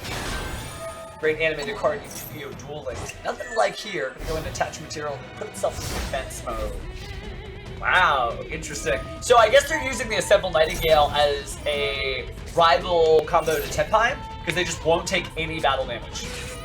Hey, Aldild, way. So let's see Melodious stuff instead here. We're gonna make up Baka, the Melodious Maestra, using the Ostinato there. This is gonna cause one card draw. Mirrorless using its effect, of course, to return that Baka back to the hand after it uses its effect.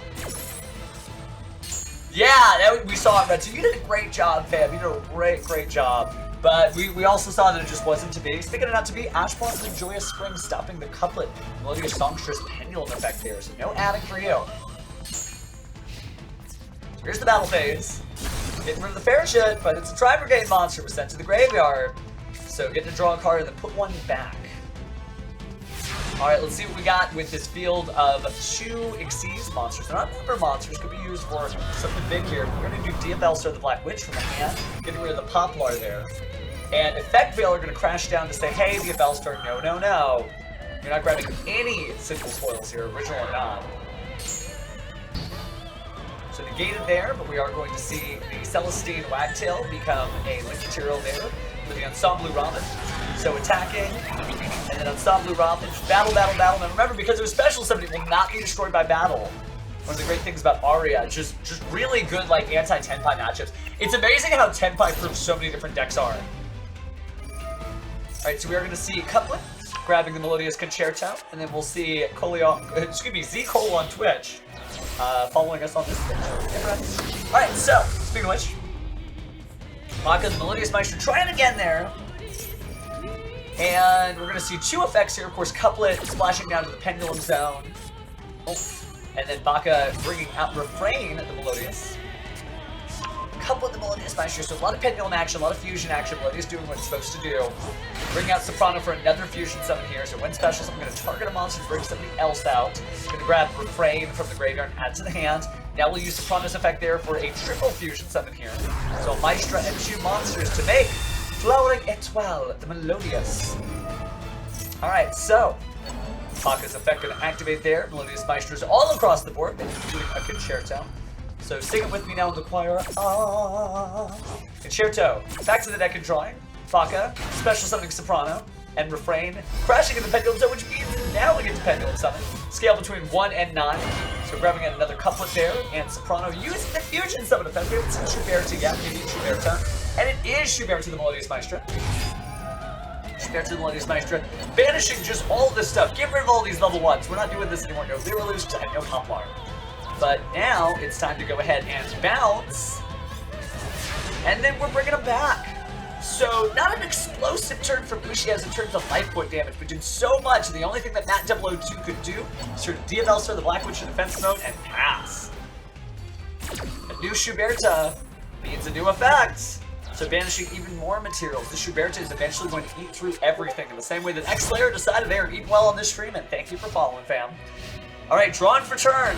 Seems pretty dire for Matt 002 as Sonata, Melodious Diva, is added to the hand. Special summon means it's going to power up and then it's just blam life point damage as Soprano, Refrain, Baka, Etoile, and Sonata crash into the life points. And that's game. I'm just like, what is about to happen here? Nothing, that's just the end of this duel. Good stuff, friends. Good stuff. Well, round 5 is not disappointed. Let's take a look at Gus over here. Who's a VOA Suzu. Just really cool stuff. Great diversity. Great representation from all the new decks. I haven't seen any Shining Sarcophagus. Whoops. Sorry, Yugi fan here. I mean, you can't spell Yu-Gi-Oh without Yugi. I guess you could, it would just be, oh, my favorite show. Oh. Alright, getting into it, looks like we got another Centurion deck here. A Centurion Primera hits the field from the Emblem of Oath, bringing itself out, so Primera is going to grab Stand-Up Centurion. Stand-Up Centurion hits the field, and going to go ahead and discard that effect zone in order to put out Trudea. Trudea going to splash down as well and power up its own level. Coming back to the Felon Trap Zone to bring out Emma, Emma 6, and Primera combined for a 6-7 here, and we're going to make Centurion Auxilla. Also in that frontest of front rows, the extra monster zone, grabbing Wake Up Centurion from the deck to the hand. And it's time to wake up! So we're going to wake up our Centurion, bring out a level 8 token. And now we are going to bring out the Bestial Lubellion here in defense mode. Bestial Lubellion going to go ahead and place up the Branded Brigade, banish that Wake Up Centurion, send that Centurion spell and trap card to the graveyard, going to banish Effect Villa to bring out Bestial Magma, who activates the effect, but Branded Brigade going to put that Effect Villa right back to draw one new card. As if VOA Suzu needed any more cards. Alright, but now it's time for a Link Summon. 2 Dragon Monsters combined for Heretic Seal. The Heavenly Sphere is ready to bounce at a moment's notice. Centurion Phalanx is going to be banished from the graveyard to bring back Centurion Auxilla in defense mode. It's going to half attack, but that's fine because it's going to use its effect to go ahead and add somebody else there. And then gorgeous Bestial Tourism floating above my head there and floating in the hand, ready to banish those Light and Darks from the graveyard once there's a monster controlled. Hey, Fallen Balbaz. Ooh, Branded Brigade going to go ahead and target a branded monster. But here comes Super Polymerization. Discarding Super Polymerization. It's very expensive. Super Polymerization will go ahead and bring out the Light Dragon. Fallen Balbaz to make Mirror Jade, the Ice Blade Dragon. So, here comes Bestial Magma back to the field. Fallen Balbaz. We're going to do anything, but Bestial Magma is going to try to grab a dragon in the turn. And we're going to say goodbye to Lubelia, but we're also going to say goodbye to Mirror Jade as Centurion True Awakening meets its conditions, activates itself as a counter trap, and says, negate, destroy. So no Mirror Jade there at all, and Bestial Magma will grab a dragon later. Mirror Jade's going to destroy everything it can try to destroy at the end of the turn. Centurion Primera, special summoning itself to the field, and now it's time for stand-up Centurion. Synchro Summon. Might be time for Baron de Fleur because it's a 10 this time. Ooh, no, it's Chaos Angel. Using some great materials there. Grabbing that copy of Stand-Up Centurion from the deck. Now we've got Triple Tactics Thrust, but Ash Blossom Joyous Spring says no. It's not going to have to negate that effect. Do not search a single card from your deck. Oh, but there's Triple Tactics Talent. Draw 2 cards. It's the last 2 cards Gus can bring out. And not bad, Fusion Deployment, but Ash Blossom would have been helpful now because Max C is being used instead. Alright, so revealing Albion, bringing out Felon of Elbaz, and swapping it out to Albalonatus. But True's Worm will banish the Albion, the Branded Dragon. So crashing into that token twice, not getting it done, not able to destroy the other monsters, and not wanting to risk the Druid's Worm. But the Druid's Worm is gotten rid of anyway because of the Mirror Jade, which brings down Albalonatus. But Albalonatus is able to search out Branded Fusion for a follow-up play next turn, if and only if Gus lives that long. Alright, Centurion Trudeo, gonna go ahead and bring out Primera. Primera is gonna bring itself out. Now that it's out, gonna grab another Centurion card, another copy of Trudea as well. And that's the end phase for now. So kind of a simplified game state, even though sitting on 5 cards in the hand on Suzu's side. Speaking of cards, they're going to grab a few more on both sides of the field. We've got Aluber, the Jester of Destiny, trying to add that Sacred card. But before it does, it looks like Branded Regain is going to go ahead and pop out Druid's Worm to threaten another summon here. But beforehand, we will see Branded Red Chain to the stand-up Centurion. Here's another Max C. Max C really being important there. Yeah, definitely for who's on first, right, Outhill? Old joke, right? Who's on first? Yeah, who? The name of the guy, who? The name of the guy, who?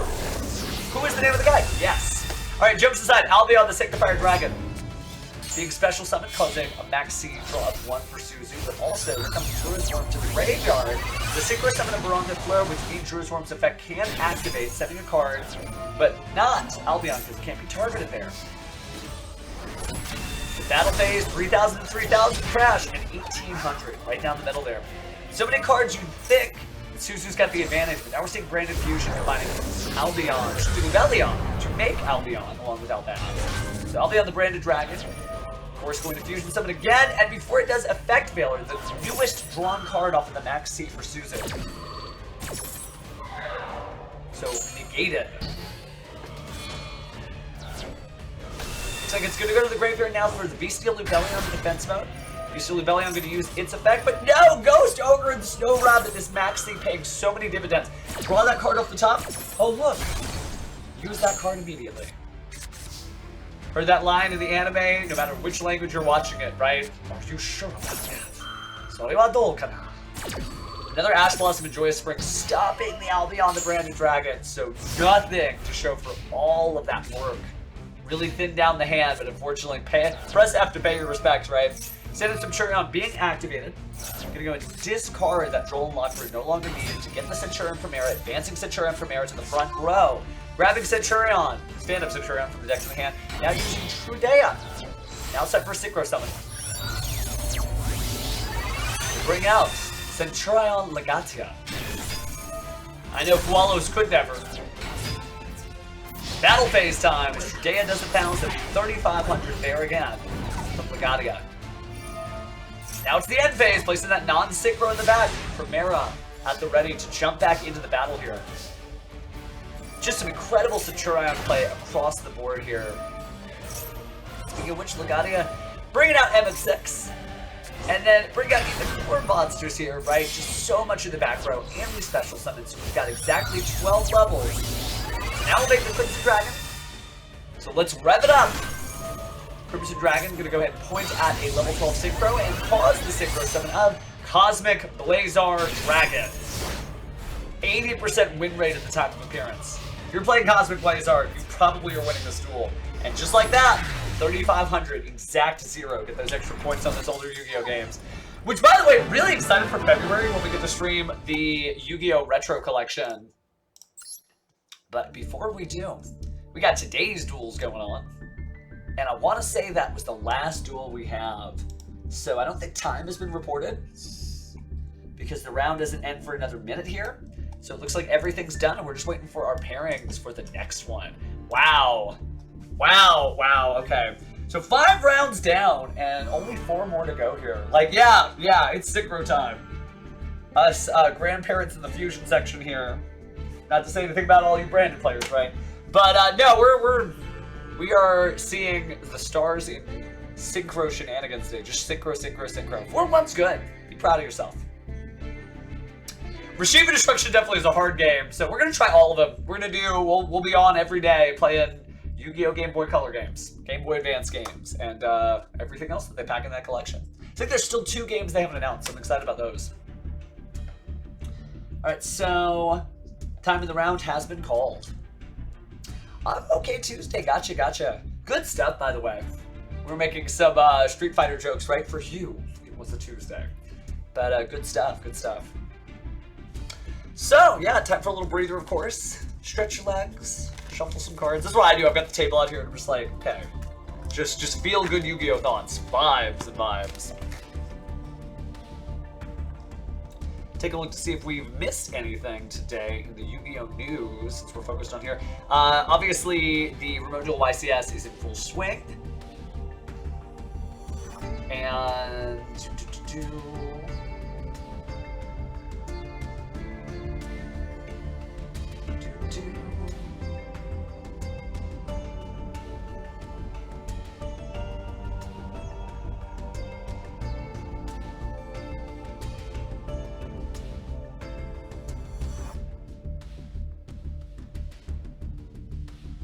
All right, good deal. Just double checking on some stuff here. It looks like there isn't anything too much that we're missing on, so just some really great, some good Yu-Gi-Oh stuff.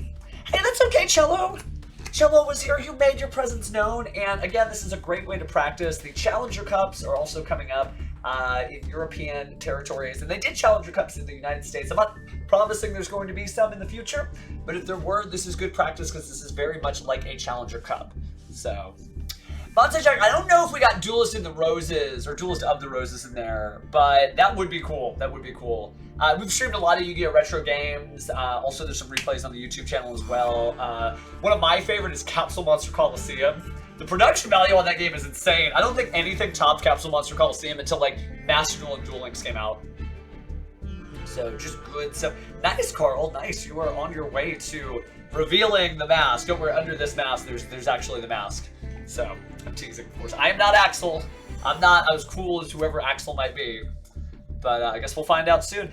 Remember, November 23rd is going to be the follow-up. So... No, Vox isn't in the tournament, so... As we know. Capsule Coliseum was just so good. Oh, nice. Hi, Yu-Gi-Oh! Well, good to see you. I know we said hi before when you followed, but also good to hear from you. Wow, though, this tournament has just been explosive. There's really cool. I love that you can like switch the deck out. You're just like, you know what? Forget it. It's Dark Magician time, right? And there's some good Dark Magician deck stuff now.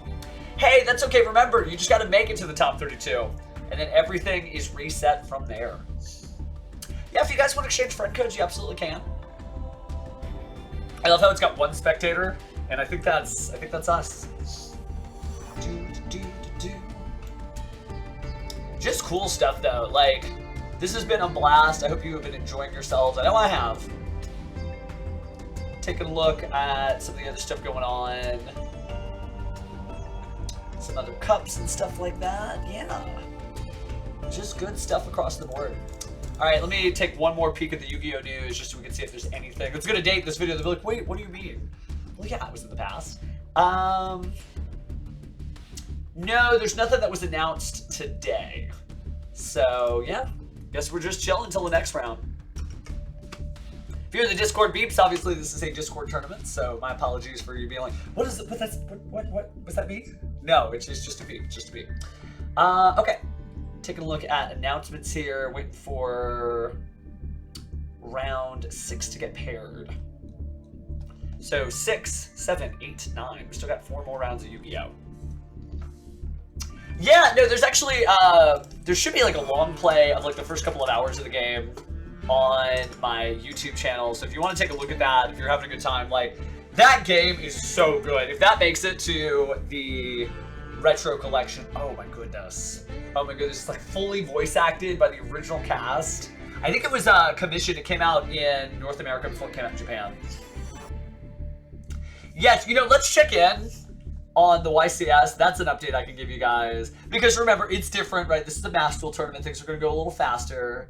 But the Remote Duel YCS announcements, let's see. They are currently in... They are in round... They just finished round 3. They're doing good. That's good. For like real like time extensions and stuff like that. We have time extensions too, but it's Master Duel. It is going to go faster. But good on them. For those about to judge, we salute you. And other Yu-Gi-Oh! Jokes here. Okay, so take a look at the Guess the Celeb thing. Let's see. The latest guess is, and his name is John Cena. That would be exciting. I mean, any of these guesses have been really cool. People have been guessing presidents, musicians, all kinds of people. Take a look at the talk with everything. Looks like everybody's doing okay. A lot of opponents just run out of time, is what we're hearing, just because, yeah, you just gotta do what you can. 4 hours for round 5 is darn good. Darn good. Hey, I mean, it might be free, we'll find out. I'm teasing. Or not. I guess we shall find out who it is on November 23rd. Alright, so go back to the announcement channel so we have the latest up to date here.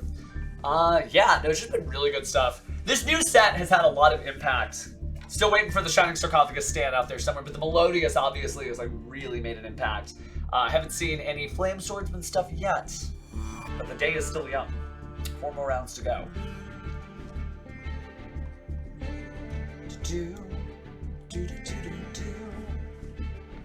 Alright, so take a look to see if there's any time extensions, just to kind of find out what's going on here.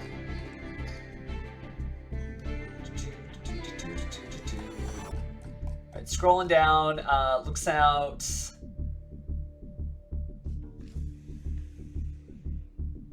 Yeah, they've got like some staff that's still working some stuff out right now, so we'll probably get the pairing announcement soon. Oh, they're typing soon. It'll be uploaded immediately after the tournament, but I've got to like do some steps. So what you have to do is first I have to like download it, and then I have to upload it to YouTube. So but it will be over there. And I'm sorry that we couldn't cover everybody. So this message is for you. You're watching this YouTube video and you're like, oh man, I didn't see my featured match. It's not because I don't like you, it's just because I clicked on the duels that I had to click on. Hey, but I'm sorry, friend. You'll make it on next time. Whoever it is that I'm talking to, I don't know because I have to wait till the end of the tournament for them to watch that. But there is a message in just for them. This is cool though. This is really cool. I love like remote dueling and national tournaments in general because it's just always cool to have a tournament like from your home. Right? Like you wake up for any usual Yu-Gi-Oh tournament, you know, it's 6 a.m., the alarm goes off, you run over, and you grab your deck box, and you get your backpack on, and you head to the tournament venue, and you turn in your registration slip, and then you sit around, and you wait for the first round to start, or maybe you have to idle in between. But here, you're just home. You're like, I wonder if my favorite snack is available at this venue. Yeah, you're home. It should be like, I don't know, one of these directions, right? Somewhere I'm pointing in the right direction for this video to make sense where you're physically at your house. Or maybe I'm like trapped in your phone. I'm like, hey, I'm on the table. Could you grab me the snack? I'll just reach out and grab it myself. It seems like, yeah, last call before the next round is paired. Got it. Okay, so there's no snacks for me. That's fine. Then you can just watch this VOD again, and when you do, then that'll be where the snack is, right? Oh man, just good times. Good to see some Master Dueling. Remember that if you're a Duel Links fan, the Kaiba Corporation Cup is going on right now. Of course, you probably know that if you're a Duel Links fan, but don't forget, Stage 2 is next weekend. And I'll probably do a weekend stream for that too. I'm playing, and you're gonna make fun of me. Playing Dark Magician. I'm specifically playing Dark Eradicator Warlock OTK. And it's just doing thousands of damage, and you only have 4,000 life points unless you're using a skill or something like that. Looks like they just put up pairings for round 4 for the Remote Duel YCS. So, doing pretty well. I imagine that's going to be 9 rounds for them too. Now, we can't stream that. That'd be really cool to see some good remote dueling, but... No, Carmen, we have to stay ready. That's the thing, is that, you know, this is for... We definitely do viewer duels, we do. But specifically right now, we have to, like, stay ready. It's kind of like you're a Yu-Gi-Oh! Fireman, right? So you're like, oh, it's time for the tournament, gotta go. So you just have to be ready to jump in any moment. But that's cool, don't worry, we'll do fun stuff in the future. And we still have our full top 32 tomorrow. Oh, no, don't apologize, that's for me to apologize to you.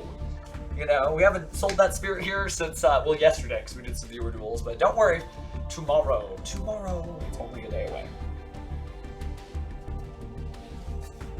But yeah, just good coverage, fun times. And really looking forward to day 2. But like day 1 has just been fast and furious, and well, like I said, I'll go ahead and get that up on the YouTubes tonight. True, yeah. Oh man, the Plant Link is so good. Sun Avalon, Genus Loci is just so. It's good. I'm really into normal monsters though right now because of all the Primite stuff in the Yu-Gi-Oh! Trading card game. And Primite is just so cool. If you don't know what it is, it's a deck based around really maximizing the use of normal monsters, and it has like amazing effects. Primite Drill Beam is a quick play, negate and banish in the same card. Like banish, or excuse me, negate their effects and then banish them, which is so cool. And there's also like, you know, Primite Lordly Load, which is insane. It's a cool deck. It's a cool deck. Well, we'll be here. I was gonna go to my locals tomorrow, but today instead we're gonna do the top 30. Today the Swiss, tomorrow the top 32. I think so. I think that super pulverization and dark monsters are just always a thing, right? You could be fighting against your opponent and they might have like SP Little Knight and Diabellstar on the field, and before they do anything, you can really just hit super pulverization, like make Starving Venom Fusion Dragon. So I think it's possible. I think it's possible. Now, is it like the good old days where you're doing like crazy OTKs before some things happen on the Forbidden List? No. But it's still good. Still good stuff. All right, so looks like they're probably getting all the results. I'm just checking behind the scenes here. Looks like they just wrapped. Posted the results in time. Okay, so yeah, they're still just going back and forth on that. Waiting, just checking out the Duelist chat general.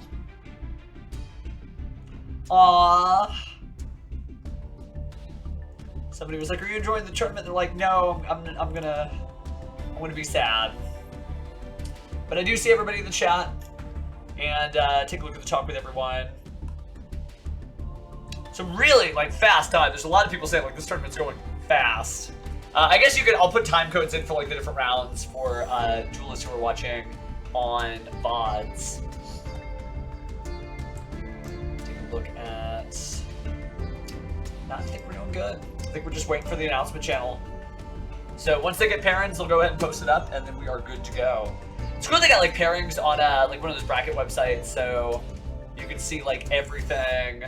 Oh, we have standings right now. So right now, I'm going to list off your top 10 duelists. Because the top 10 duelists are the only ones who are undefeated. So first place and descending down, so first, second, third, and so on. Hugo, Z Shankers, Noobman 93, Irai 5647, Wrath for King, Uriel FV, Anestis, Shadow Gale. I wish I was dead today. Well, probably not if you're winning that much, friend. And finally, Koala Ty Johns. So, really good stuff. The standings, looks like, yeah, if we're top 32, looks like at least for now, you need to be X1, but that could change as the X1s play each other and so on and so forth. So, still doing good. And hang in there, friends, because it's not over yet. Taking a look at, now still not the announcement section just yet, but we'll get there, we'll get there. I like that we have access to the standings, though. I'm going to keep those on hand so that we can be able to talk about those and who is getting closer and closer to top 32 as we go on. Now, for the duelists who are in the tournament, all that's available, and it does look like they're about to post up stuff here, so just go ahead and stretch out while you still can, because you got about 3 minutes till it's time to duel.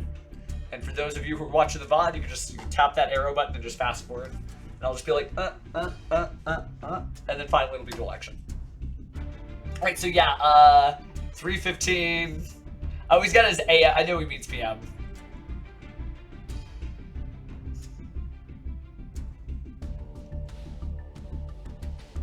Don't start before this, lol. Okay, I gotta tell him.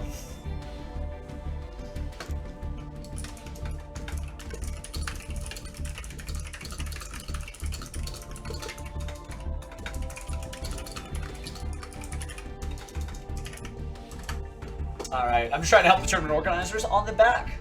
Well, not today, because I don't have Duel Links set up for the day, but we do Duel Links like every Wednesday, Karma, so it sounds like you and I are going to be good friends in the future. For those of you watching at home, Wednesdays at 8 p.m. Eastern Time, 5 p.m. Pacific Time is we usually do our like Duel Links runs, and we're definitely doing that this coming week because it's the Kaiba Corporation Cup. But yeah, I love Rush Duels, played a lot of Go Rush format, been really into Rush Duels. So don't worry, you're among good company. But today is just a different holiday. That holiday is the Shadow Duelist Tournament, Part 2. Well, Day 1. Part 2, Day 1? Yeah, that makes sense. That makes sense.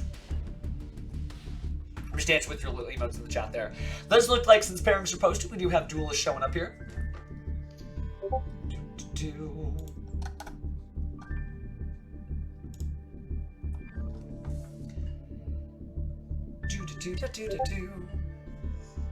All right, welcome. And oh, oops, I'm getting the Discord updates from the YCS. YCS just began round 4. So if you're trying to like place this in like time and space and reality, it's actually just 3:12 p.m. Texas time, where we're broadcasting from in beautiful Dallas, Texas. Although I haven't been outside for a bit, so I don't know if it's beautiful today. Maybe it's stormy. Who knows?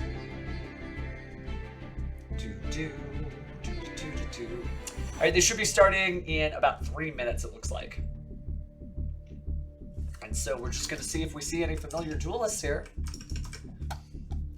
There's Lethax again for the run back. Is that like the Jeff Leonard? Is that like the Jeff Leonard? No way. No way.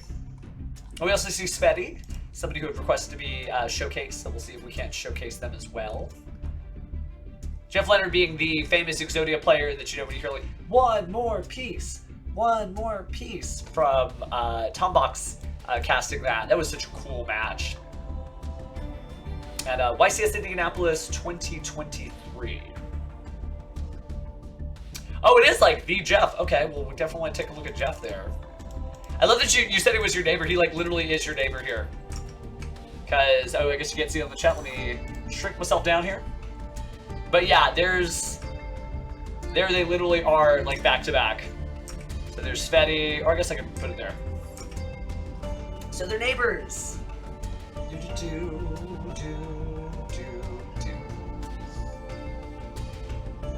Oh wow, okay. That is definitely some neighborino there. Alright, well, we got some famous celebrity duelists here. Trying to fight some famous celebrities who are duelists. Alright, about 2 minutes till showtime.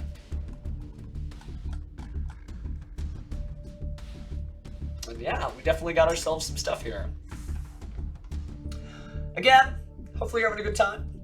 And like I said, we usually stream on Wednesdays Duel Links, but we do love ourselves some Master Duel and some Remote Duel. Really, if you go somewhere and there's some Yu-Gi-Oh, I'm probably like running as fast as I can to catch up to physically be in the same place, because love me some duels, so you are among friends. I would say so. You probably would be watching this if you were just like, get this guy off the stage. If you could just stop talking about this card game thing and say something meaningful. That's not you, I know that, don't worry. Alright. So we're just waiting for showtime, the greatest time of all. Time to duel. Think about 20-30 more seconds here, and it'll be showtime.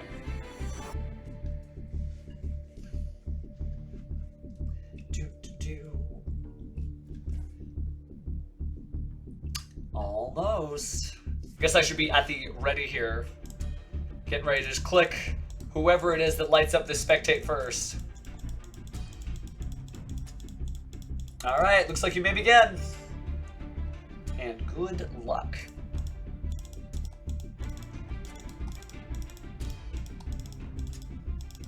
Disconnection in a game does mean a game loss. Hopefully we do not see that again. We did see that once. Alright, round 6. Round 6. Oh, looks like Jeff is going to be the one, so we'll go ahead and in that front well. Where else? The beginning. Alright, ladies and gentlemen, duelists of every shape, size, and age, it is time to duel. And Jeff Leonard has elected to go first. Alright, let's see what kind of crazy combos we have from this fan favorite duelist. This is live. Ooh, starting off with Neo Space Connector. We got ourselves a combo deck. So Neo Space Connector. He's going to bring out Neo Spacian Aqua Dolphin. Aqua Dolphin immediately using effect, discarding a card to look at the opponent's hand. Wow, I saw some Noble Knights. Really? Opponent doesn't seem to have too much. I see Imseti, Glory of Horus. I also see Scareclaw, Rykart. That's what we're going to go ahead and point to and take 500 damage. And now you're safe. So I guess it might be time for a Soul Day. Well, it's time to link into the brains here. Arrows confirmed. We're doing it. It's a Soul Day. 2 Tails of the Noble Knights. Alright, music's kind of ramping up. Jeff is picking a powerful combo deck. We got Ignite Templar. There's no Ash Blossoms. There's no Nibiru's. There's nothing. So Jeff is just going to show us what kind of combo he's concocted today. Sending Almace to the graveyard to bring out Renaud.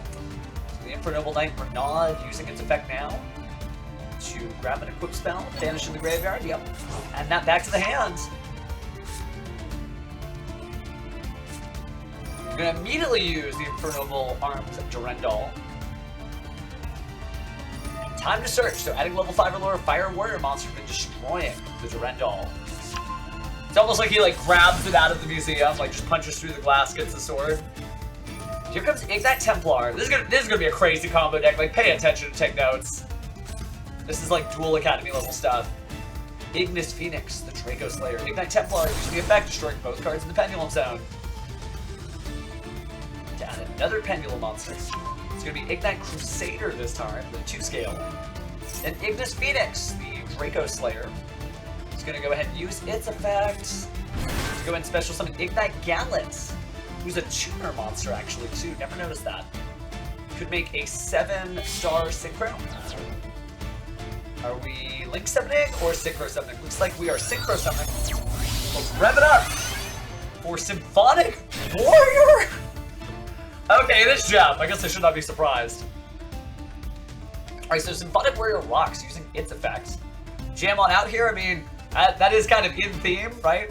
Got Axel, our bass guitarist, Shadow Duelist. So using that to add the Ignite Templar back to the hand, meaning you can recycle its Pendulum effect. Okay. Now, is this going to end in Exodia? That's what I'm very curious about. Jeff being famous for Exodia. I mean, maybe. Beyond the Pendulum being brought out. So, Link Summon featuring Synchro Monster as material, paying that 1,200 life points. To go beyond the Pendulum for Harmonizing Magician. Is that for the scale, or is that for its tuner status? We're going to see Ignite Templar. Its effect is negated. Not that that matters. And so is the effect of that one. Equally not a problem here. Might be time for a Pendulum Summon now. Definitely a bunch of monsters that we brought out, and here it comes, ladies and gentlemen. The moment you have been waiting for has arrived. Monsters show themselves. So Ignite Gallant and Ignis Phoenix, and Harmonizing Magician. Harmonizing Magician's effect activating, getting Magician Pendulum monster from the deck in defense mode. And there's Purple Poison Magician. Okay, very elaborate combo here. Lots of different card names. Alright, so now we are going to Synchro, I believe. Yep. Oh no, it looks like we're going the Overlay Network instead. And so we're going to make Time Star Magician. Ooh, gorgeous copy, by the way. Royal Glossy Rare. Finish is incredible. Purple Poison Magician being detached as material. And there it is! Exodia the Forbidden One. We're doing this. And without interruption, I think we're just watching Jeff Leonard click buttons here.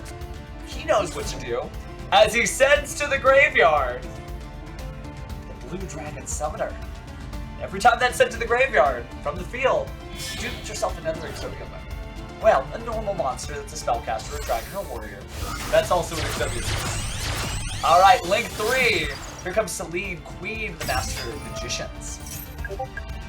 Gaining those 3 spell counters, and then removing 1, 2, 3. Bring out Blue Dragon Summoner from the graveyard. This is cool. This is cool. Okay. The Blue Dragon Summoner defense mode. And then anything will bring out another piece, including this.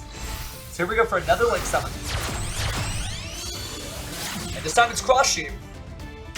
Oh, using Cross Sheep to get another monster out to special summon the Blue Dragon Summoner for the next piece. Okay, but speaking of next piece, one more piece. It's Right Arm of the Forbidden One.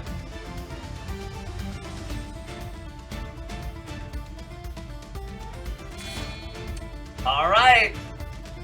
2 Pendulum monsters to the extra deck. For a fusion summon, Dinoster Power.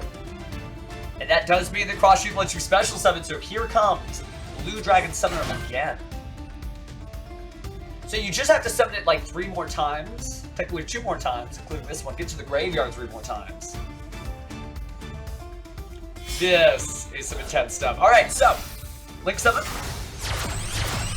Confirm those arrows. And we got another Celine, Queen of the Master Magicians, using its effect to play some spell counters, and of course adding another piece. Another piece. If he opened pieces, you're right, he already has what he needs. So getting those 3 materials, removing those spell counters. 2, 1, let's jam. It's just great. It's just so cool to see it. Alright, so now we've got everything we need here. Because sending that back to the graveyard for another Link Summon. This time for Link 4 Obelisk Mode, the Goddess. I don't think that's actually for its intended purpose. I think it's just to clear it off the field. So Blue Dragon Summoner's effect activates. Alright, Jeff. That should be... Oh, there it is! Yes!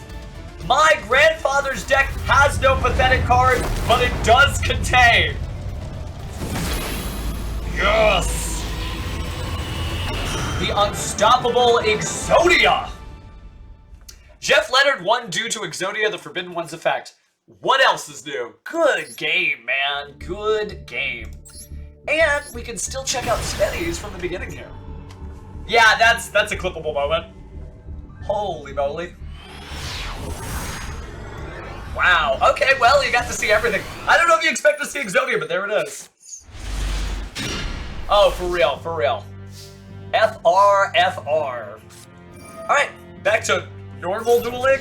As we see Bestial Rebellion get cancelled out by Ash Blossom and Joyous Spring, but still in the graveyard. So Bestial can still make something happen here. Gloria's Ash Blossom. Stand-up Centurion is activated. So, gonna go ahead and discard that Emblem of Oath. Oh, and there's another Emblem of Oath right there. So everything's here. Branded Regain. Primera. What happens, Carl? Pretty tell though. Ghost Ogre and Snow Rabbit, another great card to be activated from the hand to stop just this exact situation. But not to be dissuaded, Centurion Phalanx gonna go to the hand from the Primera effect. Trudea, special summon stuff is an 8. Coming back to the back row to bring Primera out, probably gonna punch forward again.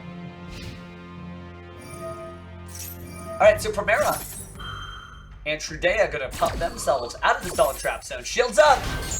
Trudea and Primera. Oh, but Raigeki is going to destroy all of those cards. Entering the battle phase, and then Sangen Kaimen. So Tenpai Dragon Shundra is revealed here. Tenpai Dragon Shundra is going to be summoned. Phalanx going to go ahead and banish that, so no Tenpai for you, dear friend. Setting a single card, and that is the end of that turn. Play passes back over to Sveti. Bib's doing their best.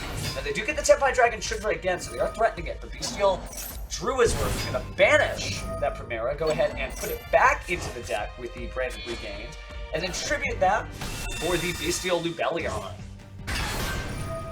Alright, so Bestial Druisworm sending the Shundra to the graveyard, leaving merely the Bestial Lubellion in defense mode here. Sangen Summoning's activated. Doesn't seem like there's anything that can be done to stop it. Tenpai Dragon Fadra added from the deck to the hand by Bibs.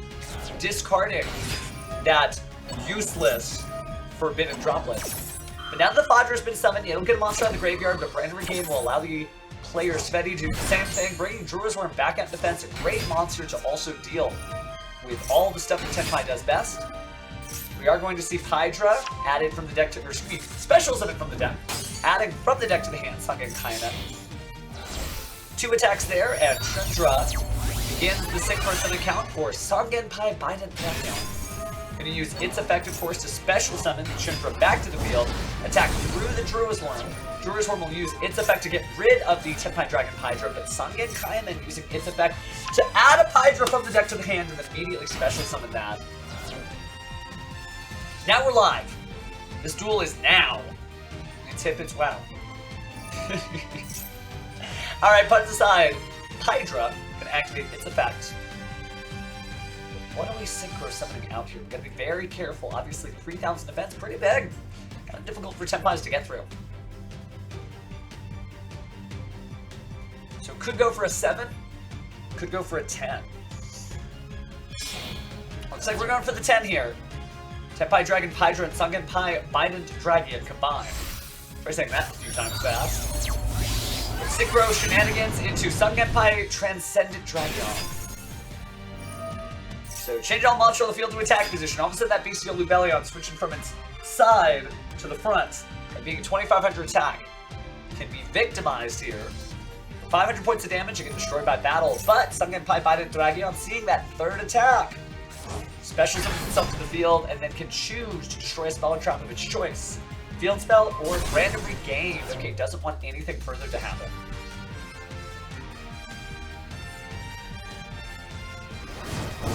Alright, so 500 here. And then 26. And 15. Down to the wire here. 3,400 life points are not a lot to deal with on the Tenpai side. Had something maybe to be activated in the end phase, but doesn't look like it's going to happen.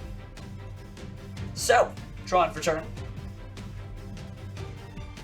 Maybe being careful, maybe playing around something. Every duelist can make their own decisions, so we'll see if Bib's conservative strategy pays off here. Centurion Gargoyle 2 activating its effect. Getting rid of the field spell, Leota. Special summon itself in attack mode, 2,000. Not going to be enough to clear out most of the Sangenpai monsters, and of course, they have to attack this turn if able because of Sangenpai Transcendent Dragon. Love that amidst all this Dragonic chaos, you just have a Hurley just kind of sleeping around the Snake Eyes Lambert Dragon. Gonna summon Effect Veiler. Got a level 1 tuner monster here then. Could be used for a Link summon though. No ability to modulate the levels in any scary way. Sveti considers and links off for 1. Then Looks like it's gonna be relinquished. No, it is Artemis, the Megista's Moon Maiden. Not gonna try to point there to the Tenpai Dragon Chundra. Deciding where to go next. Set up for a decent SP all night, but looks like we are going to send that card to the graveyard for the Bestial Luvelion. It is a Dark Dragon of a certain size. Bestial Luvelion certainly capable of bringing out multiple different cards here. It depends on if Brand Beast is being run in the deck, or maybe it's just another Dragon monster here, so there is a little combination of Darks and Lights. Looks like that's actually going to go to the graveyard now, as part of a Link Summon. And this time it appears to be SP Little Knight. So SP Little Knight, going to go ahead and banish the Tenpai's favorite field spell, Song and Summoning. Oh, but there's the Forbidden Droplet, negating it, and getting rid of the Tenpai Dragon Chundra there in exchange for keeping the Song and Summoning, which just lets you get back into the card again. Fire Dragons doing what they do, with just a single SP Little Knight on the field and not much else, and only 3,400 life points left. Svenny may have met his match, unless there might be something I'm missing here. Bib staring his opponent down with the little Pearly monster. Oh, but there's more! So we were missing something, because here comes the Superstar Slayer Typhon Sky Crisis here, able to detach material here and bounce a card off the field. But not great targets on either, because during the main phase, yeah, still effective. Good stuff. So now in the battle phase, attacking, doing a great job of hanging in there. That's incredible. So now the really simplified game state. Cannot really use the Song and Summoning because you would get the card, you would discard the card, unless the other card is worthy. So we'll see if this is able to make it happen. In phase 1, Bibbs really has this turn and maybe no other. And obviously, you've got great protection with Typhon. 3,000 attack or higher monsters, you're not doing what you're supposed to do, because their effects cannot be activated. Of course, 2,900, nice stats there. Alright, Tenpai Dragon Fadra added from the deck to the hand. And then gonna go ahead and discard a Ghost Ogre and Snow Rabbit to draw for the turn. Fadra is normal summoned. Fadra is gonna go ahead and special summon from the graveyard. Choosing likely the Chundra, needing that tuner target. So here's Tenpai Dragon Chundra. So slowly but surely making their way back into the duel. Now a bunch of Synchro monsters have been used up, but technically the Sangenpai Transcended Dragion did make it back to the extra deck. So this could be a terrible turn if you were a fan of Centurion. Very methodical play here from Bibbs, kind of slowing things down, just making sure, hey, I'm not gonna overcommit, not gonna mess this up. Obviously, respecting steady here.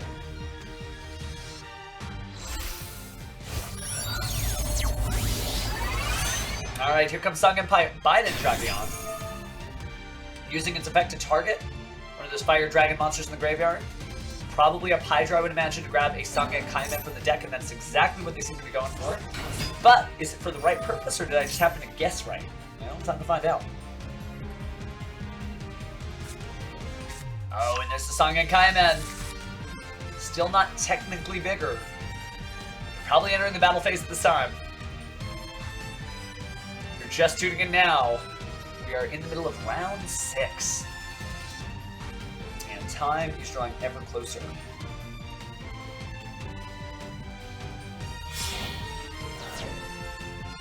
Alright, so sent to the graveyard. And it looks like time is about to get called here. No slow playing here, just off to the battle phase. And we are in the battle phase. 3,000 attack, right off the top. Puts it down to 3,300. No sweet stuff here, unfortunately, but Sangen Kaimen is activated during the battle phase. So Tenpai Dragon Chundra added from the deck to the hand. Definitely special summon it, reducing those life points. And whether it's by battle phase or tournament result, I think we're about to close into the end of this duel. You're fine, fam. Remember, it's a marathon, not a sprint. You want your body to do what you want it to do. You want it to click those right cards, but just something for next time. All right, so Tenpai Dragon Hydra attacking and activating its effect to go ahead and quick synchro. 3 and 4 can make another 7 of any type. And since we're in the battle phase with no cards on the field and no cards in the hand, well, here we go.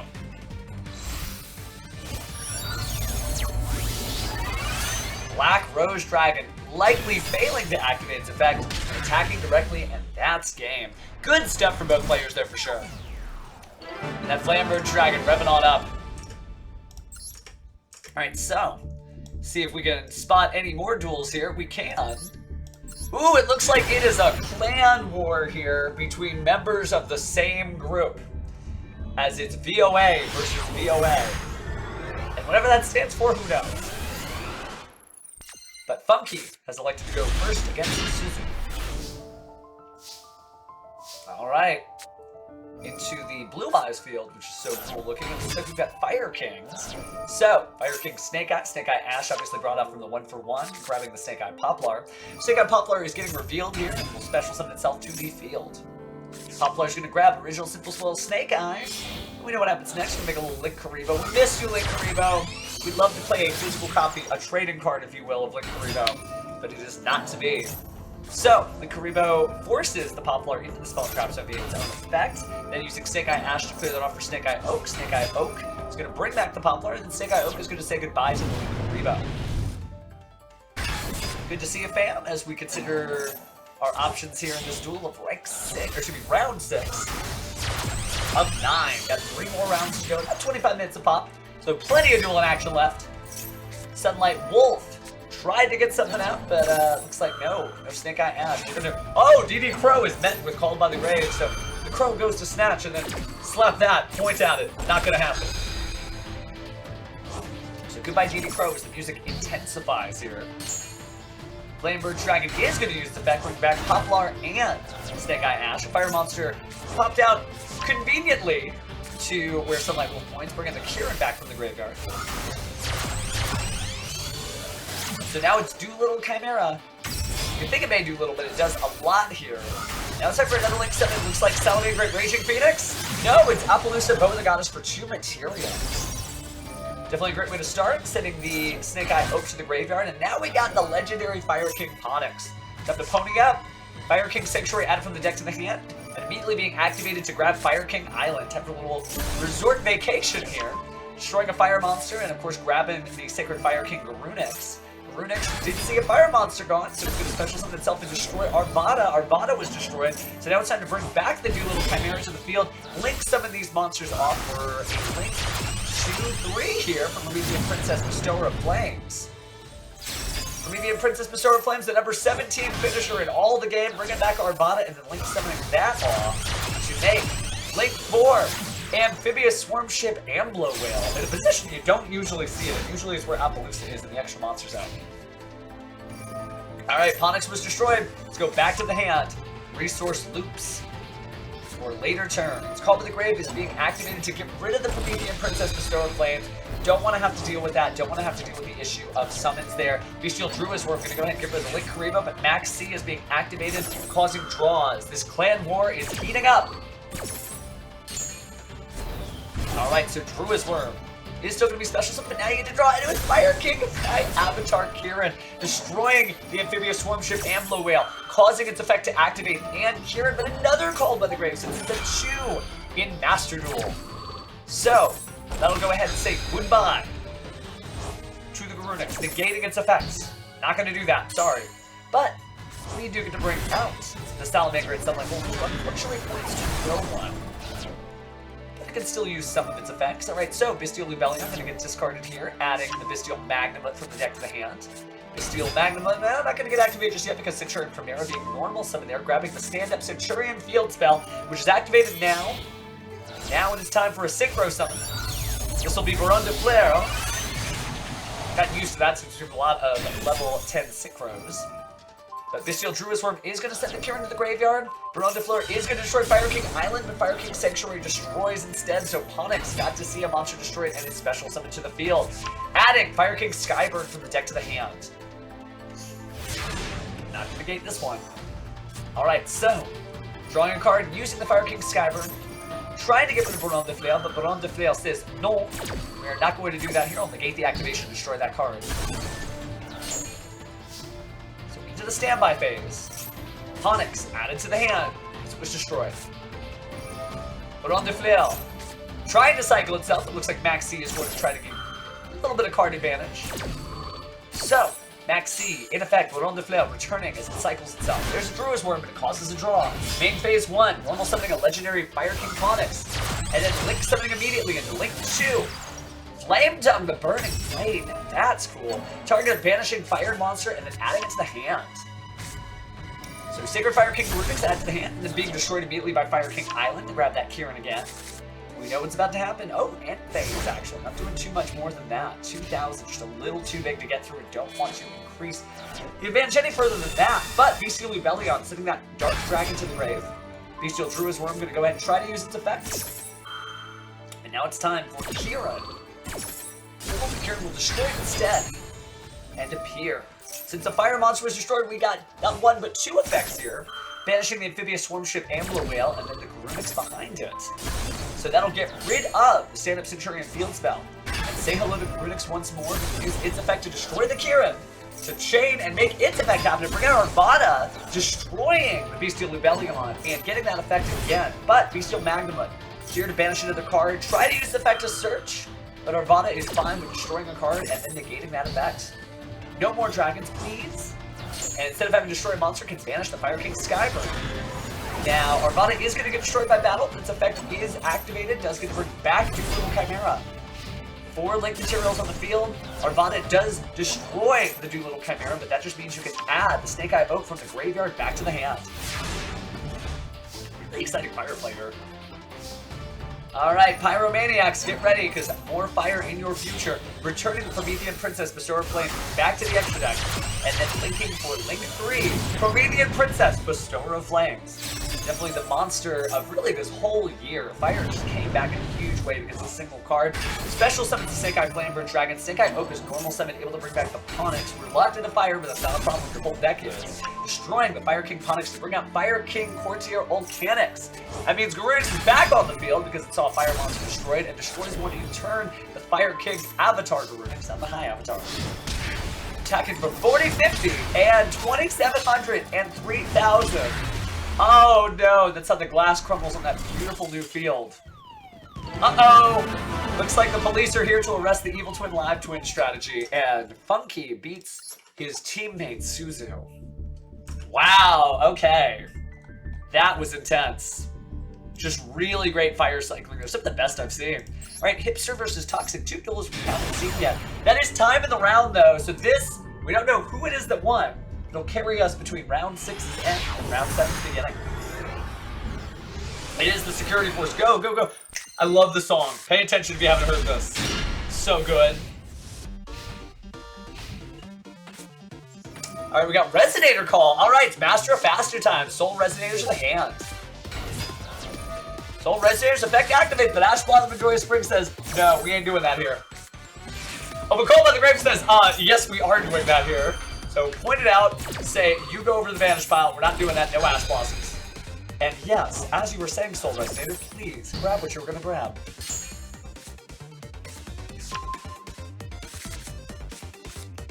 Alright, so Bone Archfiend and Max C. Alright, so special summons, be darned. Because we're about to draw some cards here if you are a hipster.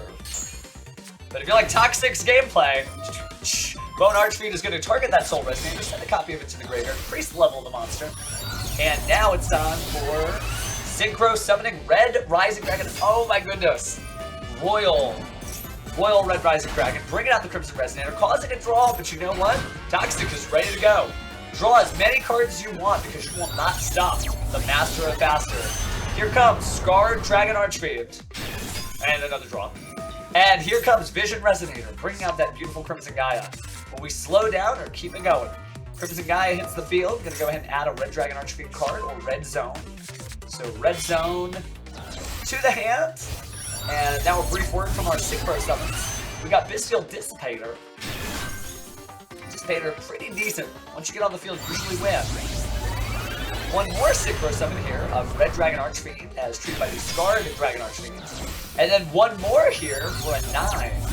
This makes it more important to get that power on the field. So Hot Red Dragon Archfiend Abyss. Synchro Resonator using its effect, and go ahead and add Vision Resonator back to the hand. Yes, it's Scar Red Dragon Archfiend. That's actually really good. So many cards, but Maxi, now it's your turn. You do it. You have to make me draw all these cards. Oh, Herald of Foreign Flight, getting rid of Soprano! Maybe you shouldn't have given the Melodious Choir that many cards. The Bestial Dissipator says, I got negates for that. We're fine here. So put that Ash Blossom back. Let's negate all of that, please. Alright, Max C is finally getting through.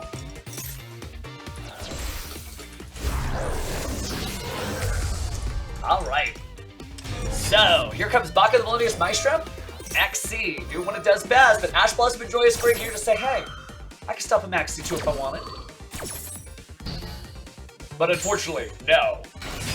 Because of that Called by the Grave, you gotta remember. So, couplet the Melodious Songstress, bringing out that Melodious Concerto. And let's play a little concerto. Let's fusion summon, shall we? So, 3 monsters combined to form one new Flowering Atoll, the Melodious. Powerful card there indeed. Alright, so it's Melodious Magnificat. Magnificat. I was trying to be like, what is the name of that card? Refrain. Alright, so Refrain grabs Couplet. Couplet uses its effect, of course, adds to the hand. Bring out Soprano.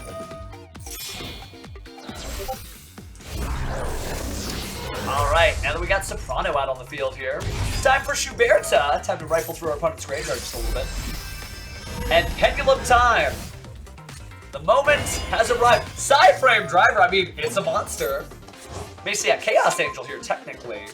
We're going to grab another monster here, sending that to the graveyard, Tribute Summoning for Couplet. And then immediately, Link Summoning here.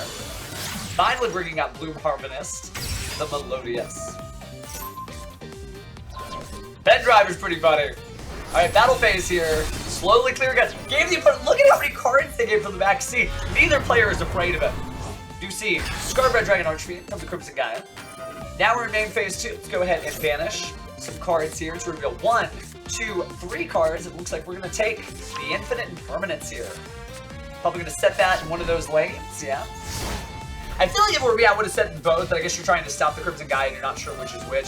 Max C is activated again here, but that's going to be stopped by another Ash Blossom. Both just trading cards from the hand like nobody's business.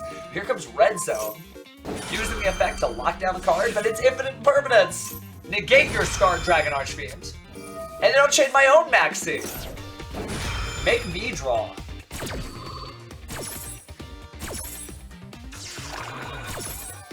Alright, Red Zone is negated. Ash Blossom is going to cut that Max C's little wings. Now Crimson Gaia activates. We know which channel the Infinite Impermanence was tuned in on. But now we've got the Obsessive Oompa Loop. We're saying that a few times fast. Alright, Oompa Loop. Going to go ahead and combine here for Centurion Auxilla. You didn't tell me this was also a Centurion deck. Oh, but it was another Infinite Impermanence. So now Crimson Gaia is also going to get negated. Nothing doing. Alright, here comes the Earthbound Prisoner. What? The stones that this duelist has to play that. Here comes Soul Resonator. Toxics is just all about it. It has all the pieces they need as they grab a Bone Archfiend from the deck. And then immediately bring out 2 more cards, including Wandering King Wildwind, the Synchro Summon. Another Queen Belt the Blade Dragon. Synchro shenanigans abound here. Just gonna get rid of that, and then Bone Archfiend. I love how, like, just in it. They don't care! Draw your whole deck! We're going for it. Alright, more Resonators, increasing level there. So we're gonna bring out another Synchro monster. This time it is Bestial Dissipator again. Bestial Dissipator causing a few draws. So round 7 did just start. We'll be tuned into that as soon as this round 6 duel completes. Alright, so the Obsessive Loopia Loop. Bestial Dissipator, of course, going to go ahead and try to negate again, but man, here comes Ghost Ogre and Snow Rabbit. So many points of interaction from both players, neither giving up an inch, and also neither giving up any life points. Alright, so Hot Red Dragon Archfiend Abyss back at it. Crimson Gaia, copy 2 being activated here. Entering the battle phase, but we're going to try to bounce some cards to bounce some cards. So kind of low in rate here, but we do get to use the Crimson Gaia to bring back Red Dragon Archfiend. Jack Atlas making his presence known, turning all those monsters to defense, which means that Red Dragon Archfiend will destroy everything in defense mode on the field. The Melodious Fusion monster's gone, so time for a little concerto. Just a little one though. Alright, so those monsters come back. And we're back into the next turn here. Alright, Flowering Etoile, the Melodious Magnificat. Gonna try to use the effect with Fiendish Golem. Is gonna activate its effect to go ahead and get some stuff going. Before that, Infinite Permanence is gonna go ahead and negate that whole column and the Melodious monster here. Fiendish Golem, of course, banishing that after the effect was negated. So you got rid of it and nothing happened there. Now that does mean that Couplet and Refrain are going to, well, couple and refrain, right? Once more. Effect Veiler is going to stop Refrain's effect here, though, so it's not going to resolve with its effect. So, oh, but hey, check this out. Is it really the goddess of the closed world? It is! Using a monster from the opponent's side of the field here. Blam! Oh, but that must have been time on the round. Because they surrendered due to time. And speaking of time, it's already round 7, fam, so let's go into round 7.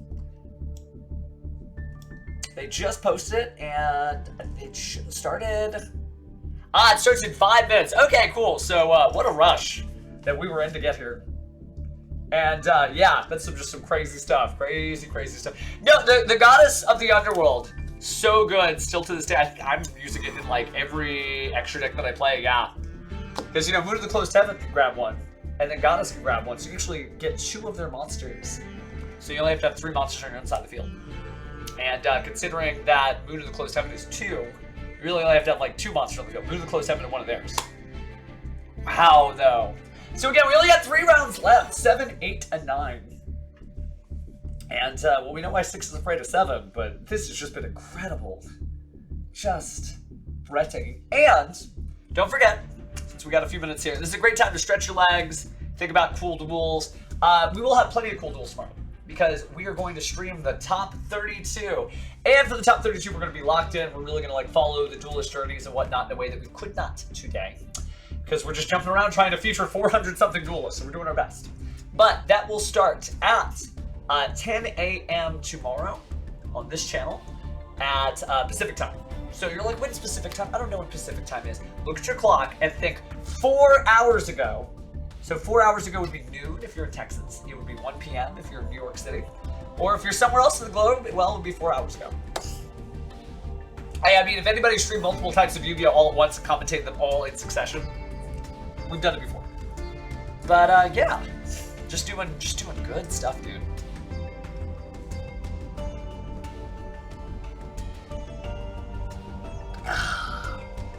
Thinking about cool duels.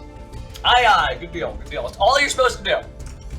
All I ask of you in this stream is think about cool duels. And this has been some of the coolest stuff. I can't wait for this to be on YouTube tomorrow because it's just insane. Like day one of the Shadow Duelist Cup has just been like, it's supposed to be an explosion noise, by the way. There are public events running right now at the Remote Duel YCS. They just called. There's 7 spots in another Master Duel tournament. So, like, you don't have to, like, give up. You could go from this tournament into those tournaments and show them because you're revved up and ready to go. You've been practicing all day. Those duelists are just like, oh, man, I guess I'll enter my first tournament. You're like, this is my second turn of the day. Make way. So, good luck if you do decide to enter that. If you're interested, I'm going to copy the Remote Duel YCS Discord here because we are streaming at the same time as Remote Duel YCS Discord. And where's the copy link? Yeah, invite people, copy link, and there is your Remote Duel YCS 2024 Discord. And public events running all day, so if you are watching this at like 2 a.m. on YouTube, or you're, you know, watching this maybe on Sunday, you can still enter on Sunday. If it's not Sunday, if it's not literally November 10th, well then the Remote Duel YCS is over. My apologies, but you could try, and I want to make sure you can, because I'm here for you, duelists. I'm also here for duels, right? I'm here for you. I'm supporting you, the duelist, so you can duel. I'm like, ah, yes, duel energy, like a GX villain. No hidden villains here. Just waiting for stuff to happen. Got about 2 minutes. And, well, let the games begin. It's always the hardest part for me. I'm just like, but I want to see duels. Just start a little early. Don't start early. Don't. Pheromone did not tell you that. Pheromone definitely did not tell you that. He would like for that to happen, but acknowledges that that is not possible. So do not get yourself in trouble on my account. Ah, yes. Yes, it is I, the Shadow Duelist. Actually, what I really need to do if I want to do a magic trick, it's basically like the Shadow Duelist would just be like, you take off the hat and there's just an identical hat, right? So you take off the mask and there's just an identical mask.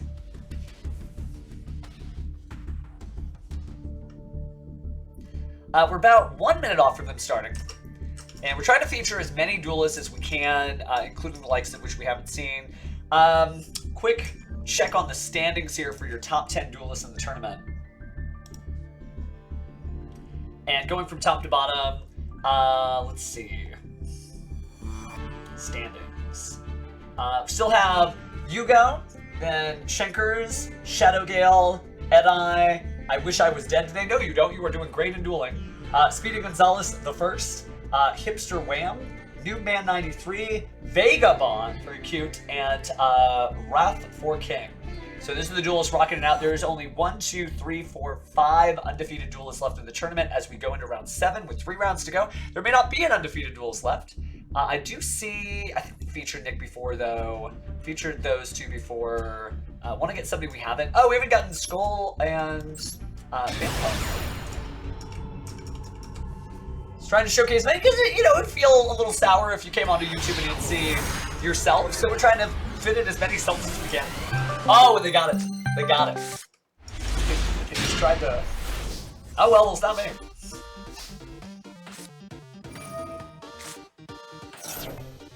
All right. Phone's ringing, but I ain't picking up because it's time to duel. All right, so Lightsworn. That's neat. All right, so first up on the Lightsworn engine, we got Lightsworn Dragonlink. Let's see if we can get ourselves some Lightsworn monsters. Yeah, this is the new theme song for the Evil Twin Live Twins. I'm definitely getting this like tonight.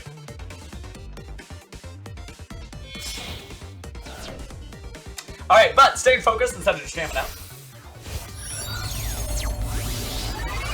We are synchro summoning to Minerva, the Athenian Lightsworn. Of course, Minerva is going to go ahead and send some materials to the graveyard, but we also get to grab either Judgment Dragon or Punishment Dragon, right? 3,000 attack, 2,600 defense. Extremely specific. Oh, Punishment Dragon, so good. Alright, so Athenian, the Athenian Lightsworn, or Minerva, excuse me, Minerva, the Athenian Lightsworn, sending that Wolf, the Lightsworn Beast, to the graveyard. And Vice also getting its effect. You know what Wolf does? Going to special summon itself back to the field. And Vice is going to grab Felis, the Lightsworn Archer. In defense mode. I love the Lightsworn Lottery. It's just such a cool deck. Now, we don't have this Lightsworn tier limits yet, at least. It could just be pure Lightsworn action. There's a lot of great decks to pair with it, so we'll find out soon. Speaking of Minerva, here comes Minerva, the Exalted Lightsworn. Now available in Exceeds. Alright, Chillman Shyran. Going to the grave there. It is tier limits. It's the full Lightsworn Lottery. Let's crank the machine here and see when we get to the graveyard. It's time for a fusion summon first. Oh, nice. So you definitely have a lot of decks to choose from. Speaking of a lot of choices, tier limits get Kalos, slamming down the field, sending tier limits Kashtira to the graveyard. Now tier limits Kashtira to the graveyard, that's 2 more Lightsworn chances. So, Lightsworn Wolf out on the field. The beast, obviously. So now you get to banish 4 Lightsworn monsters, which means that Punishment Dragon is live. Oh, yeah, so it's a new set that just came out if you haven't seen this before. To celebrate the anniversary, it's only available for a limited time, so if you love this song, you got 60 days to pick this up for the low price of 2,500 gems. You get sleeves, you get the field, and you get to jam out like this when you're winning as much as Skullcrap seems to be so far. Alright, Tier Limits Cashier, gonna send a few more cards. Oh, wow, and I did see some Lightsworn cards. Ooh, Lightsworn Dragonling and some Tearlaments in there, too. Now it's time for Punishment Dragon. Looks like we didn't get any effects there. Win rate at time of appearance, by the way, 76%. If you get this far, you're doing it. The Vampone probably considering what to do with the 5 cards they have in hand. Now it's the Zombie Vampire. We get a little peek into their deck. So, removing the Minerva, the Athenian Lightsworn, and I saw like a stall deck. I think I saw Fossilized, Pachycephalo, and also Dimension Shifter. That Dimension Shifter would have been nice about a turn ago. Well, this turn. Yeah, this may be my new favorite stage theme. Grabbing that Dimension Shifter, add a little insult to injury, unfortunately. Now the dust settles. We're live. Could make a Chaos Angel, actually. But it looks like we're going to do a Link 3 instead. And the Link 3 is... Ooh, Celine, Queen of the Master Magicians. Definitely a lot of spells, so... Look at that! 11 spell counters! Wow. Well, speaking of lights and spell counters, we are going to see more spells, more lights. And now we got Fairy Tale Snow, banishing 7 cards from the graveyard. Or the field. Your choice. This is so good. Oh my goodness. This is my new, like, work commute song. Who could be mad to this? Well, maybe your opponent. We'll find out. Alright, so. Combining Snow and Wolf. Ooh, number 62 Goddess the Timeless. Drawing and discarding more cards. Yeah, draw 2, discard 1, but skip the next draw phase to put a little bit more gas in this turn. And also get Performage Trick Cloud. It is Performage. Not Performage. Performance and Magic Mage. Watch the anime, you'll find out. Alright, so, take 1,000 damage. Let's scrape off the top there from the Performance Trick Clown. A lot of materials there. Could go for an Appaloosa Bow the Goddess. That would be 4 materials, technically, if you just want to clear that whole board. Could get a Judgment Dragon to the field in order to make Enlightenment Dragon. Enlightenment Dragon's so cool. The 2,000 just to be like, be gone, everyone! Feels like when Zeus shows up and it just blasts everybody. Ooh, but wait, there's more! Udora, the Sword Oracle. Discarded. So now we've got a Shizu stuff. Alright, so. Gonna remove 1, 2, 3. Lots of spellcasters we had. Oh, we got Lumina, Twilight Sworn, Shaman. So we're able to banish Lightsworn monsters to special summon Lightsworn monsters from the graveyard. Make a little bit of room here as a Link monster appears. Use SP Little Knight. It's a banish there from the graveyard too because you did use an extra deck monster for its materials. But not choosing to do that. Instead, looks like an Appaloosa Bow the Goddess. Yeah. Oh no, it's Curious. The Lightsworn Dominion is running all those different types. So if Link 7, you're going to send to the graveyard a Lightsworn. Oh, it's weird to have a Lightsworn Summoner. 3 more cards off the top there. Nothing major though. Triple Tactics Talent and a spell card that I did not catch actually. So let me go back in there. A lot of movement here. Oh, Chilliman's Grief. Makes sense. It's a great Chilliman's deck. Alright, so Celine, Queen of the Master Magicians, removing material after material after material to bring back a spellcaster, and it's going to be Lumina, Twilight Sworn Shaman. She's going to use her effect to banish one of those Lightsworns from the graveyard. Goodbye, Lumina. And hello, Lumina? Yeah, doing the old Lumina trick. As long as you have the targets, you can do it. Your cost is your target. So now discarding the Fairy Tale Snow and grabbing another Shaman. And then another Lightsworn monster was activated, so 3 more, and there was a Tearlaments Shiren mixed in there too. Even more happened. There was a Tearlaments Rhinoheart. Alright, so 2 monsters, both level 3. Looks like building the overlay network. And Submersible Arrow Shark! Wow! Detaching a material. And before it resolves, banishing 7 more cards. Are you telling me this is an Arrow Shark damage-based OTK for banished cards?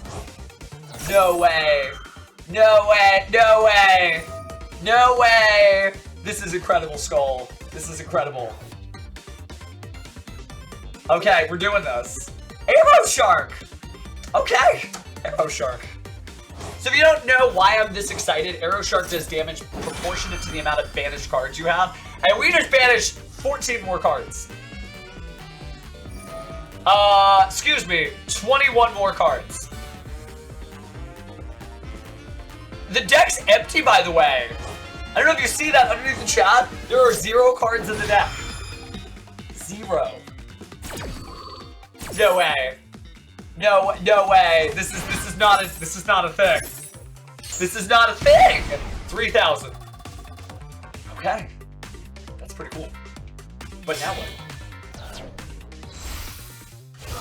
Is there like another Arrow Shark?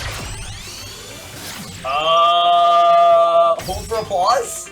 Because Selene Queen, 15 materials, banishing the Lumina, getting the Lumina, making another Arrow Shark, doing another 3,000 damage. Is that a thing?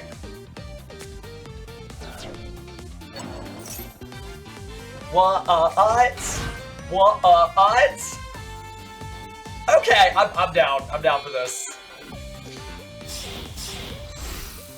How could you be mad when this song is playing? You're just like, okay, cool. Just do whatever crazy shenanigans you twins are gonna do. 3,000. Just one more of those. One more level 3 monster hits the field and it's all over. And I think that's exactly what's about to happen as Lumina the Twilight Sworn Shaman banishes Lumina the Light Sworn Summoner again, puts out a second level 3 monster, and we're about to build the overlay network, I think, for the final time. And sure, why not? Discard a card. Special summon a monster. Why not? We got wolves. We're allowed. Oh, and then putting cards back into the deck, still banishing. And then recycling the Lumina and recycling the Arrow Shark. And here they go. Building the overlay network. Putting forth the submersible carrier Arrow Shark. Detaching a material. And that's game. What? What is that deck? Wow, okay. You see the little fireworks popping off. Just, wow, okay. Well, that was a whole unactual duel. Oh, we got Paul from Team APS versus UWS Kaito. All right, well, definitely a friend of the channel here. Put your hands up and let's see. Now, the real question is, Paul has a lot of different decks. I actually have never seen that before. Real talk box. Never seen that. Team APS is going first here. All right, Paul, let's see what you got. Barrier of the Voiceless Voice. Okay, I was wondering if we were on the Voiceless Voice. So, Saphira, Dragon Queen of the Voiceless Voice, added from the deck to the hand.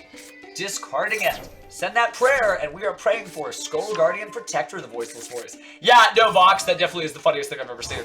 Banishing the Saphira, sending the load to the graveyard. There's all 8 stars worth of Skull Guardian Protector of the Voiceless Voice. Music's getting a little happy and funky now. Alright, Lowe's effect activates. I love the like power down, power back up on the Skull Guardian. It's like, wait, where'd Lowe go? Oh, there she is. I'm fine. Sorry, I just had a little moment. Alright, so Lowe, prayers of the Voiceless Voice. Gonna go ahead and get that Radiance. And then Radiance returning prayers, and then there's Soravas, and then Odd Eyes Pendulum Graph Dragon right off the top. Okay, so good stuff. Using that effect during the end phase, adding a ritual spell, and grabbing a prayer of the Voiceless Voice, and handing it back to the hand for later.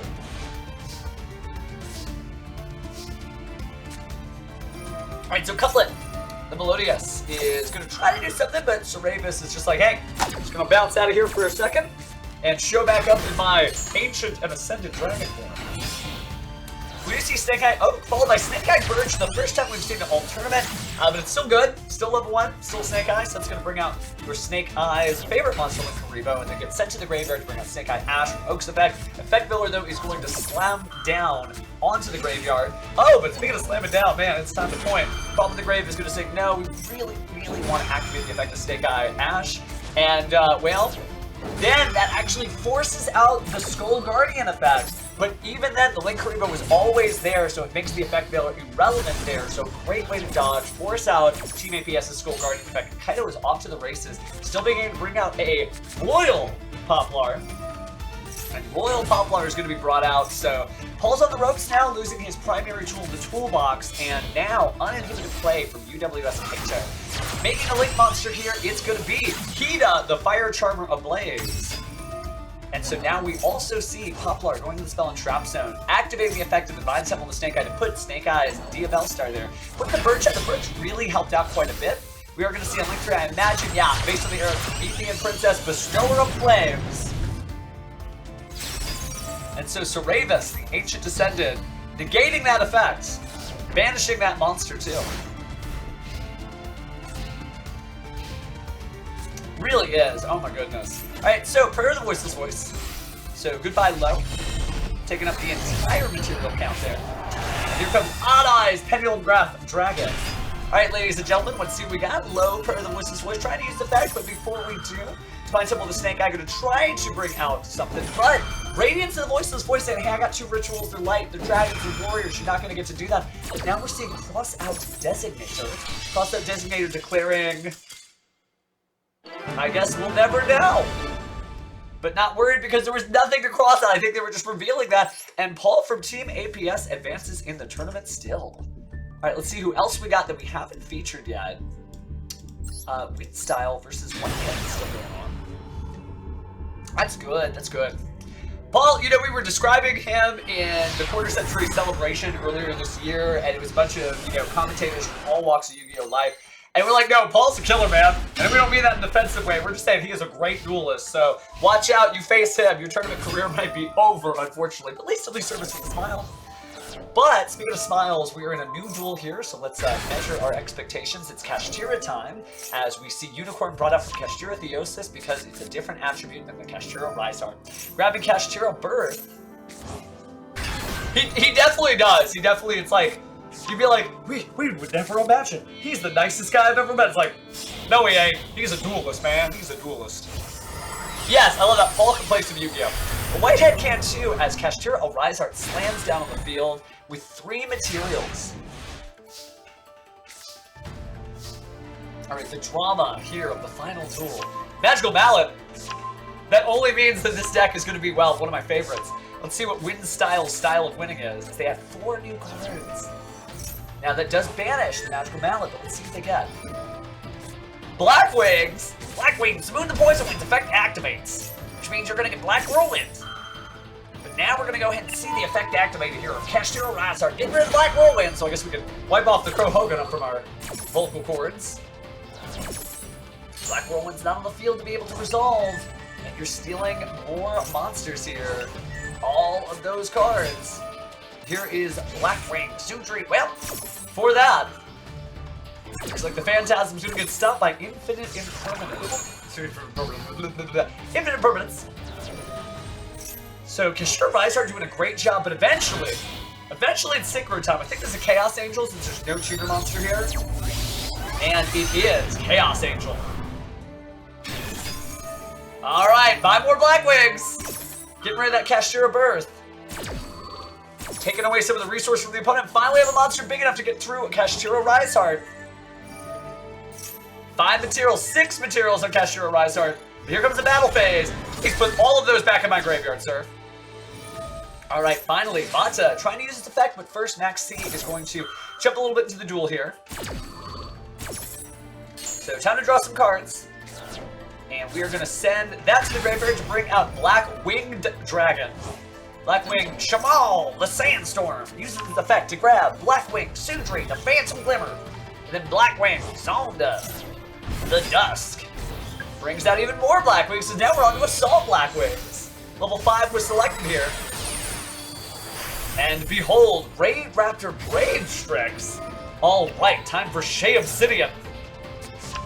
Grabbing Rank Up Magic Skip Force and immediately activating it. Rank Up Magic Skip Force. Skip it on 2 ranks up for Raid Raptor Arsenal Falcon. Alright, well the Falcon's here. Cross-out Designator getting rid of Dimension Shifter. And then Infinite Impermanence trying to negate that effect, but it shall not be. All this on turn 2. Bringing out even more monsters here as Zephyrus the Elite combines. And now we're making Raid Raptor Wise Strix. I know, his own Imperm column. Raid Raptor Arsenal Effects activates. Arsenal Falcon's effect. And here comes Raid Raptor Ultimate Falcon. Nothing like an Ultimate Falcon, huh? Alright, so now we've got pretty much everything that's needed. Zephyros the Elite returning that Blackwing Dome. Storm on into the field once more. And now Raid Raptor Ultimate Falcon is really used for linked material. For Darkness Metal, the Dragon of Darkness. Bringing back a Dark Monster. Interesting. Interesting. Look at all those cards in the hand. Well, it's the Phantom Knights. Max C is activated, but that is not going to stop this. Alright, so let's rank up here.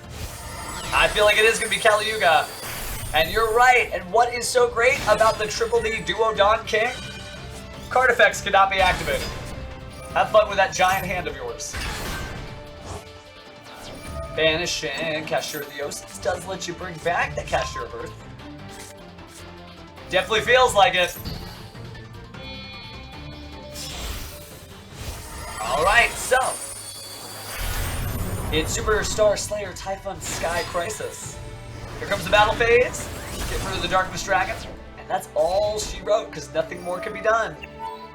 Let's go ahead and detach to destroy those spells and traps. And they got to discard some extra cards. I saw Dimension Shifter among others. Drawing for turn here on Wind Style. Summoning Blackwing, Sudri, the Phantom Liver. Gonna go ahead and use that effect to add a card that mentions Black-Winged Dragon from the deck to the hand. And it looks like we got Vada once more. Alright, another emblem. Replacing Black Whirlwind, face them on the field. I guess they're raptors that raid, right? They're kind of like machine-y birds, but they're not enough to be machines. So they're like birds covered in armor. And they almost always have jetpacks. They're like always little like airplane birds. Alright, so speaking of Black Wings, going on to our next monster here is Borea Storm. Alright, so let's go ahead and send a Blackwing monster from the deck to the graveyard. And the choice shall be, could be Bayou Emblem of Honor. It's a classic little April 2010 special. Now Blackwings are three types of things. They're birds, they're bird men, and they're men dressed as birds. Sorry, I can't say that with a straight face. Alright, Black Feather Whirlwind. Gonna go ahead and grab its target out of the grave. We're finally live here, so play's gotten a little bit more even-keeled as the duels are really down to the wire here. Again, we're in round 7, there's only 2 more rounds after this. And then I will free you all and you'll get the rest of your day back. Until tomorrow for the top 32. And don't worry, we will announce standings on the stream, so you'll know exactly which 32 duelists you'll be cheering for tomorrow. Speaking of cheering, Windstyle's still going strong. Alright, Sharga, the next Blackwing to activate its effect. It does. When you just realize, like, oh, that's just a person about my size in a bird costume. Hey, don't believe me? Go open up Yu-Gi-Oh! Neuron and take a closer look for yourself. But it is time for a closer look at this field as we banish 2 Synchro monsters here. And here comes Blackwing, Assault Dragon. It is a level 10. I mean, that may be all she wrote. Can you hold out on the might of Blackwings? It's so cool to see Blackwings doing well. Alright, negating the effects, of course, with Scareclaw Kashtira. But that's nothing to worry about here. And there's still 8,000 points of damage on the field. The music knows it. I think this is it. Last punch from Triple D Duo Don King Caliuga. That's game. Wow, that was cool. Okay. Good stuff. Great. It's kind of incredible. Alright, so, is there anybody left to duel? That was our last one. Okay, so let me go take a look at whether time was called. No, 7 began. There's no more active tables here. We're down to about 85 tables, so we've got about 160 duelists left in the tournament. Really great turnout, by the way, for there to be like 400 duelists from all over the world than all of you guys, whether you're watching this on YouTube later or you're watching it live tonight. It's cool stuff. Some really, really cool stuff. But just great dueling act. This is all, I just get up every day and I ask the Egyptian God cards, please, can I just see one cool duel today? And good news, we saw many. Very many Egyptian God cards. Very many great duels, so appreciate all the help, Raw, Obelisk, Slifer. In no particular order, by the way, I'm not trying to play favorites here. But speaking of favorites, man, I don't know if you guys have had some favorite duels, if there's something you saw that you were like, oh my goodness, I've never seen anything like that. If you haven't, then, well, I mean, you have now. You go rewind the stream and go take a look there, but good stuff, good stuff. So we don't have a holdover duel like we did last time. We're just waiting here for the next one. We gotta pray to Horakthi. You're right. All right, take a look at the Guess the Celeb stuff, seeing any new guesses. No, the last new guess was John Cena. Do.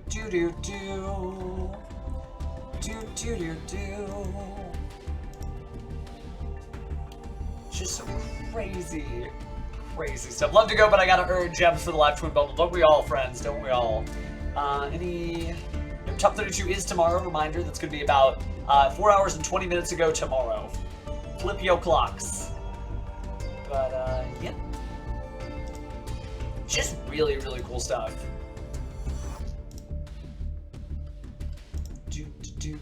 Oh, somebody just guessed Will Smith. That would be cool. Cool. Duelists just don't understand. That was a Will Smith joke. Woo! Stretching here since we got just 2 more rounds to go. I'm gonna miss you, friends. I'm gonna miss you until I see you all tomorrow. There we go. You do it too. Everybody just take the time. Stretch out. You don't have to turn yourself inside out like I am. My apologies for setting a bad example here.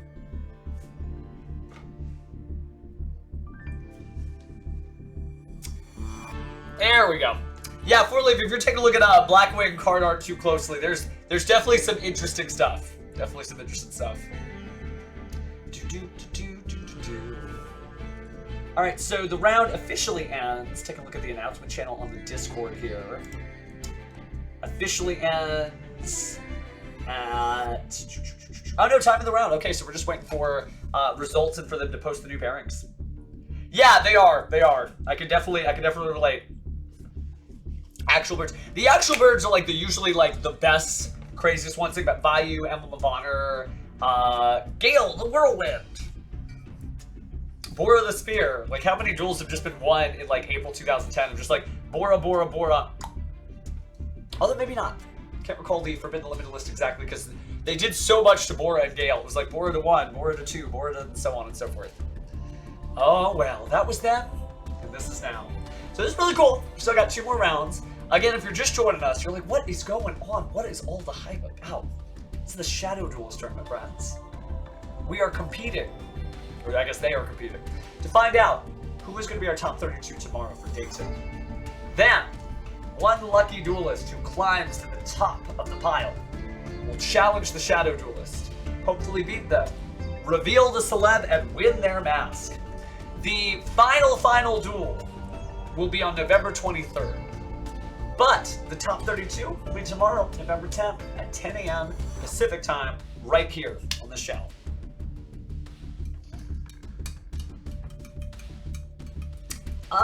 Probably, I feel like that's Joe, maybe the trainer.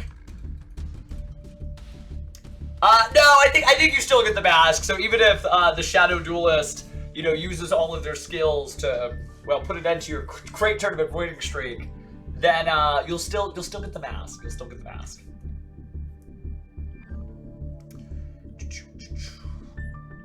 All right, still just hanging out here. But yeah, this has just been incredibly stacked tournament. It's been so cool to see all the creativity, hear all the great music and stuff. I'm gonna check the Yu-Gi-Oh! News real fast to see if there's anything. And yeah, again, take a look at those Blackwing links because there's some funny looking Blackwings. Let's see.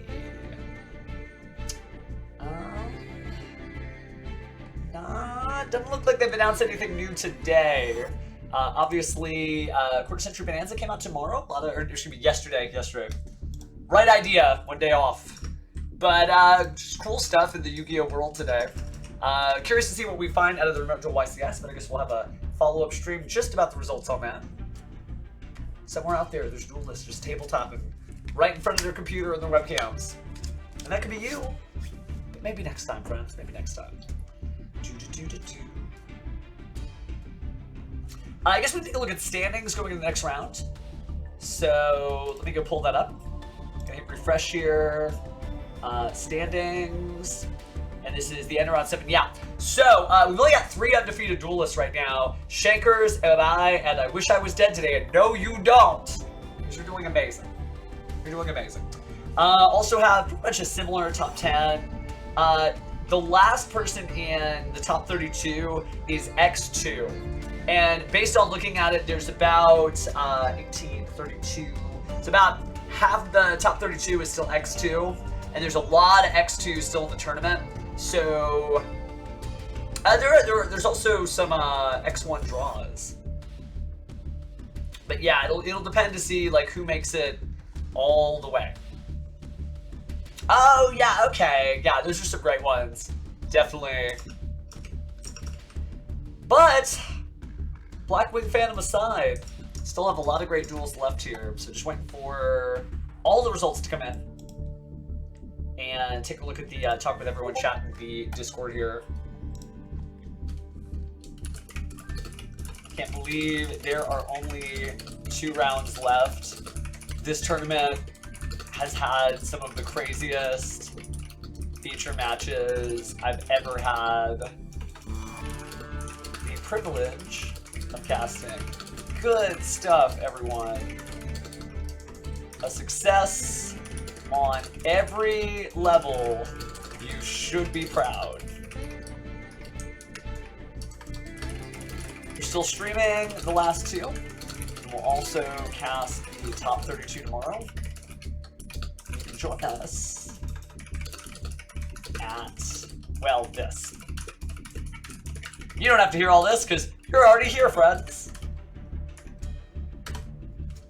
Still can't believe there's 2 rounds left. This is insane. This is just, it's insane. But a success on every level. That's a quote from Yu-Gi-Oh! Dark Side Dimensions, by the way, if you're wondering why we're like making memes on that exact line. You're like, well, it was a success, I don't get it. It's okay, you just forgot the silly little line. A success on every level. You should be proud. Oh, goodness, don't you know the speed limit? But yeah, just good stuff.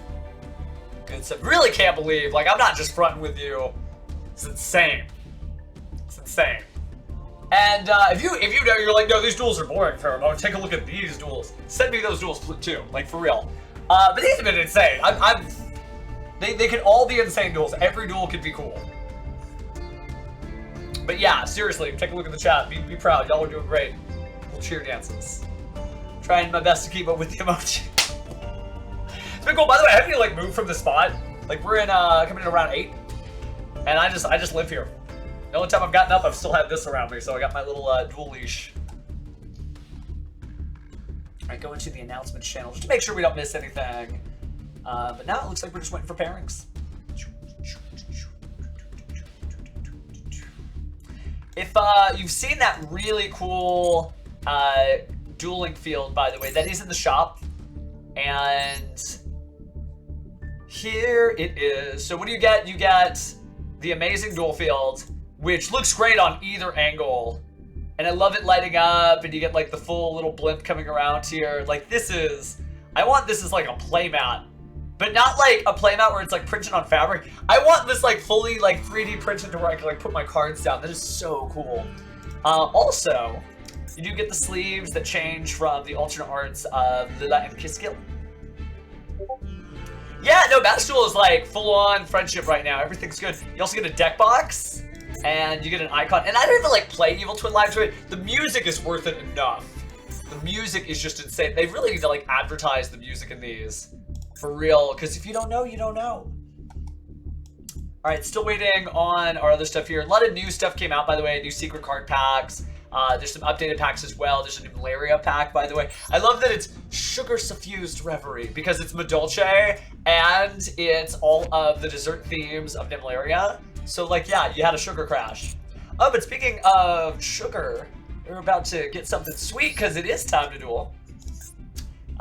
Looks like we're going to start in a couple of minutes here. It looks like round 8 starts in about 7 minutes. So, piling ourselves back in here. Getting all of our windows back up. Yep, we got it.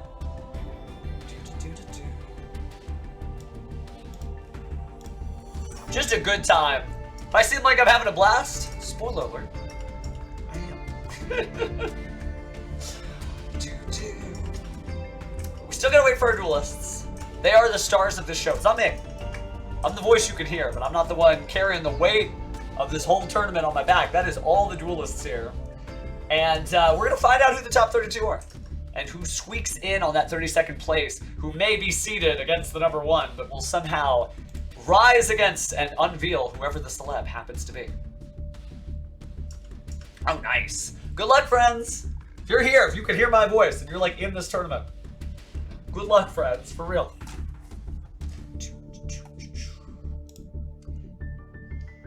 And we do have...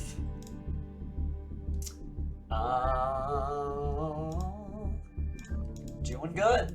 Alright, so it's like, I hope it wasn't featured. Don't be like that. Only one way to find out.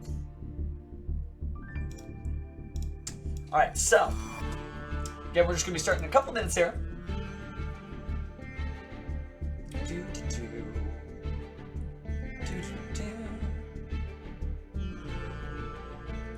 Yeah, so again, a little bit of weight on this one. A little bit of weight. But it's still cool. Just really cool stuff. Again, we've seen just so many great duels. Win styles like wild OTK with the Arrow Shark. I know I just saw an Arrow Shark in my collection. But there's no Fairy Tale Snow, so it's not like I can like do like TCG that. That was just incredible. Like there's some OTKs I've like never heard of. So just gotta live more on Master Duel. Can't. Sorry, I spend a lot of time on Duel Links. But yeah, the Shark one-turn kill deck was just dope. Dope is the only word for that. But yeah, hopefully you've been inspired. I know I'm gonna jam out with Shining Sarcophagus, like the second I get a chance here. And yeah, we're just going through our numbers here. Just painting duel by duel by duel.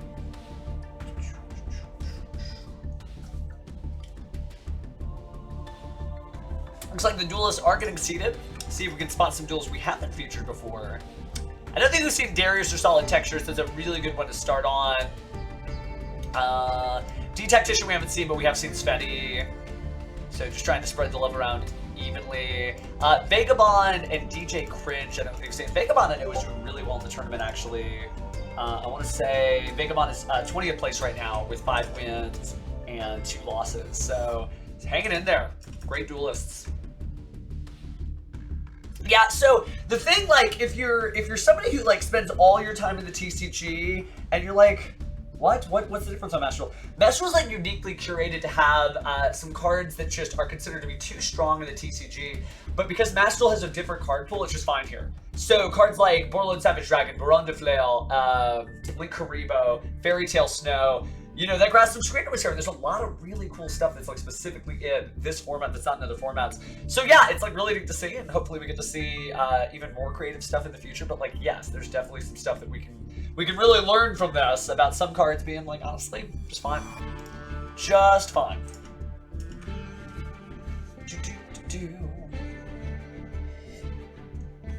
Learning Dan, I've got that one. I get a. Oh, what else do I get? I get a Fire Inside AFI a lot. I get the Chris Angel stuff though because of like the hat and the makeup. Like, no, totally fine.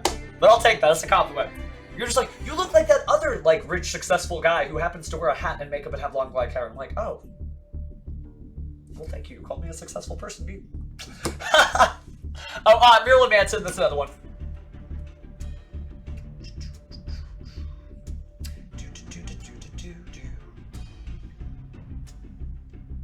Two in a row. Hey, don't get nervous. Just duel. You're either going to duel or not duel, right?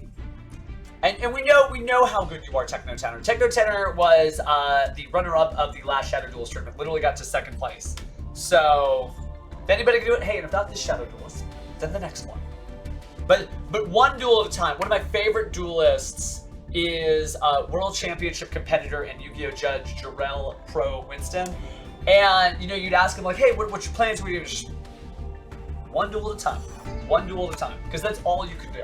You can't think about, oh, what if I make it? Or, oh, now I'm only one. Or what if I lose? Just the cards in front of you. Just this. This is all you need to be thinking about. Yeah, Goth Pegasus. Goth Pegasus is a good one. But, I mean, thanks. I have hair. But no, we're just joshing. We're just joshing, fam. That's good. Be your own biggest fan. I love Vox's energy. One of my favorite duelists is myself. It should be. You should respect yourself. You should be like, yeah, me. And you could also include other duelists. There could be other duelists that inspire you out there. There's plenty of duelists that inspire me. But you gotta be your own biggest fan. You gotta cheer for you.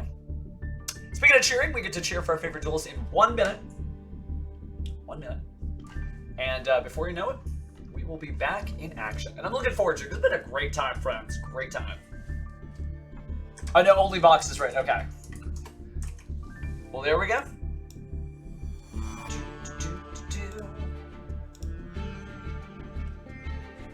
Alright, so we're going to scroll around and make sure again that we get to see different duelists. Different duelists. Oh, it looks like these already started. Yeah, I mean, it is time. So, yeah, we haven't seen either of these, so let's go. It's not like they started maybe like 20, 30 seconds early, but give it to them. Ooh, that's a great question. I think Floodgate Trap Hole, because of the permanent set. That's probably my favorite trap hole for that reason. But, speaking of traps, it's like a Trap Tricks time. At least we got the Trap Tricks feel.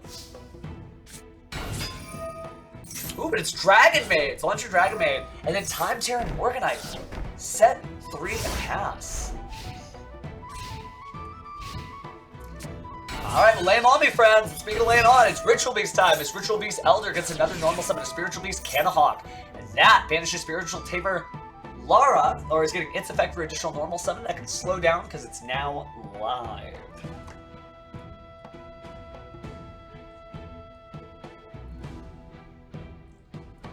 Love Baguska just taking a nap, like just rest my eyes for just a second. I'm fine, just wake me up when it's a standby phase. I'll throw a Xyz material away. Wait, it looks like nothing happened since then. Maybe it is time to take a nap. That would be cool. It would be cool to see the full plant pile. Where are you, Sunseed Jess? Sunseed Jess back in action, by the way. Short retirement. We are glad to have her back.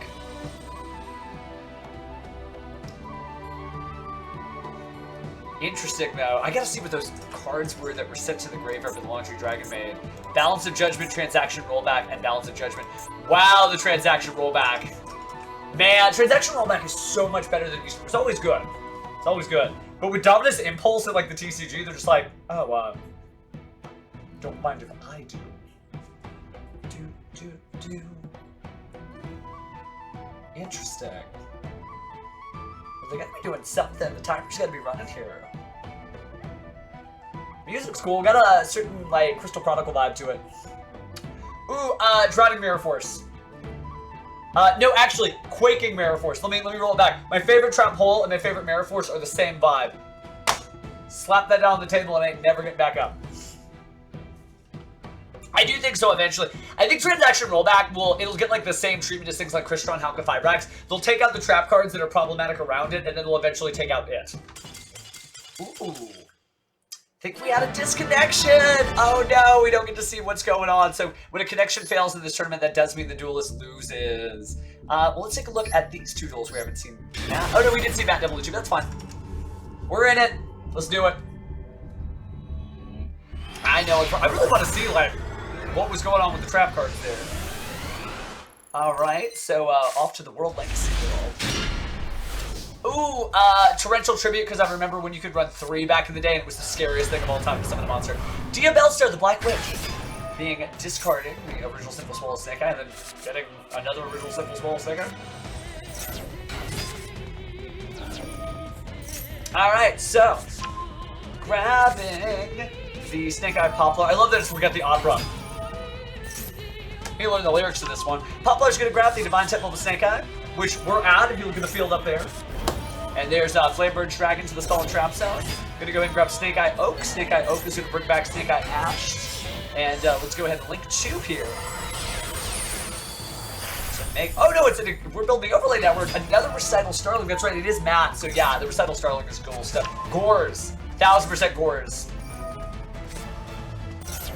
Alright, so Snake Eye Birch. I think it's so cool that we're actually getting to see Snake Eye Birch. But another recommendation I made earlier on the stream. Ghost Bell and Haunted Mansion, criminally underplayed. Different than DD Crow. Get some stuff done like that. And I love the little spooky animation that it has now. It used to have that. Alright, so Pot of Prosperity for 3, you're going to reveal a couple of cards, including Bird Call and Celestine Wagtail. Bird Call is what's being grabbed, though. Alright, Bird Call, going to grab Sapphire Swallow. Of course, Turquoise Warbler being special summoned, so Turquoise Warbler is going to bring out Sapphire Swallow. Now we're live. Alright, so a lot of different Xyz plays you can make, building the overlay network with all those juicy level 1 monsters, and I think that's exactly what we're going to do. Warbler and Swallow combine to make Recital Starling anew. Ooh, Fissure, actually, between Fissure and Smashing Ground. Alright, so Recital Starling, then go ahead and remove the materials. And by the way, if you're watching the VOD, you're like, why does he just say random stuff? If you look at the chat down there, I'm getting asked questions. I'm happy to answer them too. Alright, so Celestine Wagtail gonna be added from the deck to the hand. And now, looks like we're building the overlay. Now we're getting 2 monsters, but no, it looks like it's actually a link summon here of the Tri-Brigade Fairship, so it's the exact same combo we saw before. So we're gonna go ahead and bring out the Cobalt Sparrow, this is a Winged Beast. Cobalt Sparrow getting to add another level 1 Winged Beast from the deck to the hand, so another Sapphire Swallow here.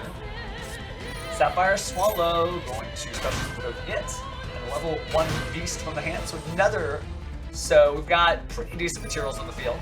Celestine Wagtail activating its effect to search out Bird Sanctuary.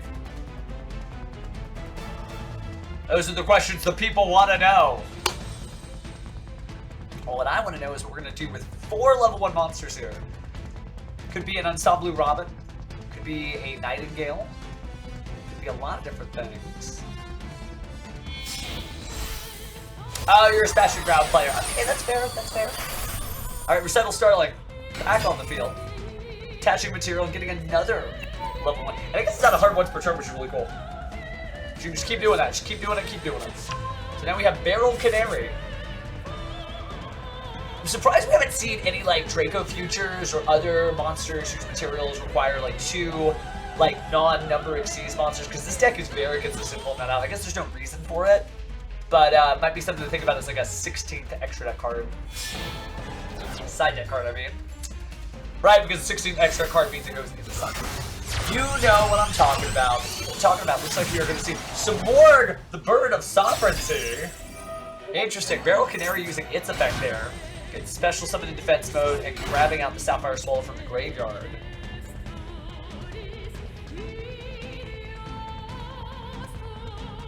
I mean, you're actually right now that I think about it. It's just like, maybe the hand is just right here. So it's just always like this, and you're like, I would like to play this card. You're like, that's where it is. Alright, speaking of where it is, looks like Nightingale has finally made its appearance. Now we're building the overlay network once more. Swallow makes Ensemble Robin. I'm gonna go ahead and target, attach this material, and target another one there too. So gave the effects there, obviously, from the Swallows there. Twice. So all the materials you can eat, and still have the anti-Tenpai vibe of the Nightingale. It'll attach material on the opponent's turn to make all battle damage 0. 5 material Ensemble Robin, that's 2,500 attack, attacking 5 times. So we'll see if the turn even lasts that long. Alright, so the Sovereignty Bird is going to bring out, oh nice, Mist Valley Apex Avion for a single negate. Very cool, good call box. Alright, so draw phase. Can't believe it's a 10 ultimate rounds. Round 8. It's insane. Alright, leave it loose and settle Nightingale. Detaching material, just saying, hey, no battle damage. Everybody just chill. Everybody just like, look at my cards. And you can fight me. But I'm not going to be hurt. I am in my lane. Speaking of being in the lane, though, here comes Lightning Storm. So Mist Valley Apex Avion, I'm going to go ahead and negate that by bouncing Mist Valley Apex Avion back to the hand. So Avion just jumping on up here to dodge the Lightning Storm. Clear weather today, just smooth flying for these fair, fine avian friends. Tip by Dragon Genroku on the field, so very heads up to use the Nightingale to prevent any of that battle damage. Makes perfect sense because this is what you're living through, right? You don't want to get Fire Dragon to death. We do have our Tenpai Dragon Hydra on the field, but Ensemble Rob, I'm going to go and attach material here. Target your monster. Any response? Look like it. It's going to go back to the hand. You've already used your summon for the turn. Now you could grab the Sangen Kainen. It looks like there's a set Sangen summoning. Probably just by bringing out the Bird of Sovereignty like you saw here. Link 3, end your turn. And because there's all those empty spell and trap zones, immediately bring out Apex Avion. So effectively, you're just going to have to like pivot in one of your Harpy-based combos. And you're just going to have to sacrifice 3 bird monsters for an even bigger bird. It'll help you bring out the biggest bird, the Apex Avion. Apex, of course, beating top. It's Rebecca-led play here. Doesn't seem like there's too much going on just yet. Got the Sangen Kainen, but Sangen Summoning. Haven't used it yet. Sun, of course, being 3, you can actually see the 3 pillars of the Mahjong towers here. We've got Fadra, Shundra, and Pydra's energy trying to bring out that single tile. And there's Genroku, grabbing all of those energies you can see behind it. Gonna go and discard a copy of Hydra, that's fine because of Tenpai Dragon Shundra being at the ready. Genroku was added to the hand, so you're gonna go ahead and reveal it. Special summoning time as a tuner, possibly level 1 increase. Yep. So level 4 tuner monster here. 0 attack, but doesn't matter. Got to burn the whole thing down. Certainly, and good luck on that. I hope it works out. Alright, so speaking of working out, battle phase. So Sangen Kainen can be activated from the hand. And because it was, wow, that Tenpai Dragon Shundra. Gorgeous. Gorgeous, gorgeous. And it's summoned, but the Fadra is summoned instead. Fadra's effect activates, targeting the Pydra, I assume, that was discarded earlier. But now it is time. Use the opponent's special summon monster. Attach material again. And say, no, you gotta get rid of the Fadra. Ooh, it's the battle phase for the Synchro Summon. So a 3 and a 4. Looks like Sangenpai Biden and Dragion coming right up. Unless they Black Rose. Yeah, and Sablu is like one of those cards where you're like, wait, what? What? If you weren't aware of Duel Links, man, level 1 bird monsters are doing a lot. Lyrilusk is a great deck.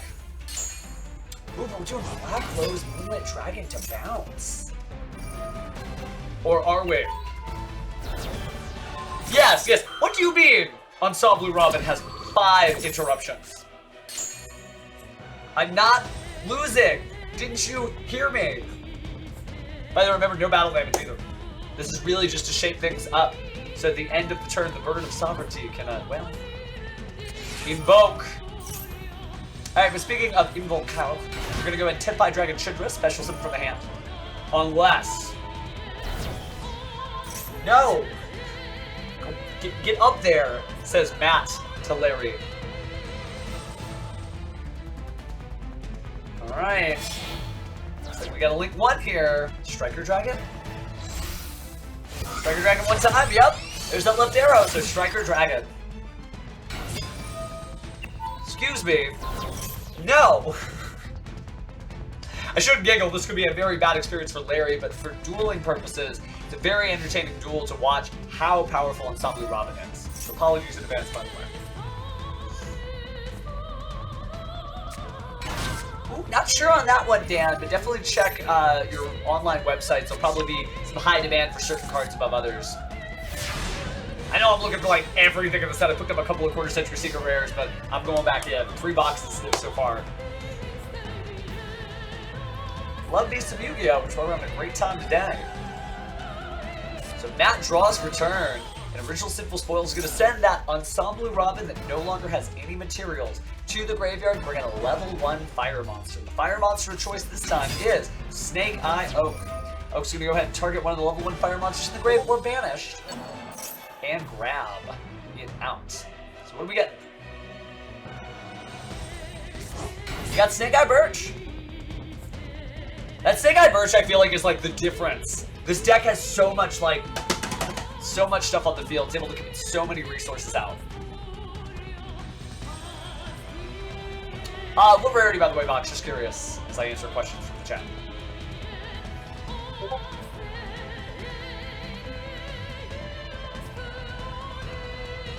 Alright. So. Things have slowed down. Matt hasn't... Okay, all rarities. We've got a super rare, ultra rare, secret rare, platinum secret rare, 4th century secret rare, and a misprint of some kind. Alright, speaking of 4th century secret rares, it's everyone's favorite, one of the highest value ones, SP Little Knight. Gonna go ahead and use its effects. And then we're also gonna load up on additional materials here. Making that Nightingale, Assembled Nightingale is basically like saying, no, I don't even care if you're 10-5. I'm not gonna lose a single life point. 0. Now we're gonna summon out the Turquoise Warbler. Get you materials enough for another Ensemble Robin. Man, the Ensemble is just, that is an insane card. And this time it's time for Ghost Trick Dullahan. And then, slap on top of that, Ghost Trick Angel of Mischief. 4 materials.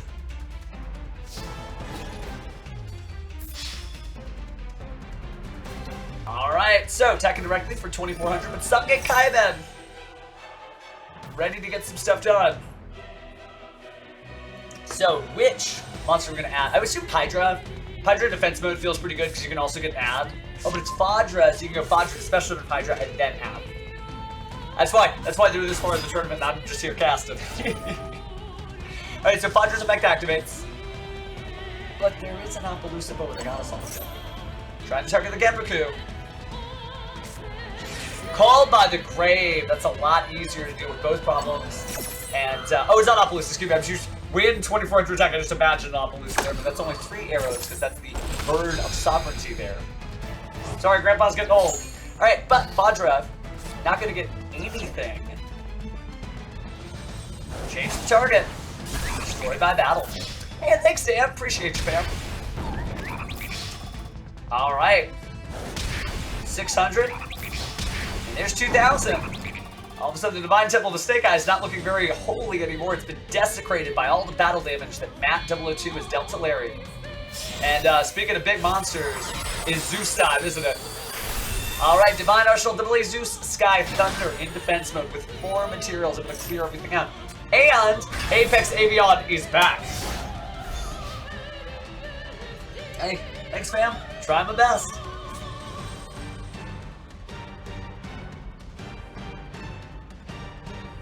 Alright, the dramatic music is playing here. Larry staring down the barrel of 2 cards of Sangen Summoning. Custom combo in the hand, but Mist Valley Apex Avion may have something to say about that. And SP Little Knight ready to chain at a moment's notice. And Lyralusk Assembled Nightingale able to just say, you know that battle damage thing? We don't do that here. Like, no, not at all. And the Zeus Sky Thunder is able to clear the field. This is a really difficult field to play through. What? We are seeing Bestial Magma attempt to banish there. Or we're going to see the Apex Avion decide now is the time. I feel like it's fine, but instead we're going to SP Little Knight. Getting rid of... maybe... okay, so the Nightingale. Maybe chain the Nightingale just to make sure. Yeah, that's cool. So you protect the Nightingale just in case you want to use some of your other material-based monsters to get other materials under it. And then you also remove some of the weakest targets on the field so nobody gets hit by a Magnum attack or even a Tenpai Dragon. So, Diabell Star, goodbye. Sorry, the new series, you're getting a phone call from the old series, so an Albaz card says hello to a Diabell Star card. Literally Diabell Star.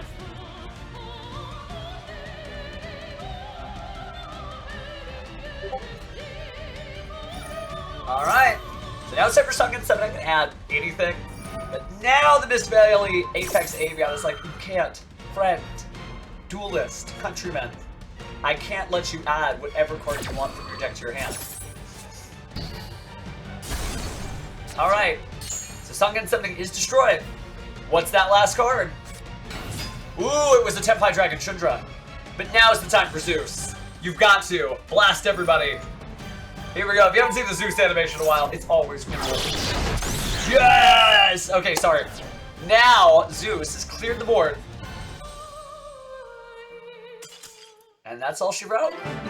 That was enough. So, really cool deck there from Matt002. Like, just great stuff here. Alright, is there anybody left to spectate? We haven't seen DJ Cringe or Vagabond. So let's see if we get a cringy duel. No, it's not going to be cringy. It's going to be cool. Especially this late in the tournament. These are like duelists that are... They'd be dueling until tomorrow, if the powers that be asked. Alright, just a nice little plain Duelist Cup field here from 2024 September. Looks like we're seeing Melodious, and wow, royal finish on that refrain, but unfortunately for the refrain, Infinite Impermanence is saying, well, we'll heal you on the next refrain, but not this one. Alright, so, up next is Soprano. We're gonna fusion summon, but you can't include this card if the card's destroyed. But Called by the Grave says, almost happening. Almost. So point over there. Vanishing the Ghost Ogre and Snow Rabbit, negating its effect until the end of next turn. Now, polymerization. Ish. And here comes Baka the Melodious Maestro. So, refrain. Since it is in the pendulum, or excuse me, it's in the extra deck face up, that's good to go into the pendulum zone. Now we got Chopina, the Melodious Maestro. Gonna use Chopina, the Melodious Maestro to get back the couplet that was sent to the graveyard to complete the scales quite handily. But before we do, since that was added, time to special summon. So Soprano's back, and you do get to add Melodious Concerto. And yeah, wind style, cool stuff with the bird accessories there. There is the Melodious Magnificat, the Plowing Etoile. Bucket the Melodious Maestro uses effects, and so does Couplet, getting over to the Pendulum Zone as well, since the Fusion Summon Conducted Wall was in the extra deck face up. And then Bucket the Melodious Maestro is going to bring back Chopina, and then once per turn again, let's go ahead and recycle that Baka. Soprano's going to do a little fusion. I think it's time for Schuberto. And it is Schuberto the Melodious Maestro, able to get rid of 3 cards from the graveyard. That's a quick effect. Gain a little bit of attack. Oh, it's U-Bell time, so that is really going to pay off. Flying Etoile is going to respond here to the Nightmare Pain. So, going to go ahead and banish and bounce. So it's going to resolve without effect. You can only use that effect once per turn. Oh yeah, Dirty, you definitely are going to need Volcanics. 2, I would say. That card does so much. I've seen so many different turns. It's very, very powerful. Speaking of powerful cards, looks like going to return U-Bell and Substrate D-Lotus for Phantom of U-Bell and then try to do Nightmare Pain again. Attacking, that's 2,400 damage. So, by the power invested in U-Bell, time to reflect damage. Alright, Flutter Etoile, the Melodious Magnificat trying to use effect, but Phantom of U-Bell is going to turn that to destroying a U-Bell instead. So, goodbye U-Bell, or Spirit of U-Bell, to bring out Classic U-Bell, but now Max C is being activated, so you can draw a card. Will offset the resource war just a little bit. U-Bell is very, very powerful, can hold their own for quite a while. Schubert's just going to go ahead and banish, though, Infinite Impermanence, Spirit of U-Bell, and Phantom of U-Bell. We are seeing Aria up here. Excuse me, Cannon the Melodious U-Bell. Cannon's not going to play too long, though, because Bloom Harmonist, the Melodious Wire here. And again, discarding. You've got the Melodious Concerto effect. There's so much resource. It goes down, it goes up, and back again. Alright, so Refrain. Using its effect to go ahead and grab another couplet. You can use that couplet, of course, to bring back Soprano. Now you can use Soprano to grab another one. Chopina going to the hand again. Finally, couplet. But Ash Blossom's going to stop that. You have to stop at some point. It does something. Solid Texture's right, though. It's a great, great card. Speaking of great cards, though, Soprano is incredible, too. So we're going to fuse off. Goodbye, Bloom Harmonist. We're going to make another Schuberto. Put that in defense mode. You don't want to go through U-Bell. Everything in defense mode so it doesn't have to attack. Alright, so Nightmare Pain try to do what it does, but of course we can go ahead and bounce a few cards. That's what makes the Melodious Magnificat so powerful. Go ahead and banish 2 to bounce 2. It means you use the effect of Nightmare Pain, nothing happening here. We're going to go ahead and return those 2 monsters to make another Phantom Yubel. Activate the Nightmare Pain, kind of a similar return to last turn, 2000. So, DJ Cringe really doing a great job playing through all this. You think, if you just look at the card count, that Vegamon is making headwinds, but honestly, DJ Cringe, he's just weathering the storm, saying, my Yubel is eventually going to get to you, and it's going to punch you for nothing. You take the damage. Alright, so, Baka the Melodious Maestro. Oh, yeah, no, that makes perfect sense. Speaking of which, Great Light Fairies abound here. That refrain, quarter-century secret rare-esque with that royal glossy finish. So used to that just being the highest rarity, not bad. Alright, but we do have Phantom Yubel changing that effect to go ahead and destroy another Yubel. So really, DJ Cringe is like, no! Yubels can do this! So Spirit of Yubel destroying, Yubel appears. Oh no, but 5 monsters!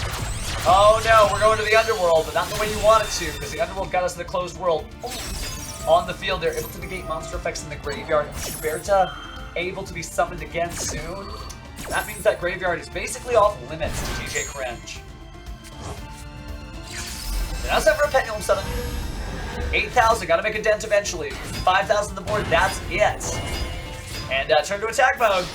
And I think this is gonna be all she wrote. The Melodious Choir sings their way to victory with the help of the Underworld Goddess of the Closed World.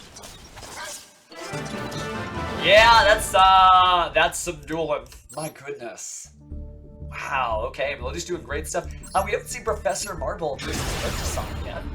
Let's see that. Take a look at the timer here for our Shadow Duelist Tournament round 8. It was 25 minutes from that, so time should be running out. This will probably carry us to the next one. And we get my favorite theme. You ready to jam? Alright, so Nightmare Throne, grabbing Dark Beckoning Beast. Dark Beckoning Beast. Grabbing nothing, because that's plus Joyous Spring will negate that effect, trying to add a card from the deck to the hand that mentions a Sacred Beast. Ojama Yellow. Ojama Yellow is the main character. Spirit of Yubel, go ahead and reveal itself. Let's get it back to the Phantom Yubel. And now, to destroy Phantom Yubel for the Unchained Soul of Sharbara, triggering Nightmare Throne and adding that Spirit of Yubel to the hand. And of course, summoning it to the field, allowing its effect to activate again. This time on the round, but we are still going strong. Nightmare Pain set. Activated. Destroying a card. Goodbye, Spirit of Yubel. Hello, Gruesome Grave Squirmer. And again, I don't know why you say goodbye. I say hello, Yubel. Alright, Gruesome Grave Squirmer. Destroying Yubel. Triggering Yubel's effect in the graveyard to bring out Yubel Terra Incarnate. Alright, let's go ahead and Blink Summon again for, I know it's Unchained Soul Lord of Yama. Don't even have to wonder anywhere at this point. Soul Lord Yama, of course, is going to use its effect, but so is Sharbara.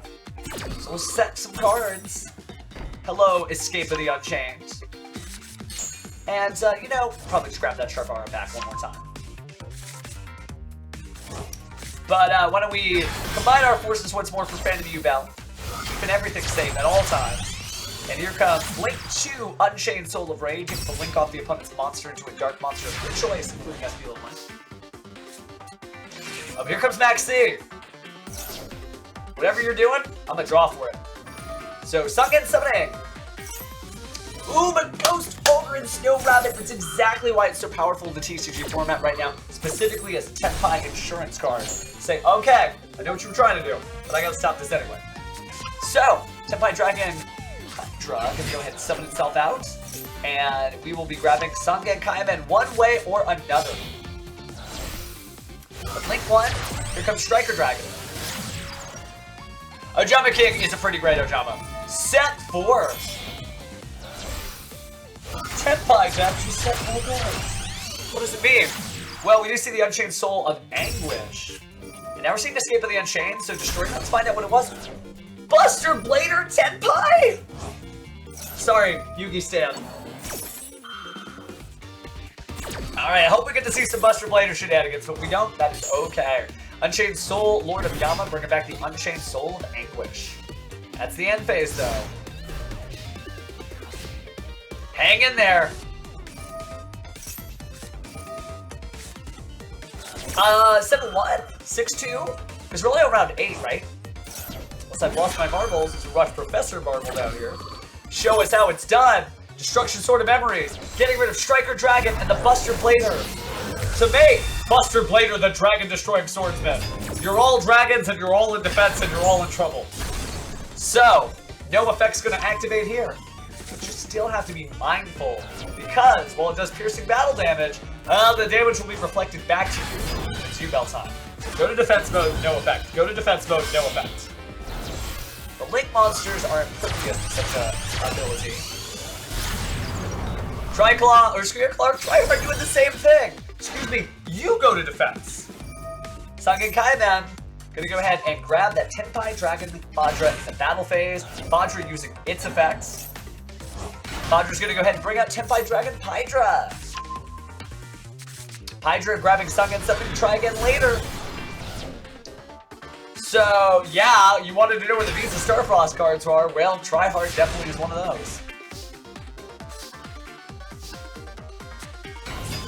Alright. So, Sangen summoning. Putting out that Genroku. Genroku's going to use its effect to bring out Tenpai Dragon, Chundra, and Fadra, excuse me. Going to go ahead and Synchro Summon here. For Sangenpai Biden Dragion. In the extra monster zone, they're still in defense mode. And still a little special summon. Fadra can still use effect. This isn't Maguska, it's not quite that crazy. But again, none of those U-Bell effects being able to be used because of the Buster Blader, the Dragon Destroying Sword. Iron and Black Rose Dragon try and destroy everything. Good chain! Phantom U-Bell, do what it does. That monster's not a dragon because it's no longer on the field, so Spirit of U-Bell will be destroyed. U-Bell will be summoned, but hey, U-Bell, you're a dragon now. Even if you weren't going to go to defense, I'm going to put you in defense. Alright, finally, it's Sangenpai Transcendent Dragion. So Buster Blader, let's get us all back up. Everybody to attack mode. Everybody to defense mode. We're all dancing here. Especially the song. So nothing happened there. Everybody got up, everybody got down. Slide to the left. Alright, so Sharvara to defense mode from the Tryhard. But the Tryhard's really what's keeping Urtasam in the game. So U-Bell's effects bring out U-Bell Terror Incarnate in defense mode. And Nightmare Throne gonna replace that Phantom of U-Bell. These replacing cards, let's go ahead and bring back the Unchained Soul Lord of Yama.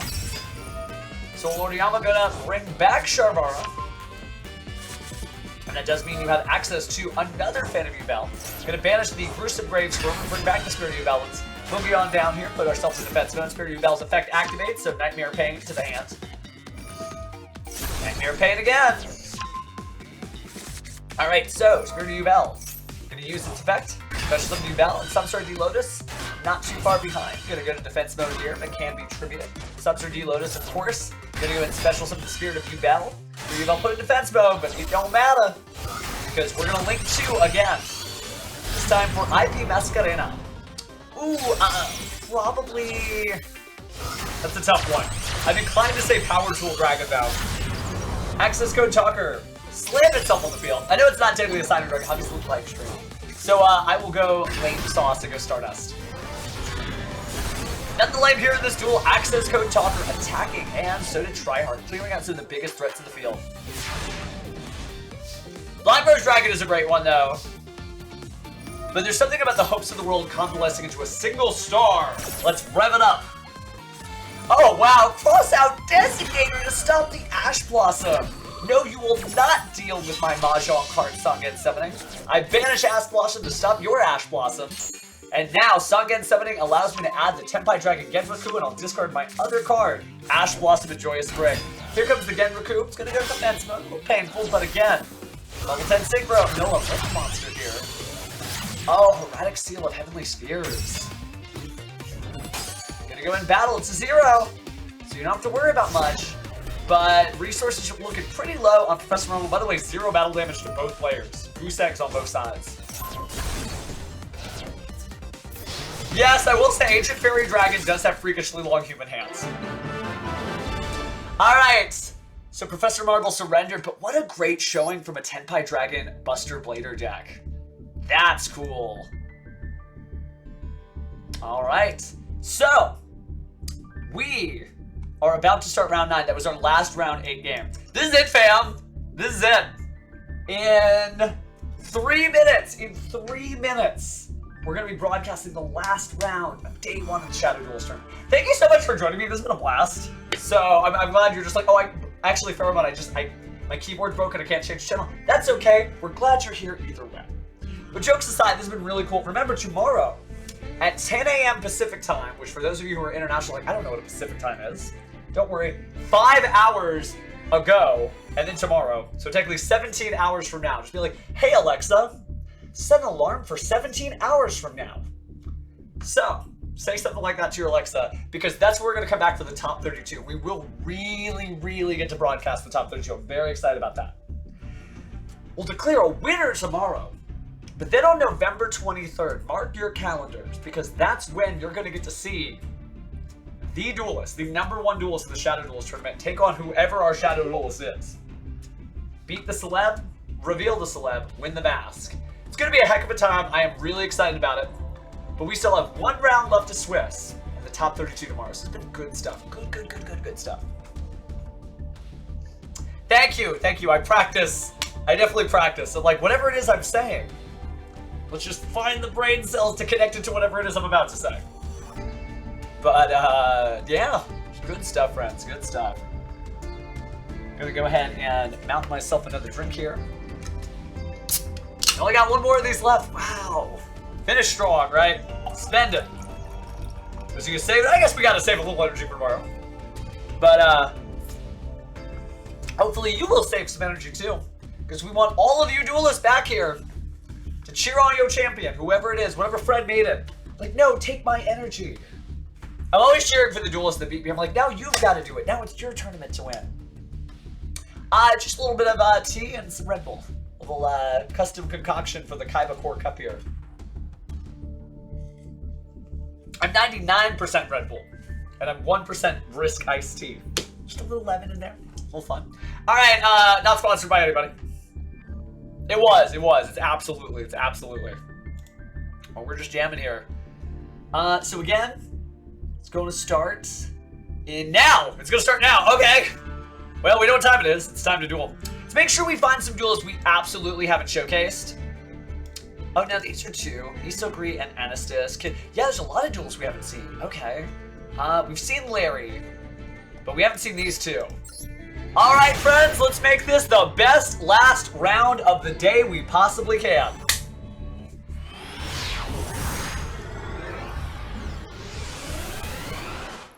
Yes. Yes, I do. Yeah, absolutely. All right, so, getting focused. Talked about Mahjong. It's time for the Dora Dora, which means extra points, but no, it's not time for the Dora Dora. Ash Blossom and Joy Spring. We'll stop that card from adding anything from the deck. So, yeah. Playing in the Dogmatica Cathedral here, although it's recently been renovated with a little bit of Blue Eyes motifs there on the floor. Alright, we're getting Raigeki. And that's it.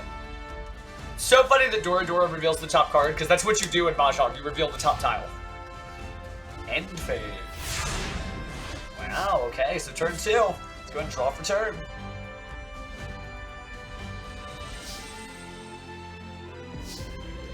Alright, it's cruise control for cool here. 5 cards, and you're just staring down 1 little Tenpai Dragon. You know the next thing you're gonna draw is Raigeki, so you gotta make this turn count. And hey, that's one way to do it! It's Tenpai Dragon Fajr right off the top. Battle phase. 16? Something's going on. No, it's not. Sunken Kaimen from the hands? Maybe. No, okay. We got ourselves like a little bit of a little scrappy match. Like, I'll get one on you and you'll get one on me. Okay, absolutely. Well, we're trying to make sure that we show different people. It's not about different decks, Larry. We want to make sure that everybody gets their moment, and technically, if you rewind through the stream, you'll find yours too. And good luck, friends. The last round. Raigeki, we knew was coming. Maybe. It is just like a little bit of a Tenpai scrapper fight. They don't have a Tenpai card like right now. Is it just past turn to just pray? This would be holding for suspense, by the way. Battle phase. Sunken Kaimen for there. There it is. Okay. It was too good to be true to watch the Tenpai monsters just be like, Ash Blossom and Joyous Spring. Okay, we do got ourselves a match. This is it. Both of these duelists are definitely in the running. Trying to make it to the top 32, playing a very strong deck built to win games just like this. And yet neither can establish a board presence at all. Holding each other, keeping each other honest. Disagree having card advantage by one card. Can one card do it?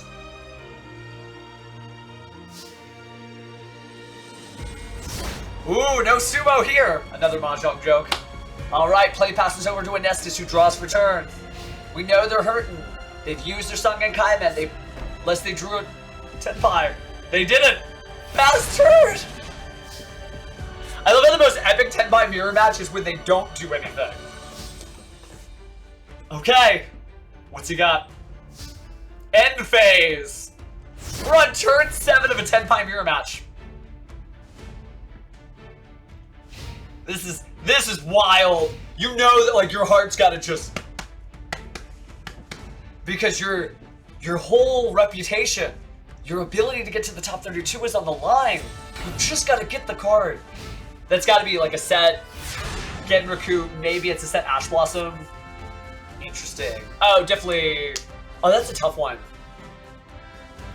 Yeah, I'll come back to you on that one for sure.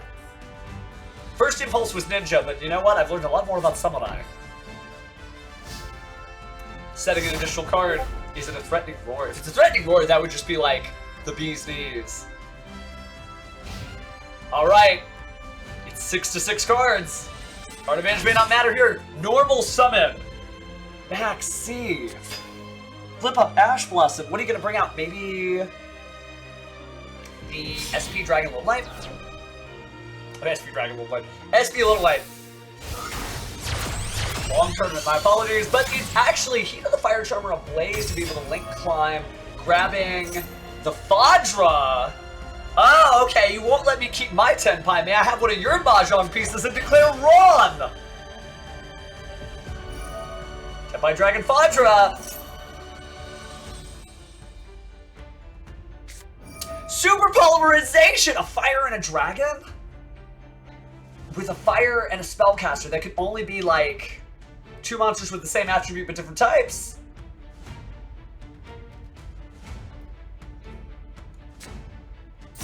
Discarding Nibiru. Alright, let's see what these monsters combine into. It's Super Polymerization time. Chol Yugol. So fusion. Yeah, Mud Dragon Swamp. Alright, Fadra's still gonna bring out the Dora. It's up to the Dora. Is it on top? Dora's effect activates. Reveal Fire Dragon from the top of the deck. Infinite and permanent, swing and a miss. We are still in this game. It is turn 9. It is turn 9. This is like... Is it the most exciting Tempo match? Technically, yeah. Alright, draw for turn. Turn to attack mode. I mean, it's kind of a dragon. Battle phase.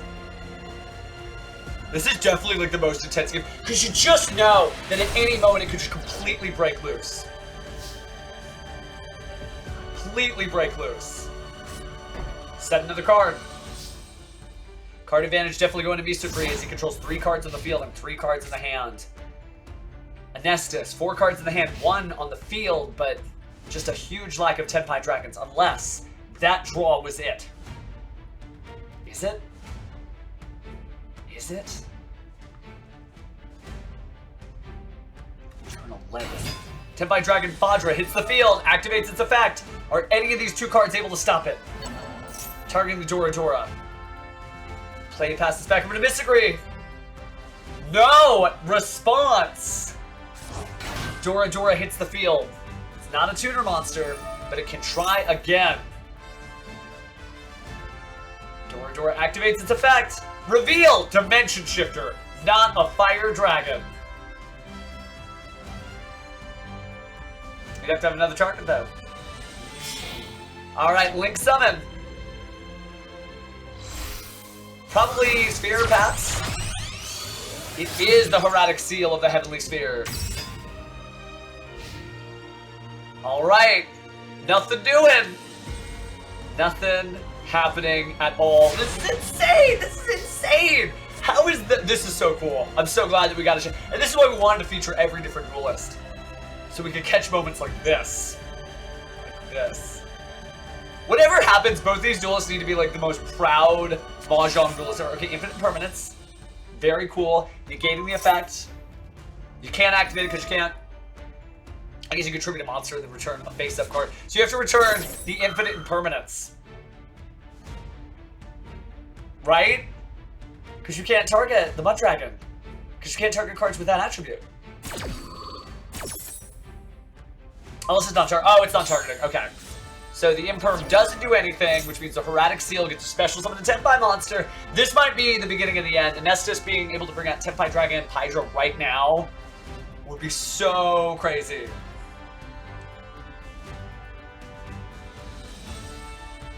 Alright, so. Yeah, that's wild, by the way, Vox. That's absolutely, I saw your comment. That's wild. But, yeah, gets it done. That's why it's such a strong play. Because you just activate it and they try to do something like, oh, that one instead. So here's Hydra. Yeah, it's at 0. But it's just going to activate. And just the mere thought of grabbing. Oh, but it's not going to do it because of Ash Blossom. So now it's just about whether or not Misogri can get rid of the face-up attack position Tenpai Dragon Hydra. I guess so, Techno Tenor, yeah. Hang in there, friend. It's time for the repeat.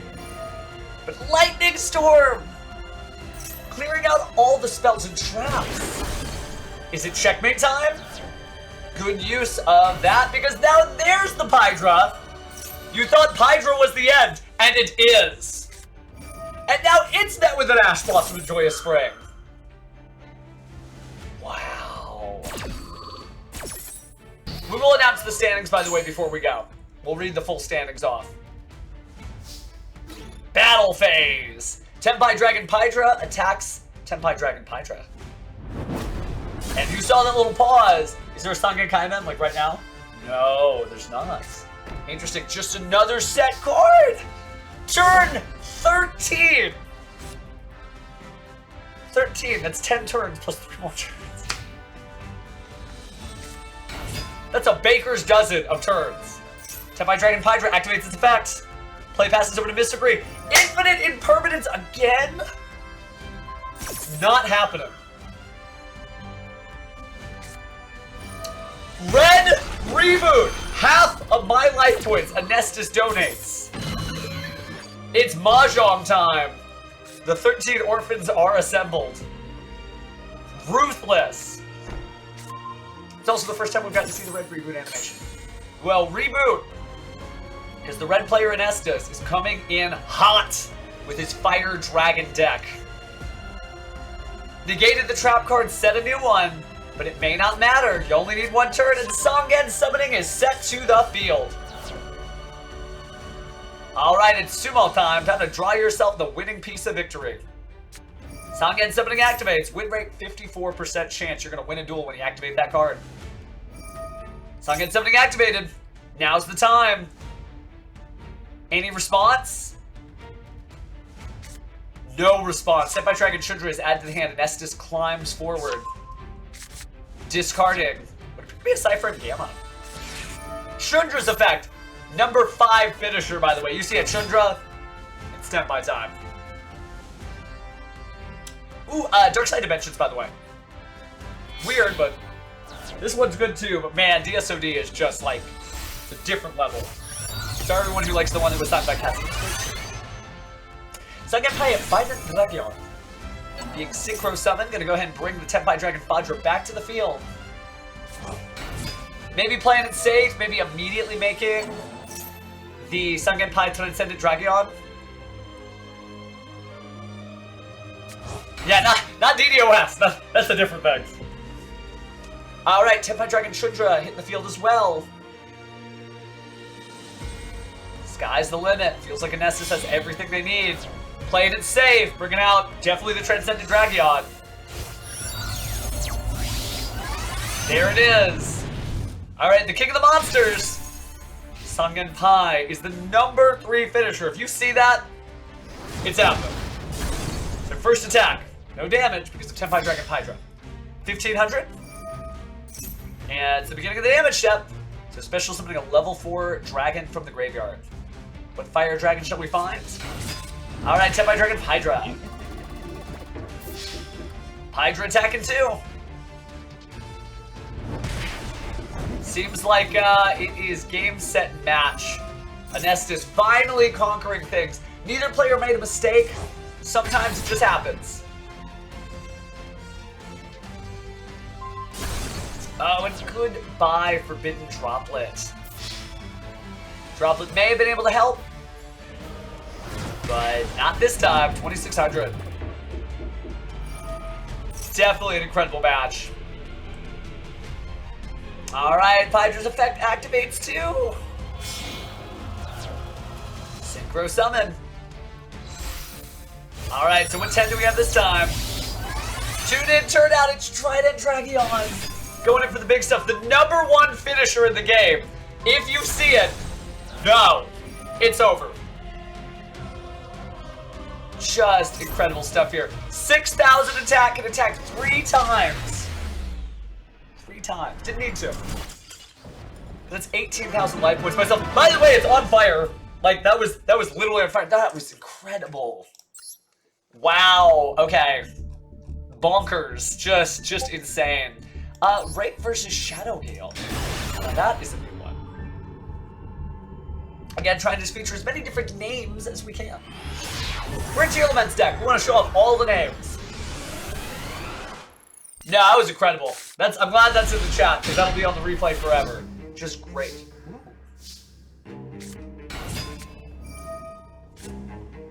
What if we get to like an expensive watch commercial here?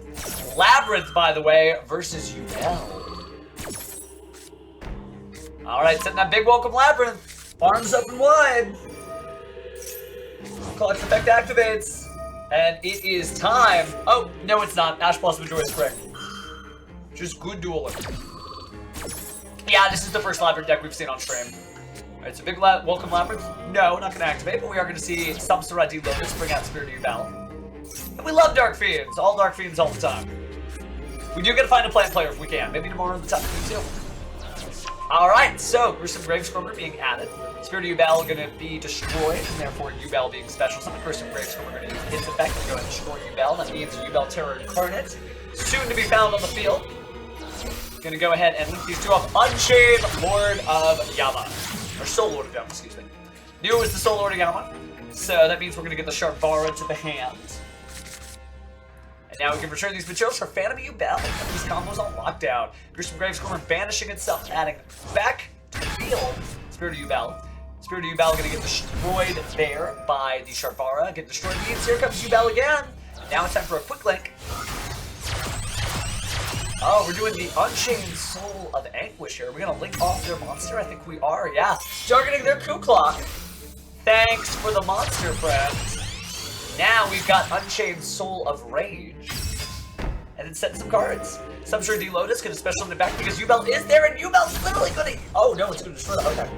I thought Yubel was actually gonna do like the Lotus loop. And Dear Servant. Alright, we got our Dogmatica Maximus. So we do have the Golden Cloud Beast trying to get rid of that Unchained Soul of Rage. But Phantom Yubel tries to trip itself to change that effect and call by the grave. Well, you know what to do. And, interestingly enough, we are going to destroy the Soul of Rage just to get rid of the Call by the Grave, not necessarily because we want to defeat it, but because that means we automatically get to destroy some stuff. And so, honestly, really good looking at my Ray to set up a more interesting field there. So, here we go again. Banish it, or bring it back the Soul of Rage. Chains on chains. So, back to the hand, Spirit of Yubel. And back to the field, Unchained Soul of Rage. Anayana, the Labyrinth Servant, gonna bring out the Labyrinth Chandraglier. Go ahead and just, we'll do a little dusting here and there.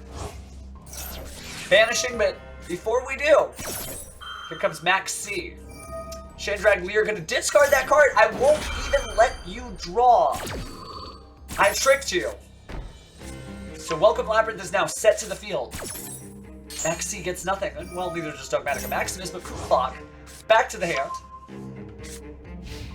Battle phase. Main phase? End phase. Okay. So Battle of the Dark Fiend monsters. We're still not live, actually. We're trying to catch up still. Dark Beckoning Beast activates its effect. Gonna grab Opening of the Spirit Gates. Opening of the Spirit Gates immediately splash on the field, I assume. But Kulak's actually gonna be discarded first. Dark Beckoning Beast is being linked off into Southbound Great Almirage. Popular monster for a lot of your formats, but I haven't seen it recently. Substrate Lotus, tripping itself to bring out Spirit of Yubel. It'll use its effect to grab Nightmare Pain, copy number 2. Nightmare Pain is going to destroy Spirit of Yubel to grab Gruesome Grave Squirmer. That'll mean that Spirit of Yubel's effect is triggered. So because it was destroyed, hello Yubel back to the field. Now we'll see Almirage and Yubel link some into an SP Little Knight. Did use a monster with different extra deck type there, so we are going to see banish some cards from the graveyard, but Welcome Labyrinth is also going to be activated. We're going to banish build Welcome Labyrinth to target our monster and bounce, but now we can still use SP Little Knight to go ahead and bounce both of those monsters to their banishment. Oh, Aria's absolutely IEG. We haven't seen it yet for this duel. Ariana on the Labyrinth Servant. Trying to use effect, but Infinite Perfect saying, yeah, maybe down.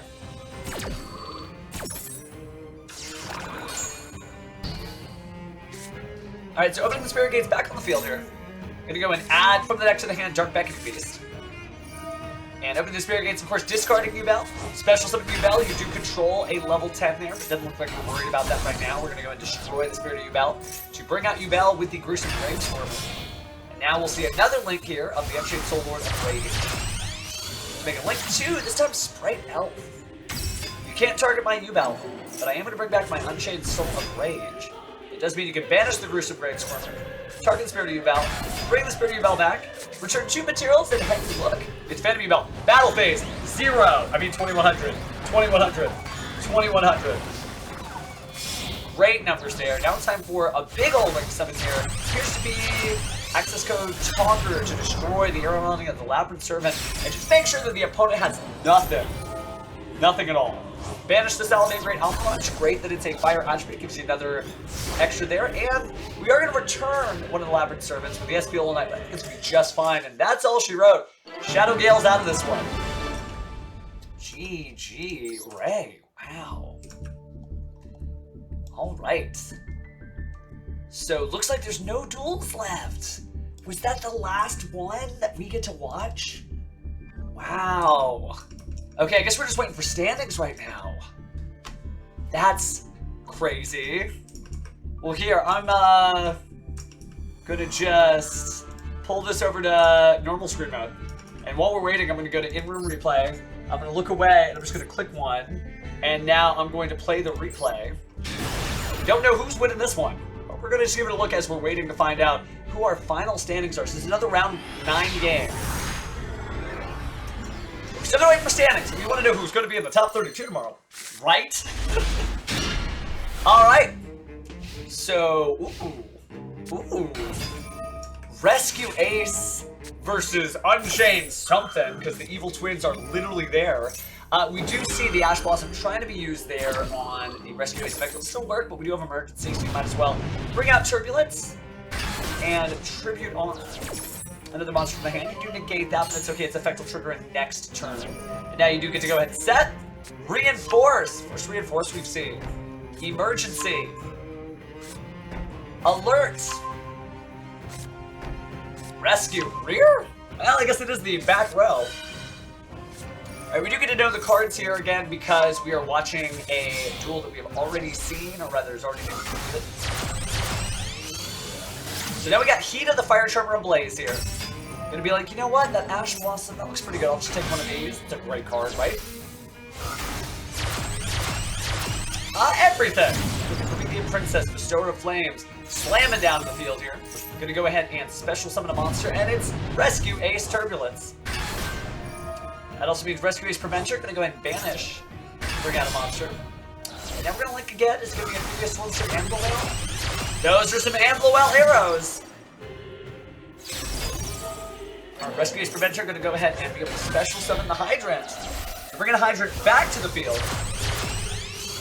So bringing out SP Level 9. So just a really good classic Age of Overlord field. I guess a little bit further in the future because it does have reinforced, but just like good stuff. So, Live Twin, wow, it's actually good to see Evil Twin Live Twin, that's cool. So, Live Twin Lilla, trying to do what it does best, bring out its companion, Kiss-a-Kill. And the alert would have been good. There should be rescue would have been good. But we are going to stop that monster. Now, this actually doesn't work the way the duelist will hope. By using Escalate All Night to banish that, that does mean you're going to special summon Kiss-a-Kill and not control any cards, which means it can bring up Lilla out of its own. So, there's the Kiss-Kill. Kiss-Kill's effect activates. Oh, but it had the infinite permanence in order to slow that down. So, trying its best to keep things temperate, right? Measured. Set the card there. SPL Knight returns both the twins back to the field. Alright, Snake Eye Oak. Gonna go ahead and bring back the Rescue Ace Hydrant, which is gonna add Rescue Ace Fire Engine, just in case the opponent summons any cards. Now we're gonna link forward here. Looks like it's Access Code Talker. Yeah, it's Access Code Talker. Alright, well, Access Integration. Take a look at the timing here. The round should end about 2 minutes, so it'll probably be our last duel that we get to watch. We are seeing Access Code Talker just vanish and rifle through all of this. Extinguish. Be gone! Lilla, Kiss-a-Kill. There's no room for you here. Rescue Ace Airlifter, gonna go ahead and special summon, and then that means you do get to do the Rescue Ace Fire Engine. And now 43! 3,000. That's game. Wow, okay. Wow. Just crazy stuff today. We've got to see Evil Twin Live Twin. Whoa. Alright, well now you've got some spoilers here. So now we're just waiting. Just taking a little chill as we find out everything about tomorrow's Top 32. So they should be calling time in just a few minutes here. And that's just insane. Gonna make sure to check in on our chatters here.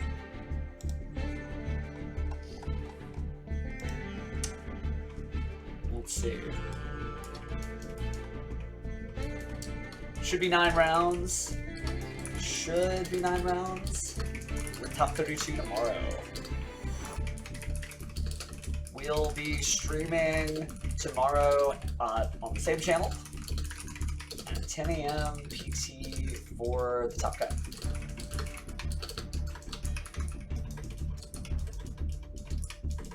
At HTTP Twitch. Also uploading all the day 1 coverage to YouTube later tonight at, well, you know the URL. I'm gonna type this in, especially if you're watching this from YouTube. It'll be funny to be like, why is he typing it in? I'm right here. I know you're right here, fam. It's for them in the chat, so they know too.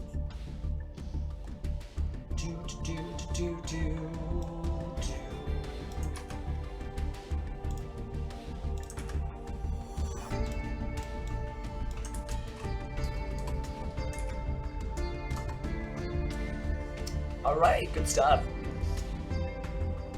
All right, take a look at Guess the Celeb. Any new guesses? Xavier Woods again. Tiger Woods. So I guess everybody with the last name Woods.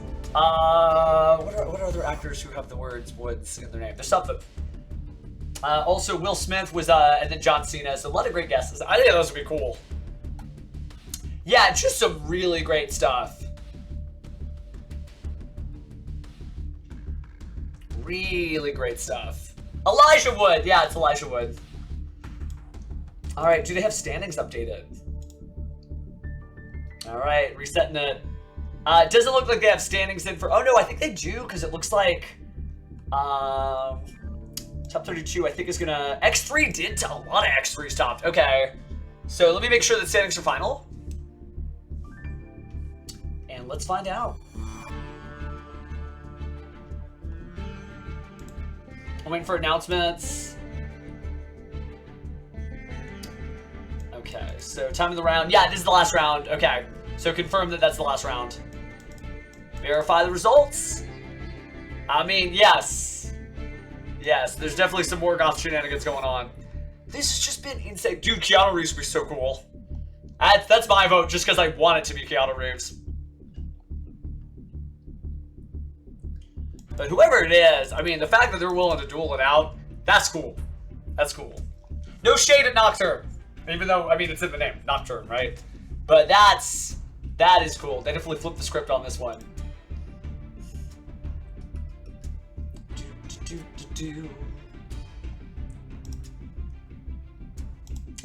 I think, yeah, we're just waiting. I'm just gonna check the channel here.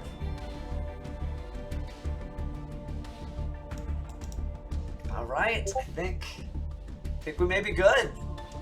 On the YCS, I think they just finished round 5, so we did 9 rounds of single cut Master Duel, which is nuts. Just insane. Insane stuff. Speaking of which, that could be cognac. Alright, so everybody, I think, let me, because I don't want to announce the standings until they're like final. I want to make sure that I get like the best information for all you duelists, so don't worry, we'll have the time codes. You'll get your standards. You'll get your standards. Wait for announcement. I think results are done. Yeah, I'm just taking a look through all the Discord stuff. You see me averting my eyes here. But let me hit refresh, see if all results are in. I think maybe all results are in. Let me ask the tournament staff so we're good. Let me know when standings are final so I can announce. Because this is a stacked top 32. We've seen some crazy duelists. Oh, appliancers, that's cool. Alright, so yeah, they're gonna let us know. We're just gonna chill here for a sec. So I'll just wait for the beep beeps, and then we'll announce standings. So there's one more outstanding match going into time. But it's not one of the ones we could stream, so sorry, friends, sorry. This has been insane. Like, and I know, like, it's a wild ride. We've been doing this for, like, about 6 hours. And for 6 hours, other than getting up to stretch, which you should probably do too. Let's go ahead and everybody stretch. This has been quite the crazy set of duels, I would say. So, yeah, we're just chilling out here. We plan on being here tomorrow, same time, 10 a.m. Pacific. But the last thing we're going to do before I set you all free is we're going to announce who it is that's making it. And yeah, hello new friends. For those of you who don't know me, I'm Pheromone. And you might have seen me before, but I recognize that person. Well, I get around Yu-Gi-Oh! I do. I love this game. I do. Obviously. But I have been playing since time immemorial, when the game first came out, which was 2002, so we are 22 years later. And obviously the year's tacked on for the OCG, since it is the 25th anniversary of the Yu-Gi-Oh! Trading Card game. And I never thought we'd be here. I never thought that, like, the year would be 2024. And you and I would be having a chat over virtual reality about some of the coolest duels I think I've ever seen. So, take a look back here as we are just chilling. But just mind-blowing. Mind-blowing. Anybody have any favorites?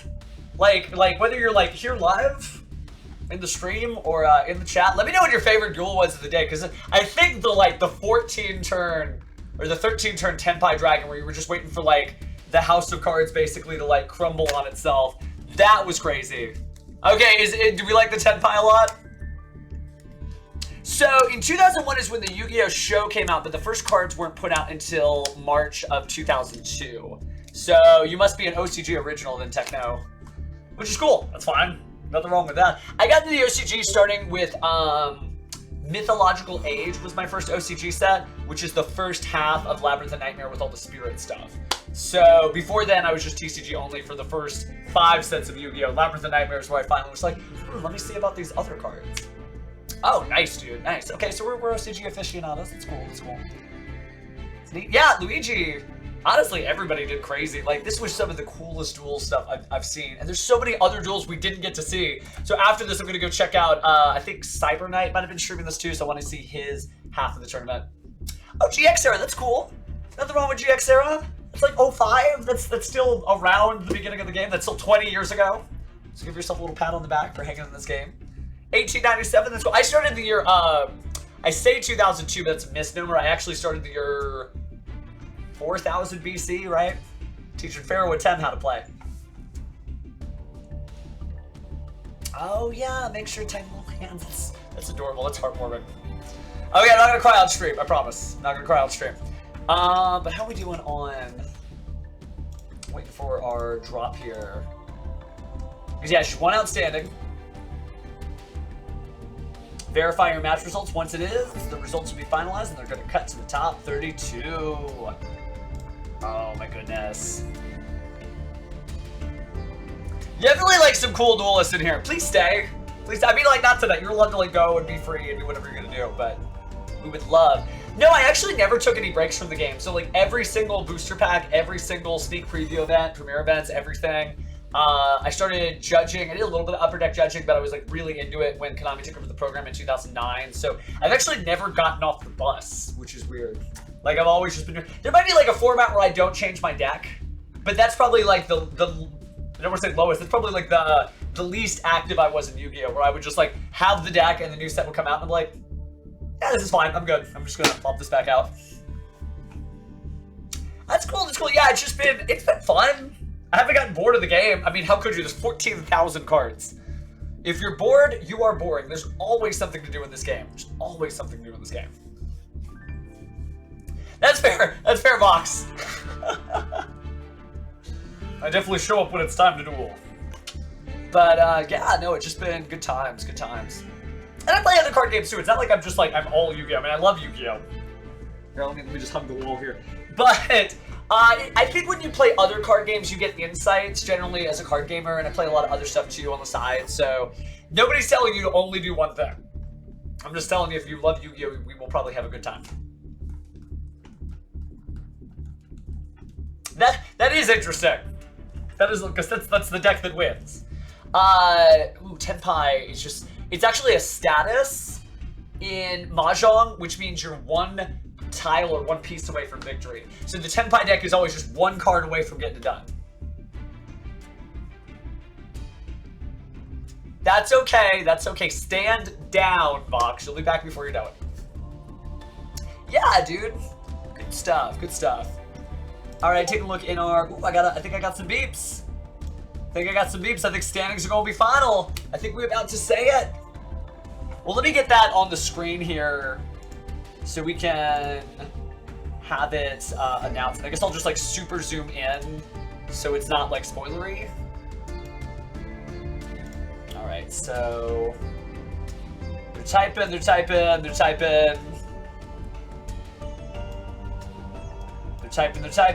About to find out who our top 32 is right here live.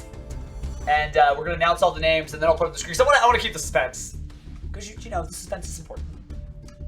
Some great win ratios though. 88% wins for our #1 duelist. Yeah, no, that's like a full game of Mahjong. That's like they went all the way to East like twice, and then yeah, actually that'd be 3 times. All right, I think it's it. My heart. I want to know who we get to see tomorrow. And then the good news, we get to see them tomorrow. I mean, it's just breathtaking. These duelists like really showed out today. All right, are we standings or not? Are we standings? All right, hold your phones.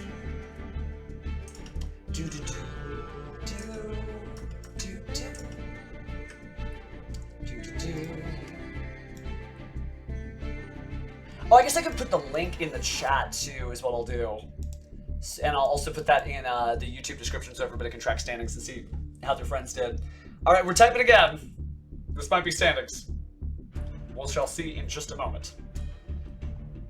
Never had one, I don't think. So, interesting snack. All right. Okay, standings are up. Let's do it. So we're gonna do standings. I'm gonna announce this, and let me just put this on the screen, and I'll just put this like really, really small so we can see it, just the top, and then I'll just lightly scroll down. Okay. Yeah, this will do it. In first place, Shankers. In second place, Arai. How would I do the scrolling down parts? Okay, so it just works out. In third place, Uriel. In fourth place, I wish I was dead today. No, you don't. You did great. Then, fifth place, Anestus. Sixth place, VVV Prince. Seventh place, Ibasal. Eighth place, Vagabond. Ninth place, Noobman. 10th place, Hipster. In 11th place, Higming. In 12th place, Luigi Gundam. In 13th place, Kaito. 14th, Nice Zin. 15th, Carl the Dog. 16th place, Solid Texture. 17th place, Mithril. 18th, Urtisam. We've got Ray Dye holding up 19. Then Young Yeetus, and then Nonstop DC at 21st. 22nd, user 011222110_25892. After that, it's Shadow, or Hesato.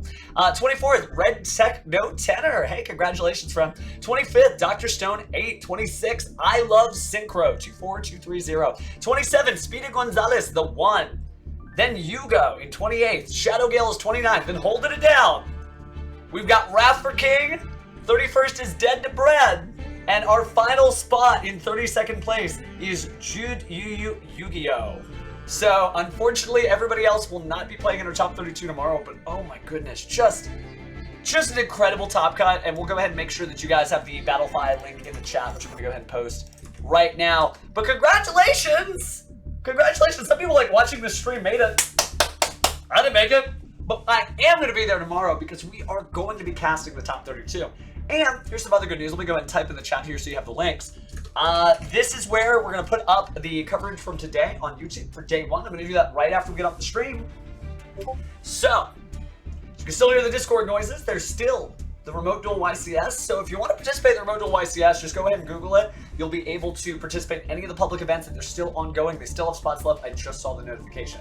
But hey, if you're not interested in that, and you just want cool duels and great vibes like we had today, we will be back tomorrow at 10 a.m. Pacific. When is that? Well, it's time to duel, of course. But in terms of time, look at your clock, rewind it 6 hours. That's what it's going to be. That's 10 a.m. Pacific time wherever you are. So 10 a.m. Pacific. And we're doing it. We're doing it. We will find out who the #1 duelist is for the Shadow Duelist Tournament, and then who will have to fight the coveted and mysterious Shadow Duelist, Axel. Only one way to find out who wins. But until then, you can't stay here. So, you know what that means. You are all free now, friends. Have a great rest of your evening, and we will see you bright and early tomorrow morning for even more Master Duel vibes. Take care.